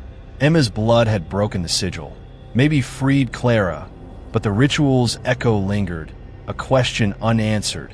Had she truly ended it, or only shifted its weight? She stumbled back to her car, the journal and file heavy in her bag, the key cold now, its power spent. The mill's rusted frame faded into the trees as she drove away. Black Hollow's streets empty, its secrets deeper than the shrine, leaving Emma to wonder what else her blood might wake, what other pacts the town hid in its shadows. Chapter 12. The Fire's Memory. Emma Carter drove away from the pine forest, the smoldering ruins of the shrine fading into the trees behind her. Black Hollow's silence, a heavy veil over the empty streets. Her burned hand throbbed against the steering wheel, the blistered skin raw, her palms cut, oozing blood that stained the key in her bag. Its coiled symbols cold now, their power spent in breaking the sigil carved into the earth. The rusted knife from the shrine's altar, still clutched in her other hand, was smeared with her blood, a relic of the ritual's final act. The air in the car was thick with the fading tang of ozone, smoke, and ash. The memory of Clara's calm voice, "You're doing it. Free us," clashing with Henry's silenced wail, his red-eyed silhouette dissolved by the fire. Ruth's journal had pointed to the fire as release, but the shrine's destruction felt like a wound in Black Hollow's secrets, not a closure, and the town's complicity, its council, its families, loomed like a shadow Emma couldn't escape. The Carter house appeared through the gray afternoon light, its sagging porch a grim sentinel, the windows dark, as if the town itself were watching. Emma parked and stepped inside, the air heavy with the scent of burned wood and blood. The kitchen table a graveyard of the radio's ashes, scattered like dust. The journal and Hargrove's book lay in her bag, their pages curling with ash, and the file from the town hall, naming council members who knew of the circle's pact, burned in her mind. She sat, her burned hand trembling, and opened the journal to Ruth's final note. The fire releases, but the vessel remains. The radio was gone, the theater's sigil burned, the shrine's sigil shattered, but Henry's presence, weakened, not banished, felt tied to the town, to the blood that had sealed the ritual, her blood now part of it. Emma's eyes drifted to the attic stairs. The locked room's door a faint memory of glowing symbols and shadows, but the hum was gone, the house still, its silence unnerving. She needed to understand the fire's full truth, to ensure the ritual was truly ended. Closing her eyes, she felt a pull, like the static's echo, and her mind slipped, unbidden, into a vision. The Black Hollow Theater, November 11th, 1943, alive with light and sound. The stage glowed, Clara Ellison center, her voice a melody in a Midsummer Night's Dream, her smile bright but tense, her eyes darting to Henry Voss in the wings, his sharp gaze possessive. Ruth stood in the shadows, young and pale, her hands twisting, the key hidden in her pocket, her heart racing with fear. The audience murmured, unaware, but the air hummed. The radio in the basement pulsing with symbols, the ritual begun. The vision shifted, the theater darkening, smoke curling from below, screams rising as flames licked the walls. Clara's voice broke, her eyes wide with terror, as Henry locked the doors, his laugh cruel, the sigil in the basement blazing red. Ruth ran, pounding on the doors, her screams lost in the fire's roar, the key useless now. Clara trapped inside, her silhouette burning, her soul bound to the radio. Henry's triumph was a blade, his ritual sealing Clara's voice, the town's council turning away, their silence a pact. The vision burned brighter, the flames consuming the stage, and Emma felt Clara's pain, Ruth's guilt, Henry's rage, her own blood pulsing in time with the fire, as if she were there, burning with them. Emma gasped, her eyes snapping open, the kitchen table grounding her, her burned hand trembling, the vision's heat lingering on her skin. The journal fell open, Ruth's words blurring through tears. I tried to save her, but the fire took her, and the town let it happen. The fire's memory was the ritual's truth, Henry's betrayal, Clara's sacrifice, Ruth's failure, and Black Hollow's complicity. The shrine had been the circle's altar, but the town itself was the vessel, its silence feeding Henry's power, her blood waking it. Emma stood, her resolve hardening, and grabbed the file, its list of council members a map to the town's secrets. She needed to confront them, to break their silence, to ensure the ritual's echo didn't return. The house creaked, a soft groan from the attic, and the ozone smell sharpened, a faint static crackling in the air. Emma's heart raced, her burned hand tightening on the key, now cold but heavy, as if it still held a piece of the ritual. Clara's voice was gone, Henry's too, but the shadows in the corners pulsed faintly, watching. She moved to the door, the file and journal in her bag. The knife left behind, its blood-stained blade a relic she couldn't carry. Black Hollow's streets waited, its houses dark, and Emma knew the town's silence was the ritual's final anchor. One her blood had to shatter, or risk waking something older, something the circle had never controlled. The gray light of Black Hollow's afternoon cast long shadows across the empty streets as Emma Carter stood on the porch of her grandmother's house. The file from the town hall clutched in her burned hand, its list of 1943 council members a weight heavier than the key in her pocket. The vision of the theater fire, Clara's screams, Ruth's desperate pounding on locked doors, Henry's cruel triumph, burned in her mind, a memory not her own but seared into her blood, tying her to the circle's ritual. The radio was ashes. The theater's sigil shattered, the shrine's sigil burned, but the town's silence, its complicity in protecting Henry's pact, was the ritual's final vessel. The journal's words, the fire releases, echoed, but the ozone smell lingered, faint but sharp, laced with smoke and the metallic tang of her blood. A reminder that the ritual's echo wasn't fully silenced. Emma's cut palm throbbed, her burned hand raw, but she stepped toward her car, driven by the need to confront Black Hollow's secrets, to break the town's silence before Henry's presence, weakened but not gone, could return. She drove to the town square, the file open on the passenger's seat, its names, Ellsworth, Pritchard, Marrow, family still living in Black Hollow, their descendants running shops, sitting on the council, guarding the past. The town hall loomed, its brick facade cold and unwelcoming.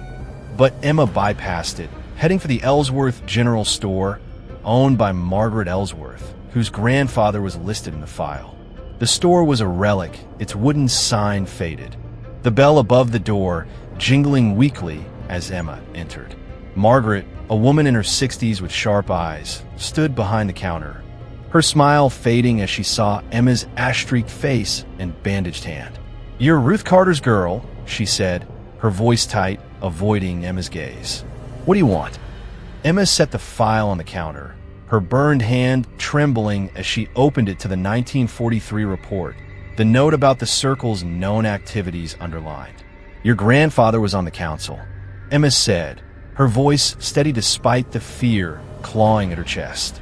"He knew about the circle, about Henry Voss, and did nothing. The town let 27 people burn. What? Margaret's face paled, her hands gripping the counter, but she shook her head, her voice low. You don't know what you're digging into, girl. Let it lie. The air grew colder, the ozone smell sharpening, and a faint hum vibrated through the floor, unnoticed by Margaret, but chilling Emma. She pressed harder, her voice rising. They had a shrine in the woods, protected Henry's ritual. Clara Ellison died because of your silence.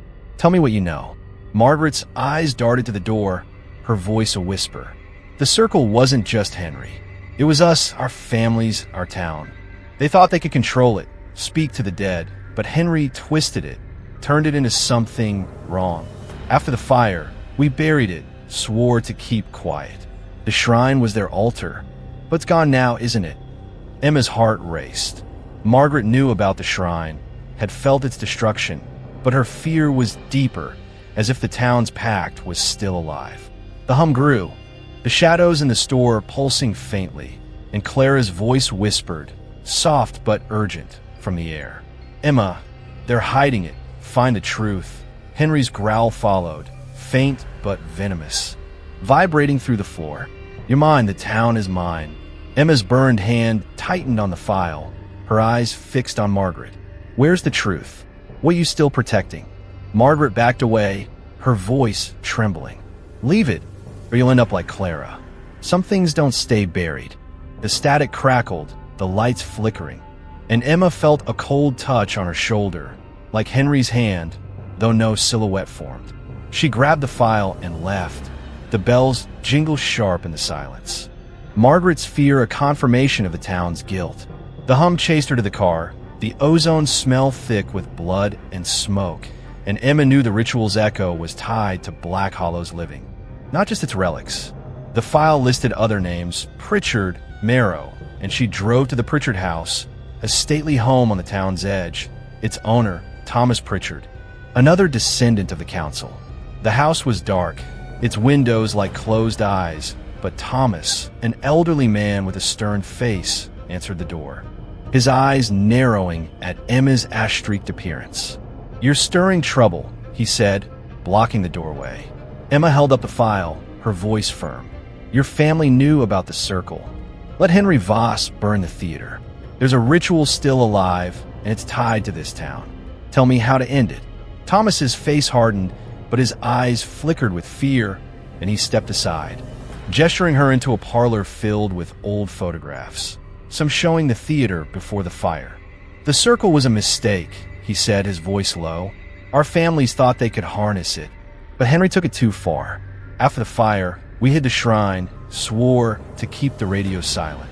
Ruth tried to stop it, but she was one of them too.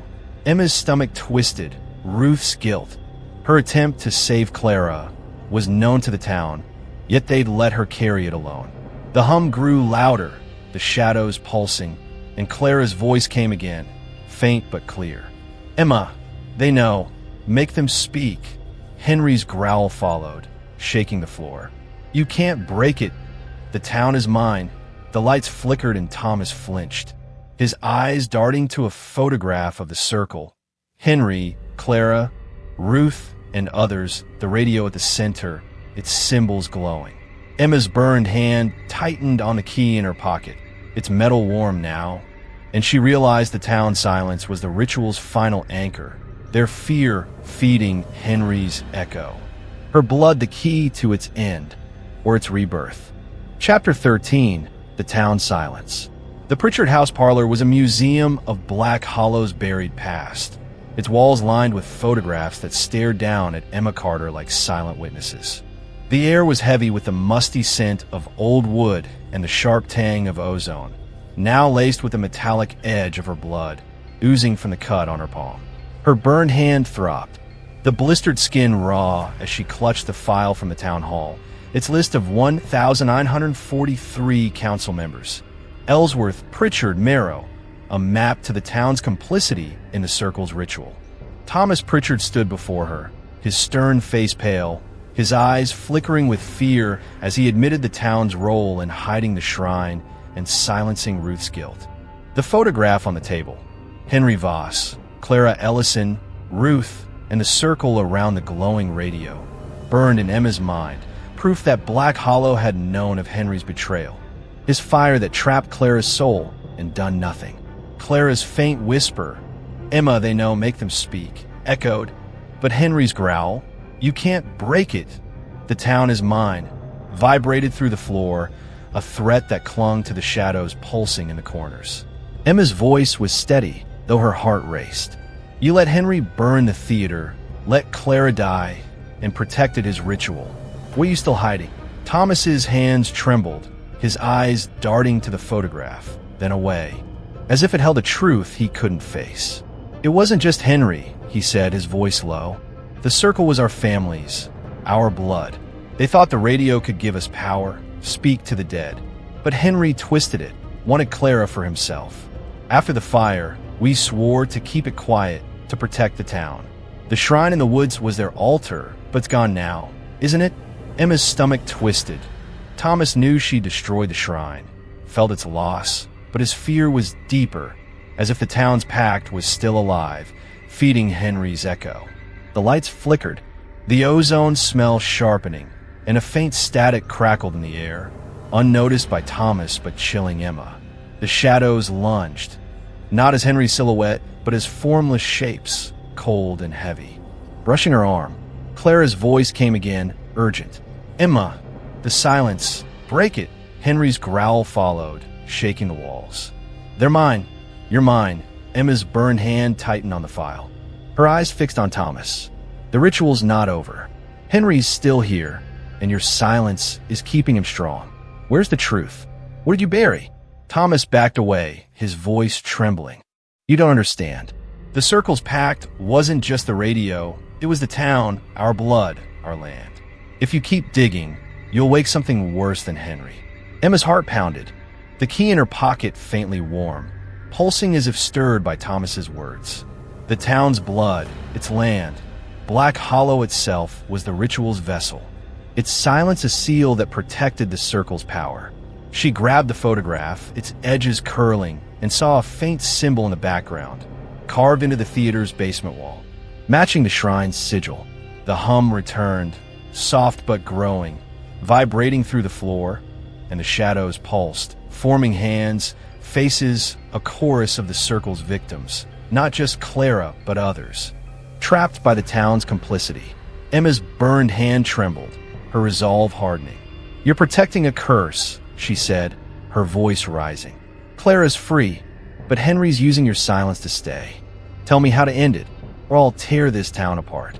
Thomas flinched, his eyes wide, and the static surged, the lights plunging the parlor into darkness for a heartbeat before snapping back. A cold touch grazed Emma's shoulder, like Henry's hand, and the mirror on the wall rippled, showing Clara's pale face, her lips moving silently, then Henry's red eyes, faint but glowing. Thomas stumbled back, his voice a whisper. "The mill! There's a cellar under the old mill, where the Circle met before the shrine. It's sealed, marked with their symbols. We swore never to open it.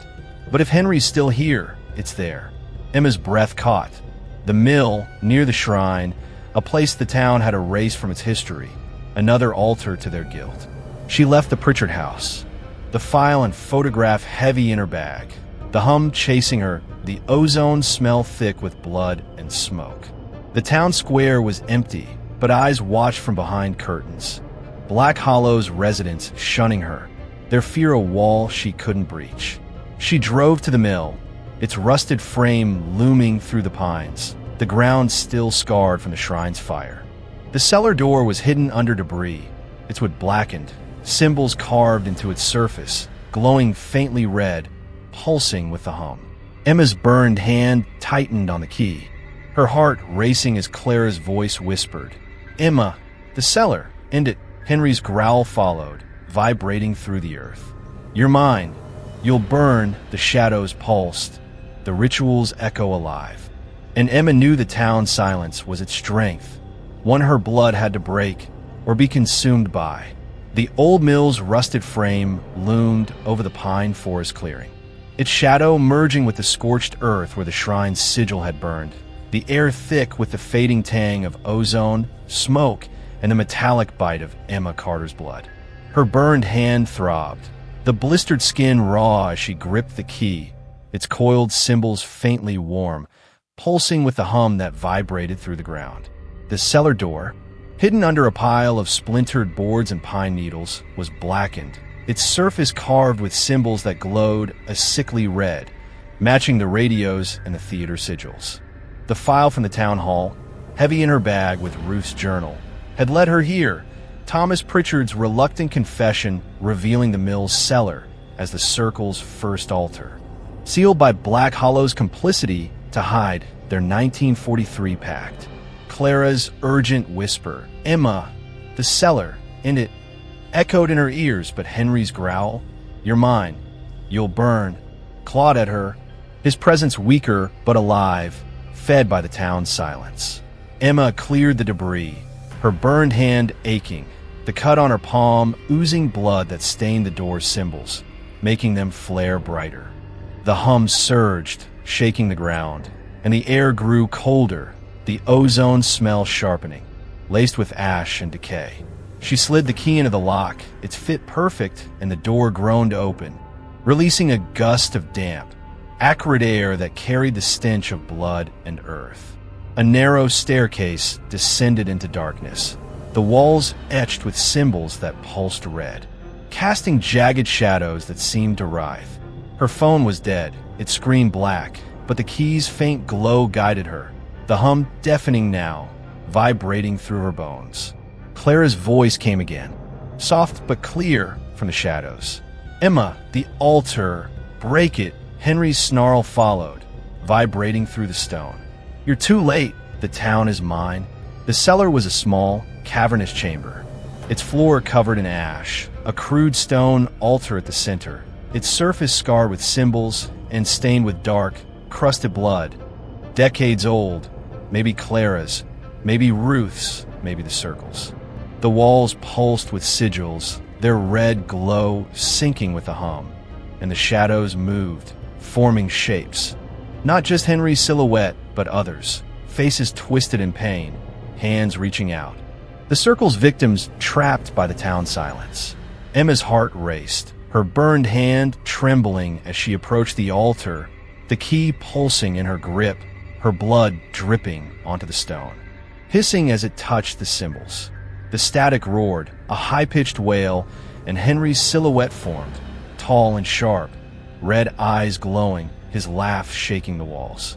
"Your blood feeds it. You're mine now." Emma's vision blurred, the smoke smell choking her, and she saw the theater's fire at her mind. Clara's screams, Ruth's pounding on locked doors. Henry's triumph as the flames rose. The vision shifted to the mill. 1943, the Circle gathered here, Henry carving the sigil, Clara's voice pleading, Ruth's hands trembling as she hid the key. The static surged, pulling Emma back, and Clara's voice broke through, clear and calm. "The altar! Burn it! Free us!" Emma grabbed a piece of charred wood from the floor, its end smoldering, and dragged it across the altar, the symbols catching fire, the flames spreading, blackening the stone. The hum screamed, the shadows lunging, Henry's silhouette wrapping around her, cold and heavy, his red eyes blazing. "You'll burn. You're all mine." Emma's burned hand tightened on the key, her blood dripping faster, fueling the fire, the symbols flaring white, then black. The static wailed, the sigils on the walls fading to gray, and Henry's silhouette flickered, his voice a desperate snarl. "No, you can't." Clara's voice came through, soft and free, like a song. "You did it. We're free." The flames rose, the altar cracking, the hum dying, the shadows dissolving, Henry's red eyes flickering out, his voice cut off. The cellar was still, the air heavy with ash and blood, the ozone smell fading, replaced by the scent of burned stone. Emma stumbled back, her burned hand screaming, her body trembling, the key cold now, its power spent, the fire dying, leaving the altar a smoldering ruin. She climbed the stairs, the walls dim, the symbols gone, and emerged into the forest, the mill's rusted frame silent, the clearing empty. Black Hollow's complicity had fed the ritual, But the town's silence was broken, the altar's destruction severing the circle's pact. Emma's blood had been the key, freeing Clara and the others. But the ritual's echo lingered, a question unanswered. Had she truly ended it, or merely shifted its weight? She drove back to the house, the journal and file heavy in her bag, the key a cold relic in her pocket. Black Hollow's streets watching, their secrets quieter now, but not gone, leaving Emma to wonder what else her blood might have stirred in the town's shadows. The pine forest closed around Emma Carter as she stumbled from the mill's cellar, the smoldering ruins of the stone altar fading into the shadows behind her. Her burned hand throbbed, the blistered skin raw against the key clutched in her pocket, its coiled symbols cold now, drained of the ritual's pulse. The cut on her palm oozed, blood staining her coat, tying her to the circle's 1943 pact that had bound Clara, Ruth, and Black Hollow itself. The air was heavy with ash and the fading tang of ozone, the smoke smell lingering like a memory of the theater fire, the metallic scent of her blood sharp in her nose. Clara's voice, "You did it, we're free," had been a soft release, and Henry's final wail, "No, you can't," had died with the altar's flames, his red-eyed silhouette dissolved. But the silence was uneasy, the hum gone, but the forest's shadows pulsing faintly, as if Black Hollow's complicity still hid something, a secret deeper than the shrine or the mill. Emma reached her car, her body trembling, the journal and file from the town hall heavy in her bag. Their pages proof of the town's silence. Council members, families like Ellsworth and Pritchard, who knew of Henry's ritual and let the fire burn. She drove back to the Carter house, the town's empty streets watching, their dark windows like eyes that refused to meet hers. The house loomed, its sagging porch a grim sentinel. The air inside thick with the scent of burned wood and blood. The kitchen table a graveyard of the radio's ashes. Emma sat, her burned hand cradled, and opened the journal to Ruth's final note. The fire releases, but the vessel remains. The radio, the theater's sigil, the shrine, the mill's altar. They were all vessels, but Black Hollow's silence was the true anchor. Its residents' fear feeding Henry's echo, her blood the key that had broken it, or so she hoped. The file from the town hall listed names, descendants still living. Their complicity a pact that had protected the ritual for decades. Emma's eyes drifted to the hallway mirror, its surface still, but she avoided her reflection, afraid of seeing Clara's pale face or Henry's red eyes. The ozone smell was faint now, the shadows soft, but a faint crackle broke the silence, not from the radio's ashes, but from the attic. A whisper of static that sent a chill down her spine. She stood, the key heavy in her pocket, and climbed the stairs, her boots creaking, the air growing colder, the smoke smell sharpening. The attic door was open, its rusted lock gleaming, and the small, blackened door of the locked room pulsed with a faint red glow, as if the ritual's echo hadn't fully died.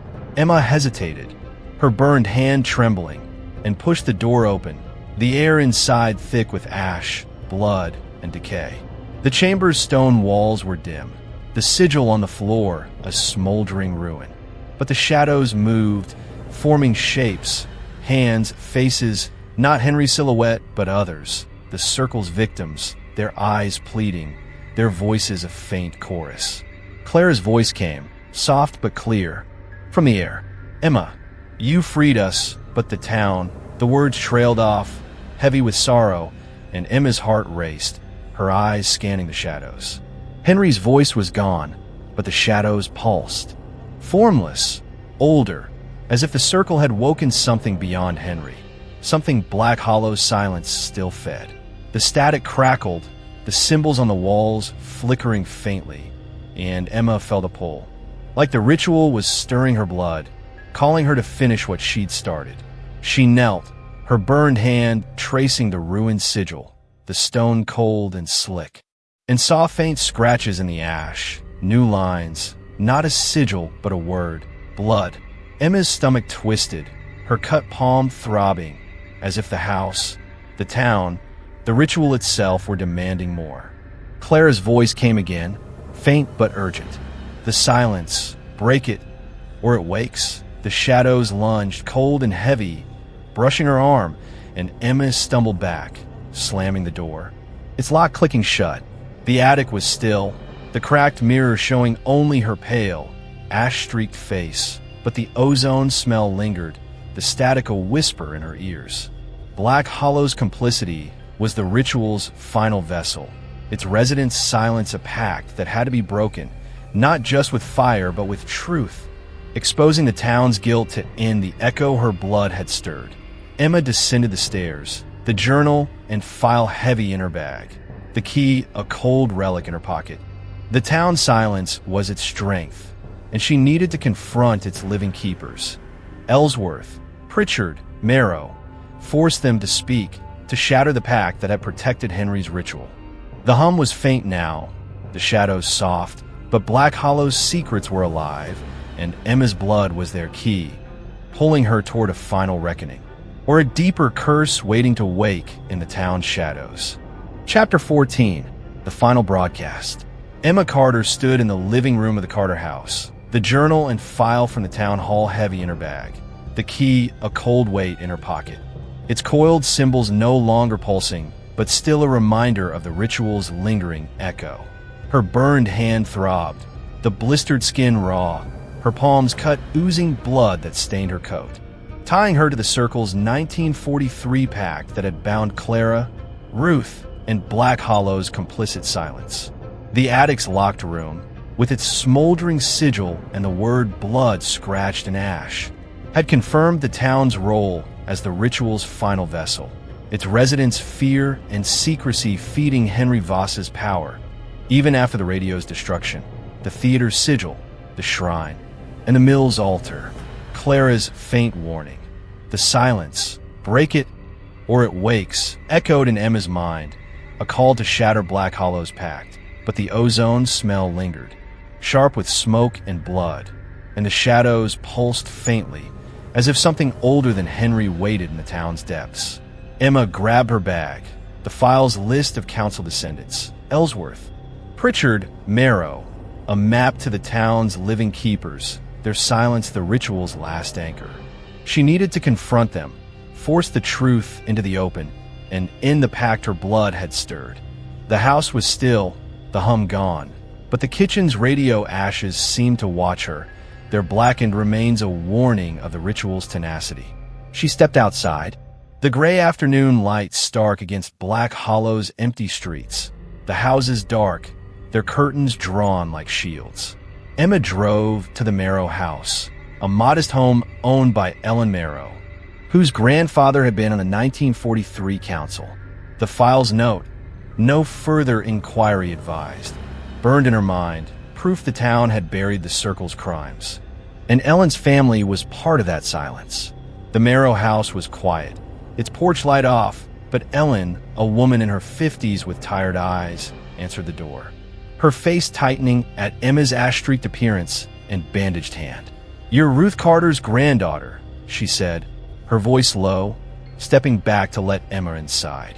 The living room was cluttered with old books and photographs, one showing the theater before the fire, Clara Ellison smiling on stage. Emma set the file on the coffee table, her burned hand trembling as she opened it to the council's report. "Your grandfather knew about the circle, about Henry Voss's ritual," Emma said, her voice steady despite the fear clawing at her chest. "The town let the fire happen, hid the shrine, the mill's cellar. The ritual's still alive, and your silence is keeping it strong. Tell me how to end it." Ellen's hands shook, her eyes darting to the photograph, then away. "You don't know what you're asking," she whispered. "The circle was our shame. My grandfather said they thought it was harmless, a way to speak to the dead. But Henry, he turned it into something evil. After the fire, they swore to keep quiet, to protect the town. The mill's cellar was sealed, the shrine forgotten, but the stories never died. The air grew colder, the ozone smell sharpening, and a faint hum vibrated through the floor. Unnoticed by Ellen, but chilling Emma. She pressed harder, her voice rising. Henry's still here, using your silence. Clara's free, but something else is waking. Where's the truth? What are you hiding? Ellen's face paled, her voice barely audible. There's a ledger in the town hall's basement, locked away. It names everyone in the circle, their families, the blood they used. We swore never to open it, but if Henry's still here, it's in there. Emma's heart raced. The ledger was the key to breaking the town's silence, exposing the pact to end the ritual's echo. The hum surged, the shadows pulsing, and Clara's voice whispered, soft but urgent, from the air. Emma, the ledger! Find it. Henry's growl followed, faint but venomous, shaking the walls. You're mine. You'll burn. The lights flickered and Ellen flinched, her eyes wide, as if she felt the shadows too. Emma grabbed the file, her burned hand trembling, and left, the hum chasing her. The ozone smelled thick with blood and smoke. She drove to the town hall, its brick facade looming in the fading light. The clerk from before gone, the building empty. The basement archive room was unlocked, its shelves packed with dusty ledgers. But Emma's eyes landed on a locked safe, its surface etched with faint symbols, glowing red, pulsing with the hum. The key in her pocket warmed. Its fit perfect as she opened the safe, revealing a leather-bound ledger, its pages brittle, the names of the circle: Voss, Ellison, Carter, Ellsworth, Pritchard, Marrow, written in blood-red ink, their families listed, their blood the ritual's seal.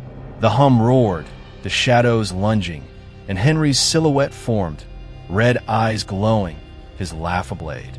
You can't break it.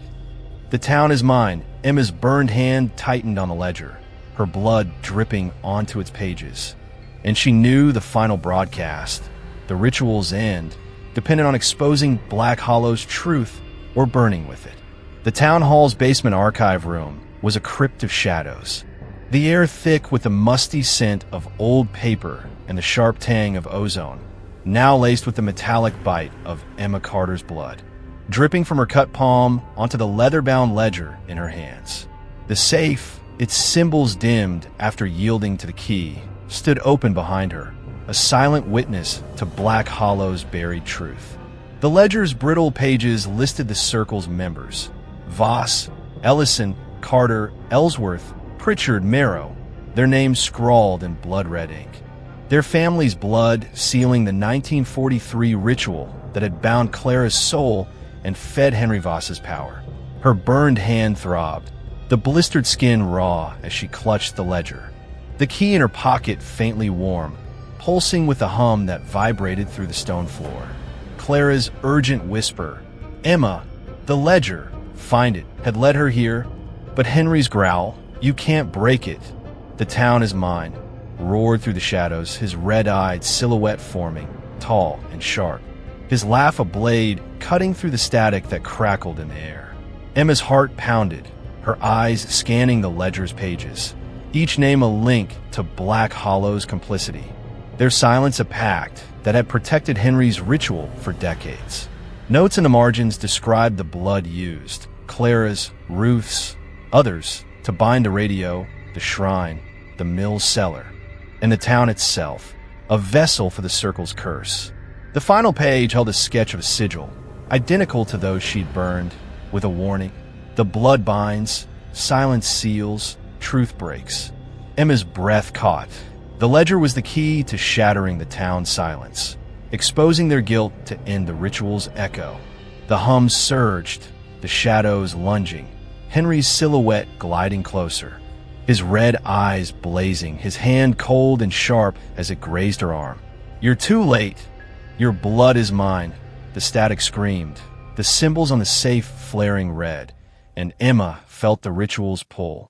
Her blood its fuel, dragging her toward the fire's memory. Clara's voice broke through, clear and calm, like a beacon. Emma, the truth, show them. Emma's burned hand tightened on the ledger, her resolve hardening. She needed to force Black Hollow to face its past, to break the silence that fed Henry's power. She grabbed her bag, the journal and file heavy inside, and ran up the stairs, the shadows chasing her, the hum roaring in her ears. The town hall was empty, the fading light casting long shadows across the square. But Emma knew where to go, the community center, where the town's residents gathered, their fear and secrecy a wall she had to breach. She drove, the ledger open on the passenger seat, its name's a litany of guilt, the key pulsing in her pocket, her blood tying her to the ritual's end. The community center was a low building, its windows glowing with the light of a small gathering. Ellsworth, Pritchard, Marrow, others, their faces tense, as if they sensed her coming. Emma burst inside, the ledger raised like a weapon, her ash-streaked face and bandaged hand silencing their murmurs. "You knew," she said, her voice raw but steady, slamming the ledger onto a table. "Your families were in the circle. Let Henry Voss burn the theater, trapped Clara and 26 others. You hid the shrine, the mill's cellar, and kept silent while the ritual lived. It's over. Face it, or it'll take you too." The room froze, Margaret Ellsworth's eyes wide, Thomas Pritchard's hand shaking, Ellen Marrow stepping back. Fear etched into their faces. The hum surged, the lights flickering, and the ozone smell thickened, laced with blood and smoke. Henry's silhouette formed in the corner, faint but growing, red eyes glowing, his laugh vibrating through the floor. "They're mine. You're all mine." The static roared, the shadows pulsing, and the residents gasped, some crossing themselves, others backing away. Clara's voice came, soft but urgent from the air. "Emma, the ledger." Read it. Emma opened the ledger, her burned hand trembling, and read the names aloud. Ellsworth, Pritchard, Marrow, others, each one a confession, their blood the ritual's seal. The static wailed, Henry's silhouette lunging, his hand cold and sharp. But the residents' fear broke, voices rising. Some confessing, others crying, the town's silence shattering like glass. Emma's blood dripped onto the ledger, hissing as it touched the pages, and the symbols flared white, then black. The hum dying, the shadows dissolving. Henry's silhouette flickered, his red eyes fading, his voice a desperate snarl. "No, you can't." The flames of the theater fire flashed in Emma's mind. Clara's release, Ruth's guilt, the town's complicity, then vanished, the community center still, the ozone smell gone. The air heavy with ash and truth. Emma collapsed, her burned hand throbbing, the ledger open, Black Hollow's secrets exposed, the ritual's echoes silenced. But a faint question lingered. Had her blood truly ended it, or woken something else in the town shadows? The community center of Black Hollow was a tense tableau, the air thick with the fading tang of ozone and the sharp scent of Emma Carter's blood, still dripping from her cut palm onto the open ledger on the table. Her burned hand throbbed, the blistered skin raw as she stood before the town's residents. Margaret Ellsworth, Thomas Pritchard, Ellen Marrow, and others, whose faces were pale, their eyes wide with fear and guilt as the names of their ancestors, scrawled in blood-red ink, echoed in the silence she'd shattered. The ledger, pulled from the town hall's safe, had exposed the circle's 1943 pact, tying their families to Henry Voss's ritual that burned the theater, trapping Clara Ellison and 26 others. Clara's urgent whisper, "Emma, the ledger," read it, had guided her to break the town's complicity, and Henry's fading snarl, "No, you can't," had died with a silhouette, the shadows dissolving as the residents' confessions broke the ritual's hold. But the air was heavy, the hum gone but a faint static lingering, and Emma's blood pulsed. A reminder that the ritual's echo might not be fully silenced. Emma's voice was hoarse, her body trembling from exhaustion and pain, but she pressed on, her eyes locked on the residents. Your silence fed Henry's power, kept Clara and the others trapped. The radio, the shrine, the mill's cellar. You hid them all, but it's over. Speak the truth, or it'll come back.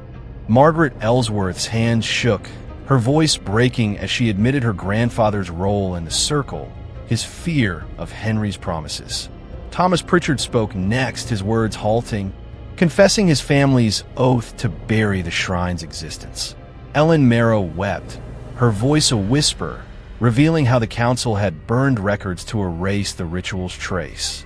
The static crackled faintly, the lights steady now, and Emma felt a shift, the town's silence fracturing. The ledger's name's a confession that severed the pack's roots. Clara's voice came one last time, soft and free from the air. "Emma, thank you. We're free." The words were a release, a sigh of souls unbound, and Emma's heart ached. The vision of the theater fire, Clara's screams, Ruth's guilt, Henry's triumph, fading like a dream. The shadows in the room were still, the ozone smell gone, replaced by the scent of ash and candle wax from the center's dim lights. But Henry's presence, though weakened, felt like a scar, his red eyes no longer glowing but his echo tied to the town's blood. To Emma's blood. The key in her pocket was cold, its symbols dim, but heavy, as if it still held a piece of the ritual's truth. She closed the ledger, her burned hand trembling, and looked at the residents, their faces no longer guarded but raw, exposed, the weight of their ancestors' guilt now theirs to carry. The hum was gone, but a faint crackle lingered, not from the radio's ashes miles away, but from the air, a whisper of something older, something the circle had stirred and Black Hollow's silence had fed. Emma's burned hand tightened on the ledger, her resolve hardening. She needed to ensure the ritual was truly ended, that the town's confession had broken the final anchor. "The ledger stays public," she said, her voice firm. "No more hiding. The circle's done, and so is Henry." The residents nodded, some reluctantly, others with relief, their voices rising in agreement, a chorus that shattered the last of the town's secrecy. The static died, the shadows softened, and Emma felt a weight lift, Clara's release complete, but a question lingered. Had her blood, spilled across sigils and ledgers, truly ended the ritual, or merely shifted its power? Emma left the community center, the ledger and journal heavy in her bag, the key a cold relic in her pocket. The town square was quiet, the houses still dark. But Black Hollow felt different, its silence broken, its secrets exposed. She drove back to the Carter house, the attic's locked room, the radio's ashes, and the theater's ruins, now relics of a ritual undone. The kitchen was still, the table scarred from her counter-ritual, and Emma sat, her burned hand cradled, the journal open to Ruth's final note. The fire releases, but the vessel remains. The vessel was the town, its silence, but the ledger's truth had burned that away, leaving only Emma's blood as the ritual's final key. A question unanswered. What had she woken in Black Hollow's shadows, and would it stay silent?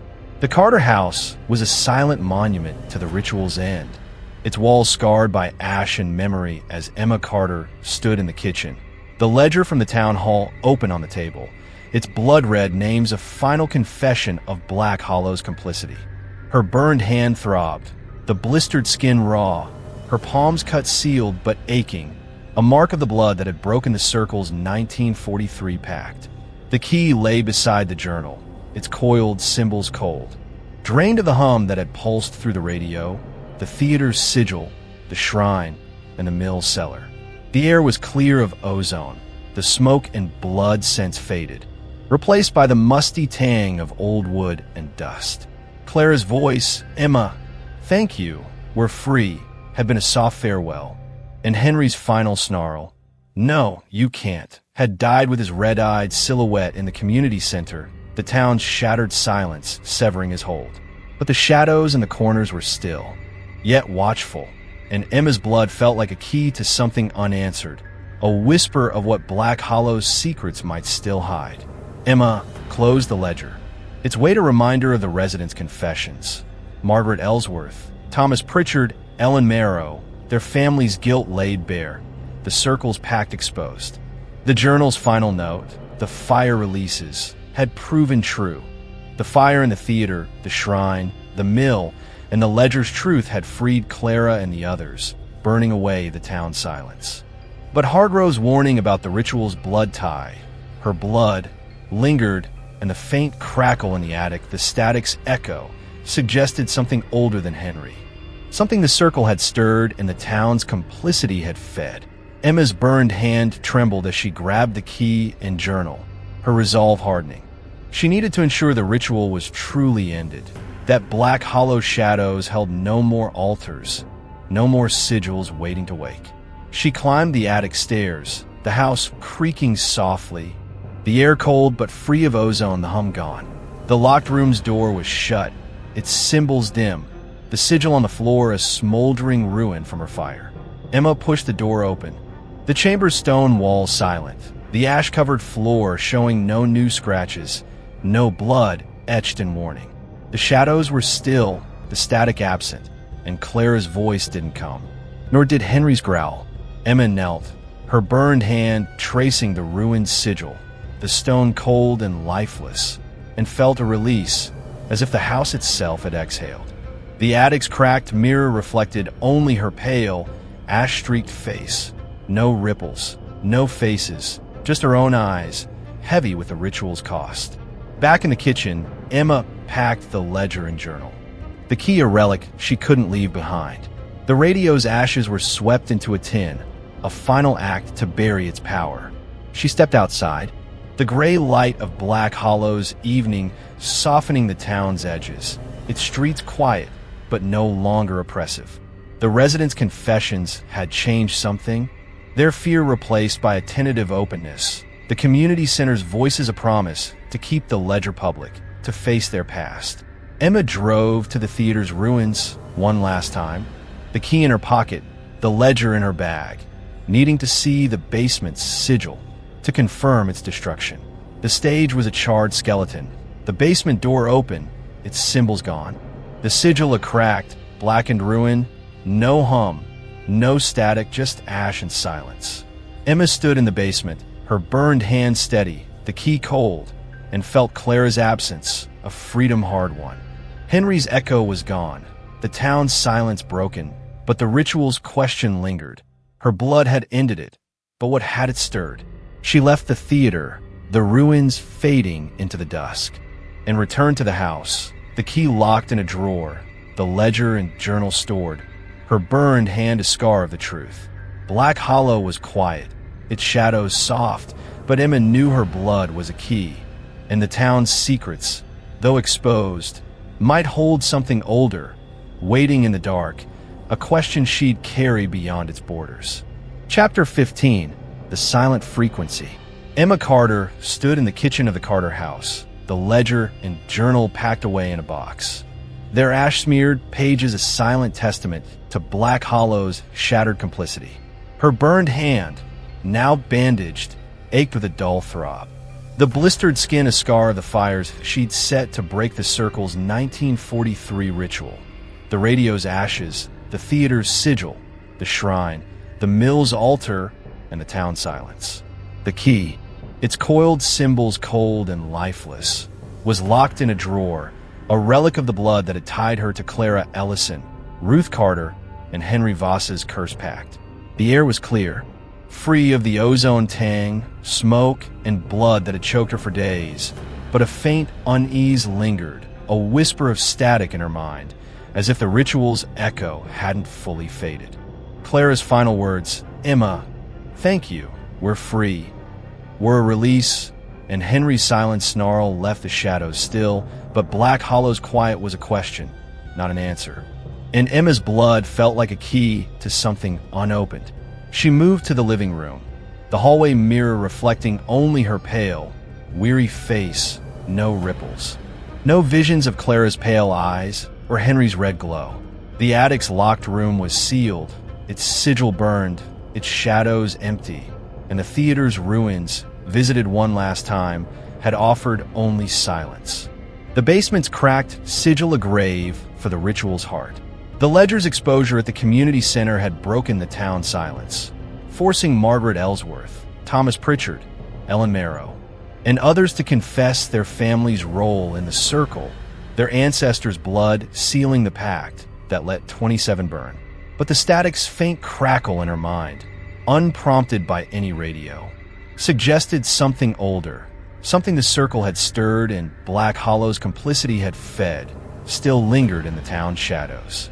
Emma packed her bag, the house's estate papers signed, ready to return to Portland, to her quiet life of books and order. The key, though locked away, felt heavy, its presence a reminder of her blood's role in breaking and possibly waking the ritual. She stepped outside, the evening air cold, Black Hollow's streets empty but softer now, the house's windows no longer closed eyes but open wary. The community center's confessions had shifted the town, its residents no longer shunning her but nodding, their fear replaced by a fragile resolve to face their past. Emma drove to the edge of town, stopping at the cemetery where Clara's memorial stood, its stone etched with names from the fire. She knelt, her bandaged hand resting on Clara's name, and whispered, "You're free." Hoping it was true, the static in her mind faint but persistent, like a frequency she couldn't tune out. The pine forest loomed nearby, the mill's rusted frame a ghost in the dusk, the shrine's scorched earth hidden among the trees. Emma felt a pull, not to the mill but to the woods, as if the ritual's echo called her blood one last time. She walked the path, her boots crunching on pine needles, the air clean but heavy, the static crackling softly in her ears. The clearing was empty, the shrine's sigil gone, but the ground felt alive. The shadows soft but watchful. Clara's voice didn't come, nor did Henry's, but the static grew, a whisper of something formless, older than the circle, stirred by her blood and the town's broken silence. Emma's burned hand ached, the key in her pocket, though left at the house, feeling present, as if her blood carried its weight. A key to a door she hadn't found. She returned to her car, the forest fading into the dusk, and drove back to the house, the static fading but not gone, a silent frequency in her mind. Black Hollow was quiet, its secrets exposed, but the town's shadows held a question. What had her blood woken, and would it stay silent? Emma packed the last of her things, the key locked in a safe. The ledger to be donated to the town's archives, a public truth to keep the silence broken. The ritual was over, Clara free, Henry gone, but the static lingered, a reminder that her blood was a key, and Black Hollow's depths might hold something waiting to tune in.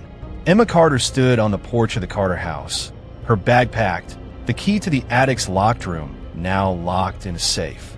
Its coiled symbols a cold relic of the ritual that had consumed Black Hollow.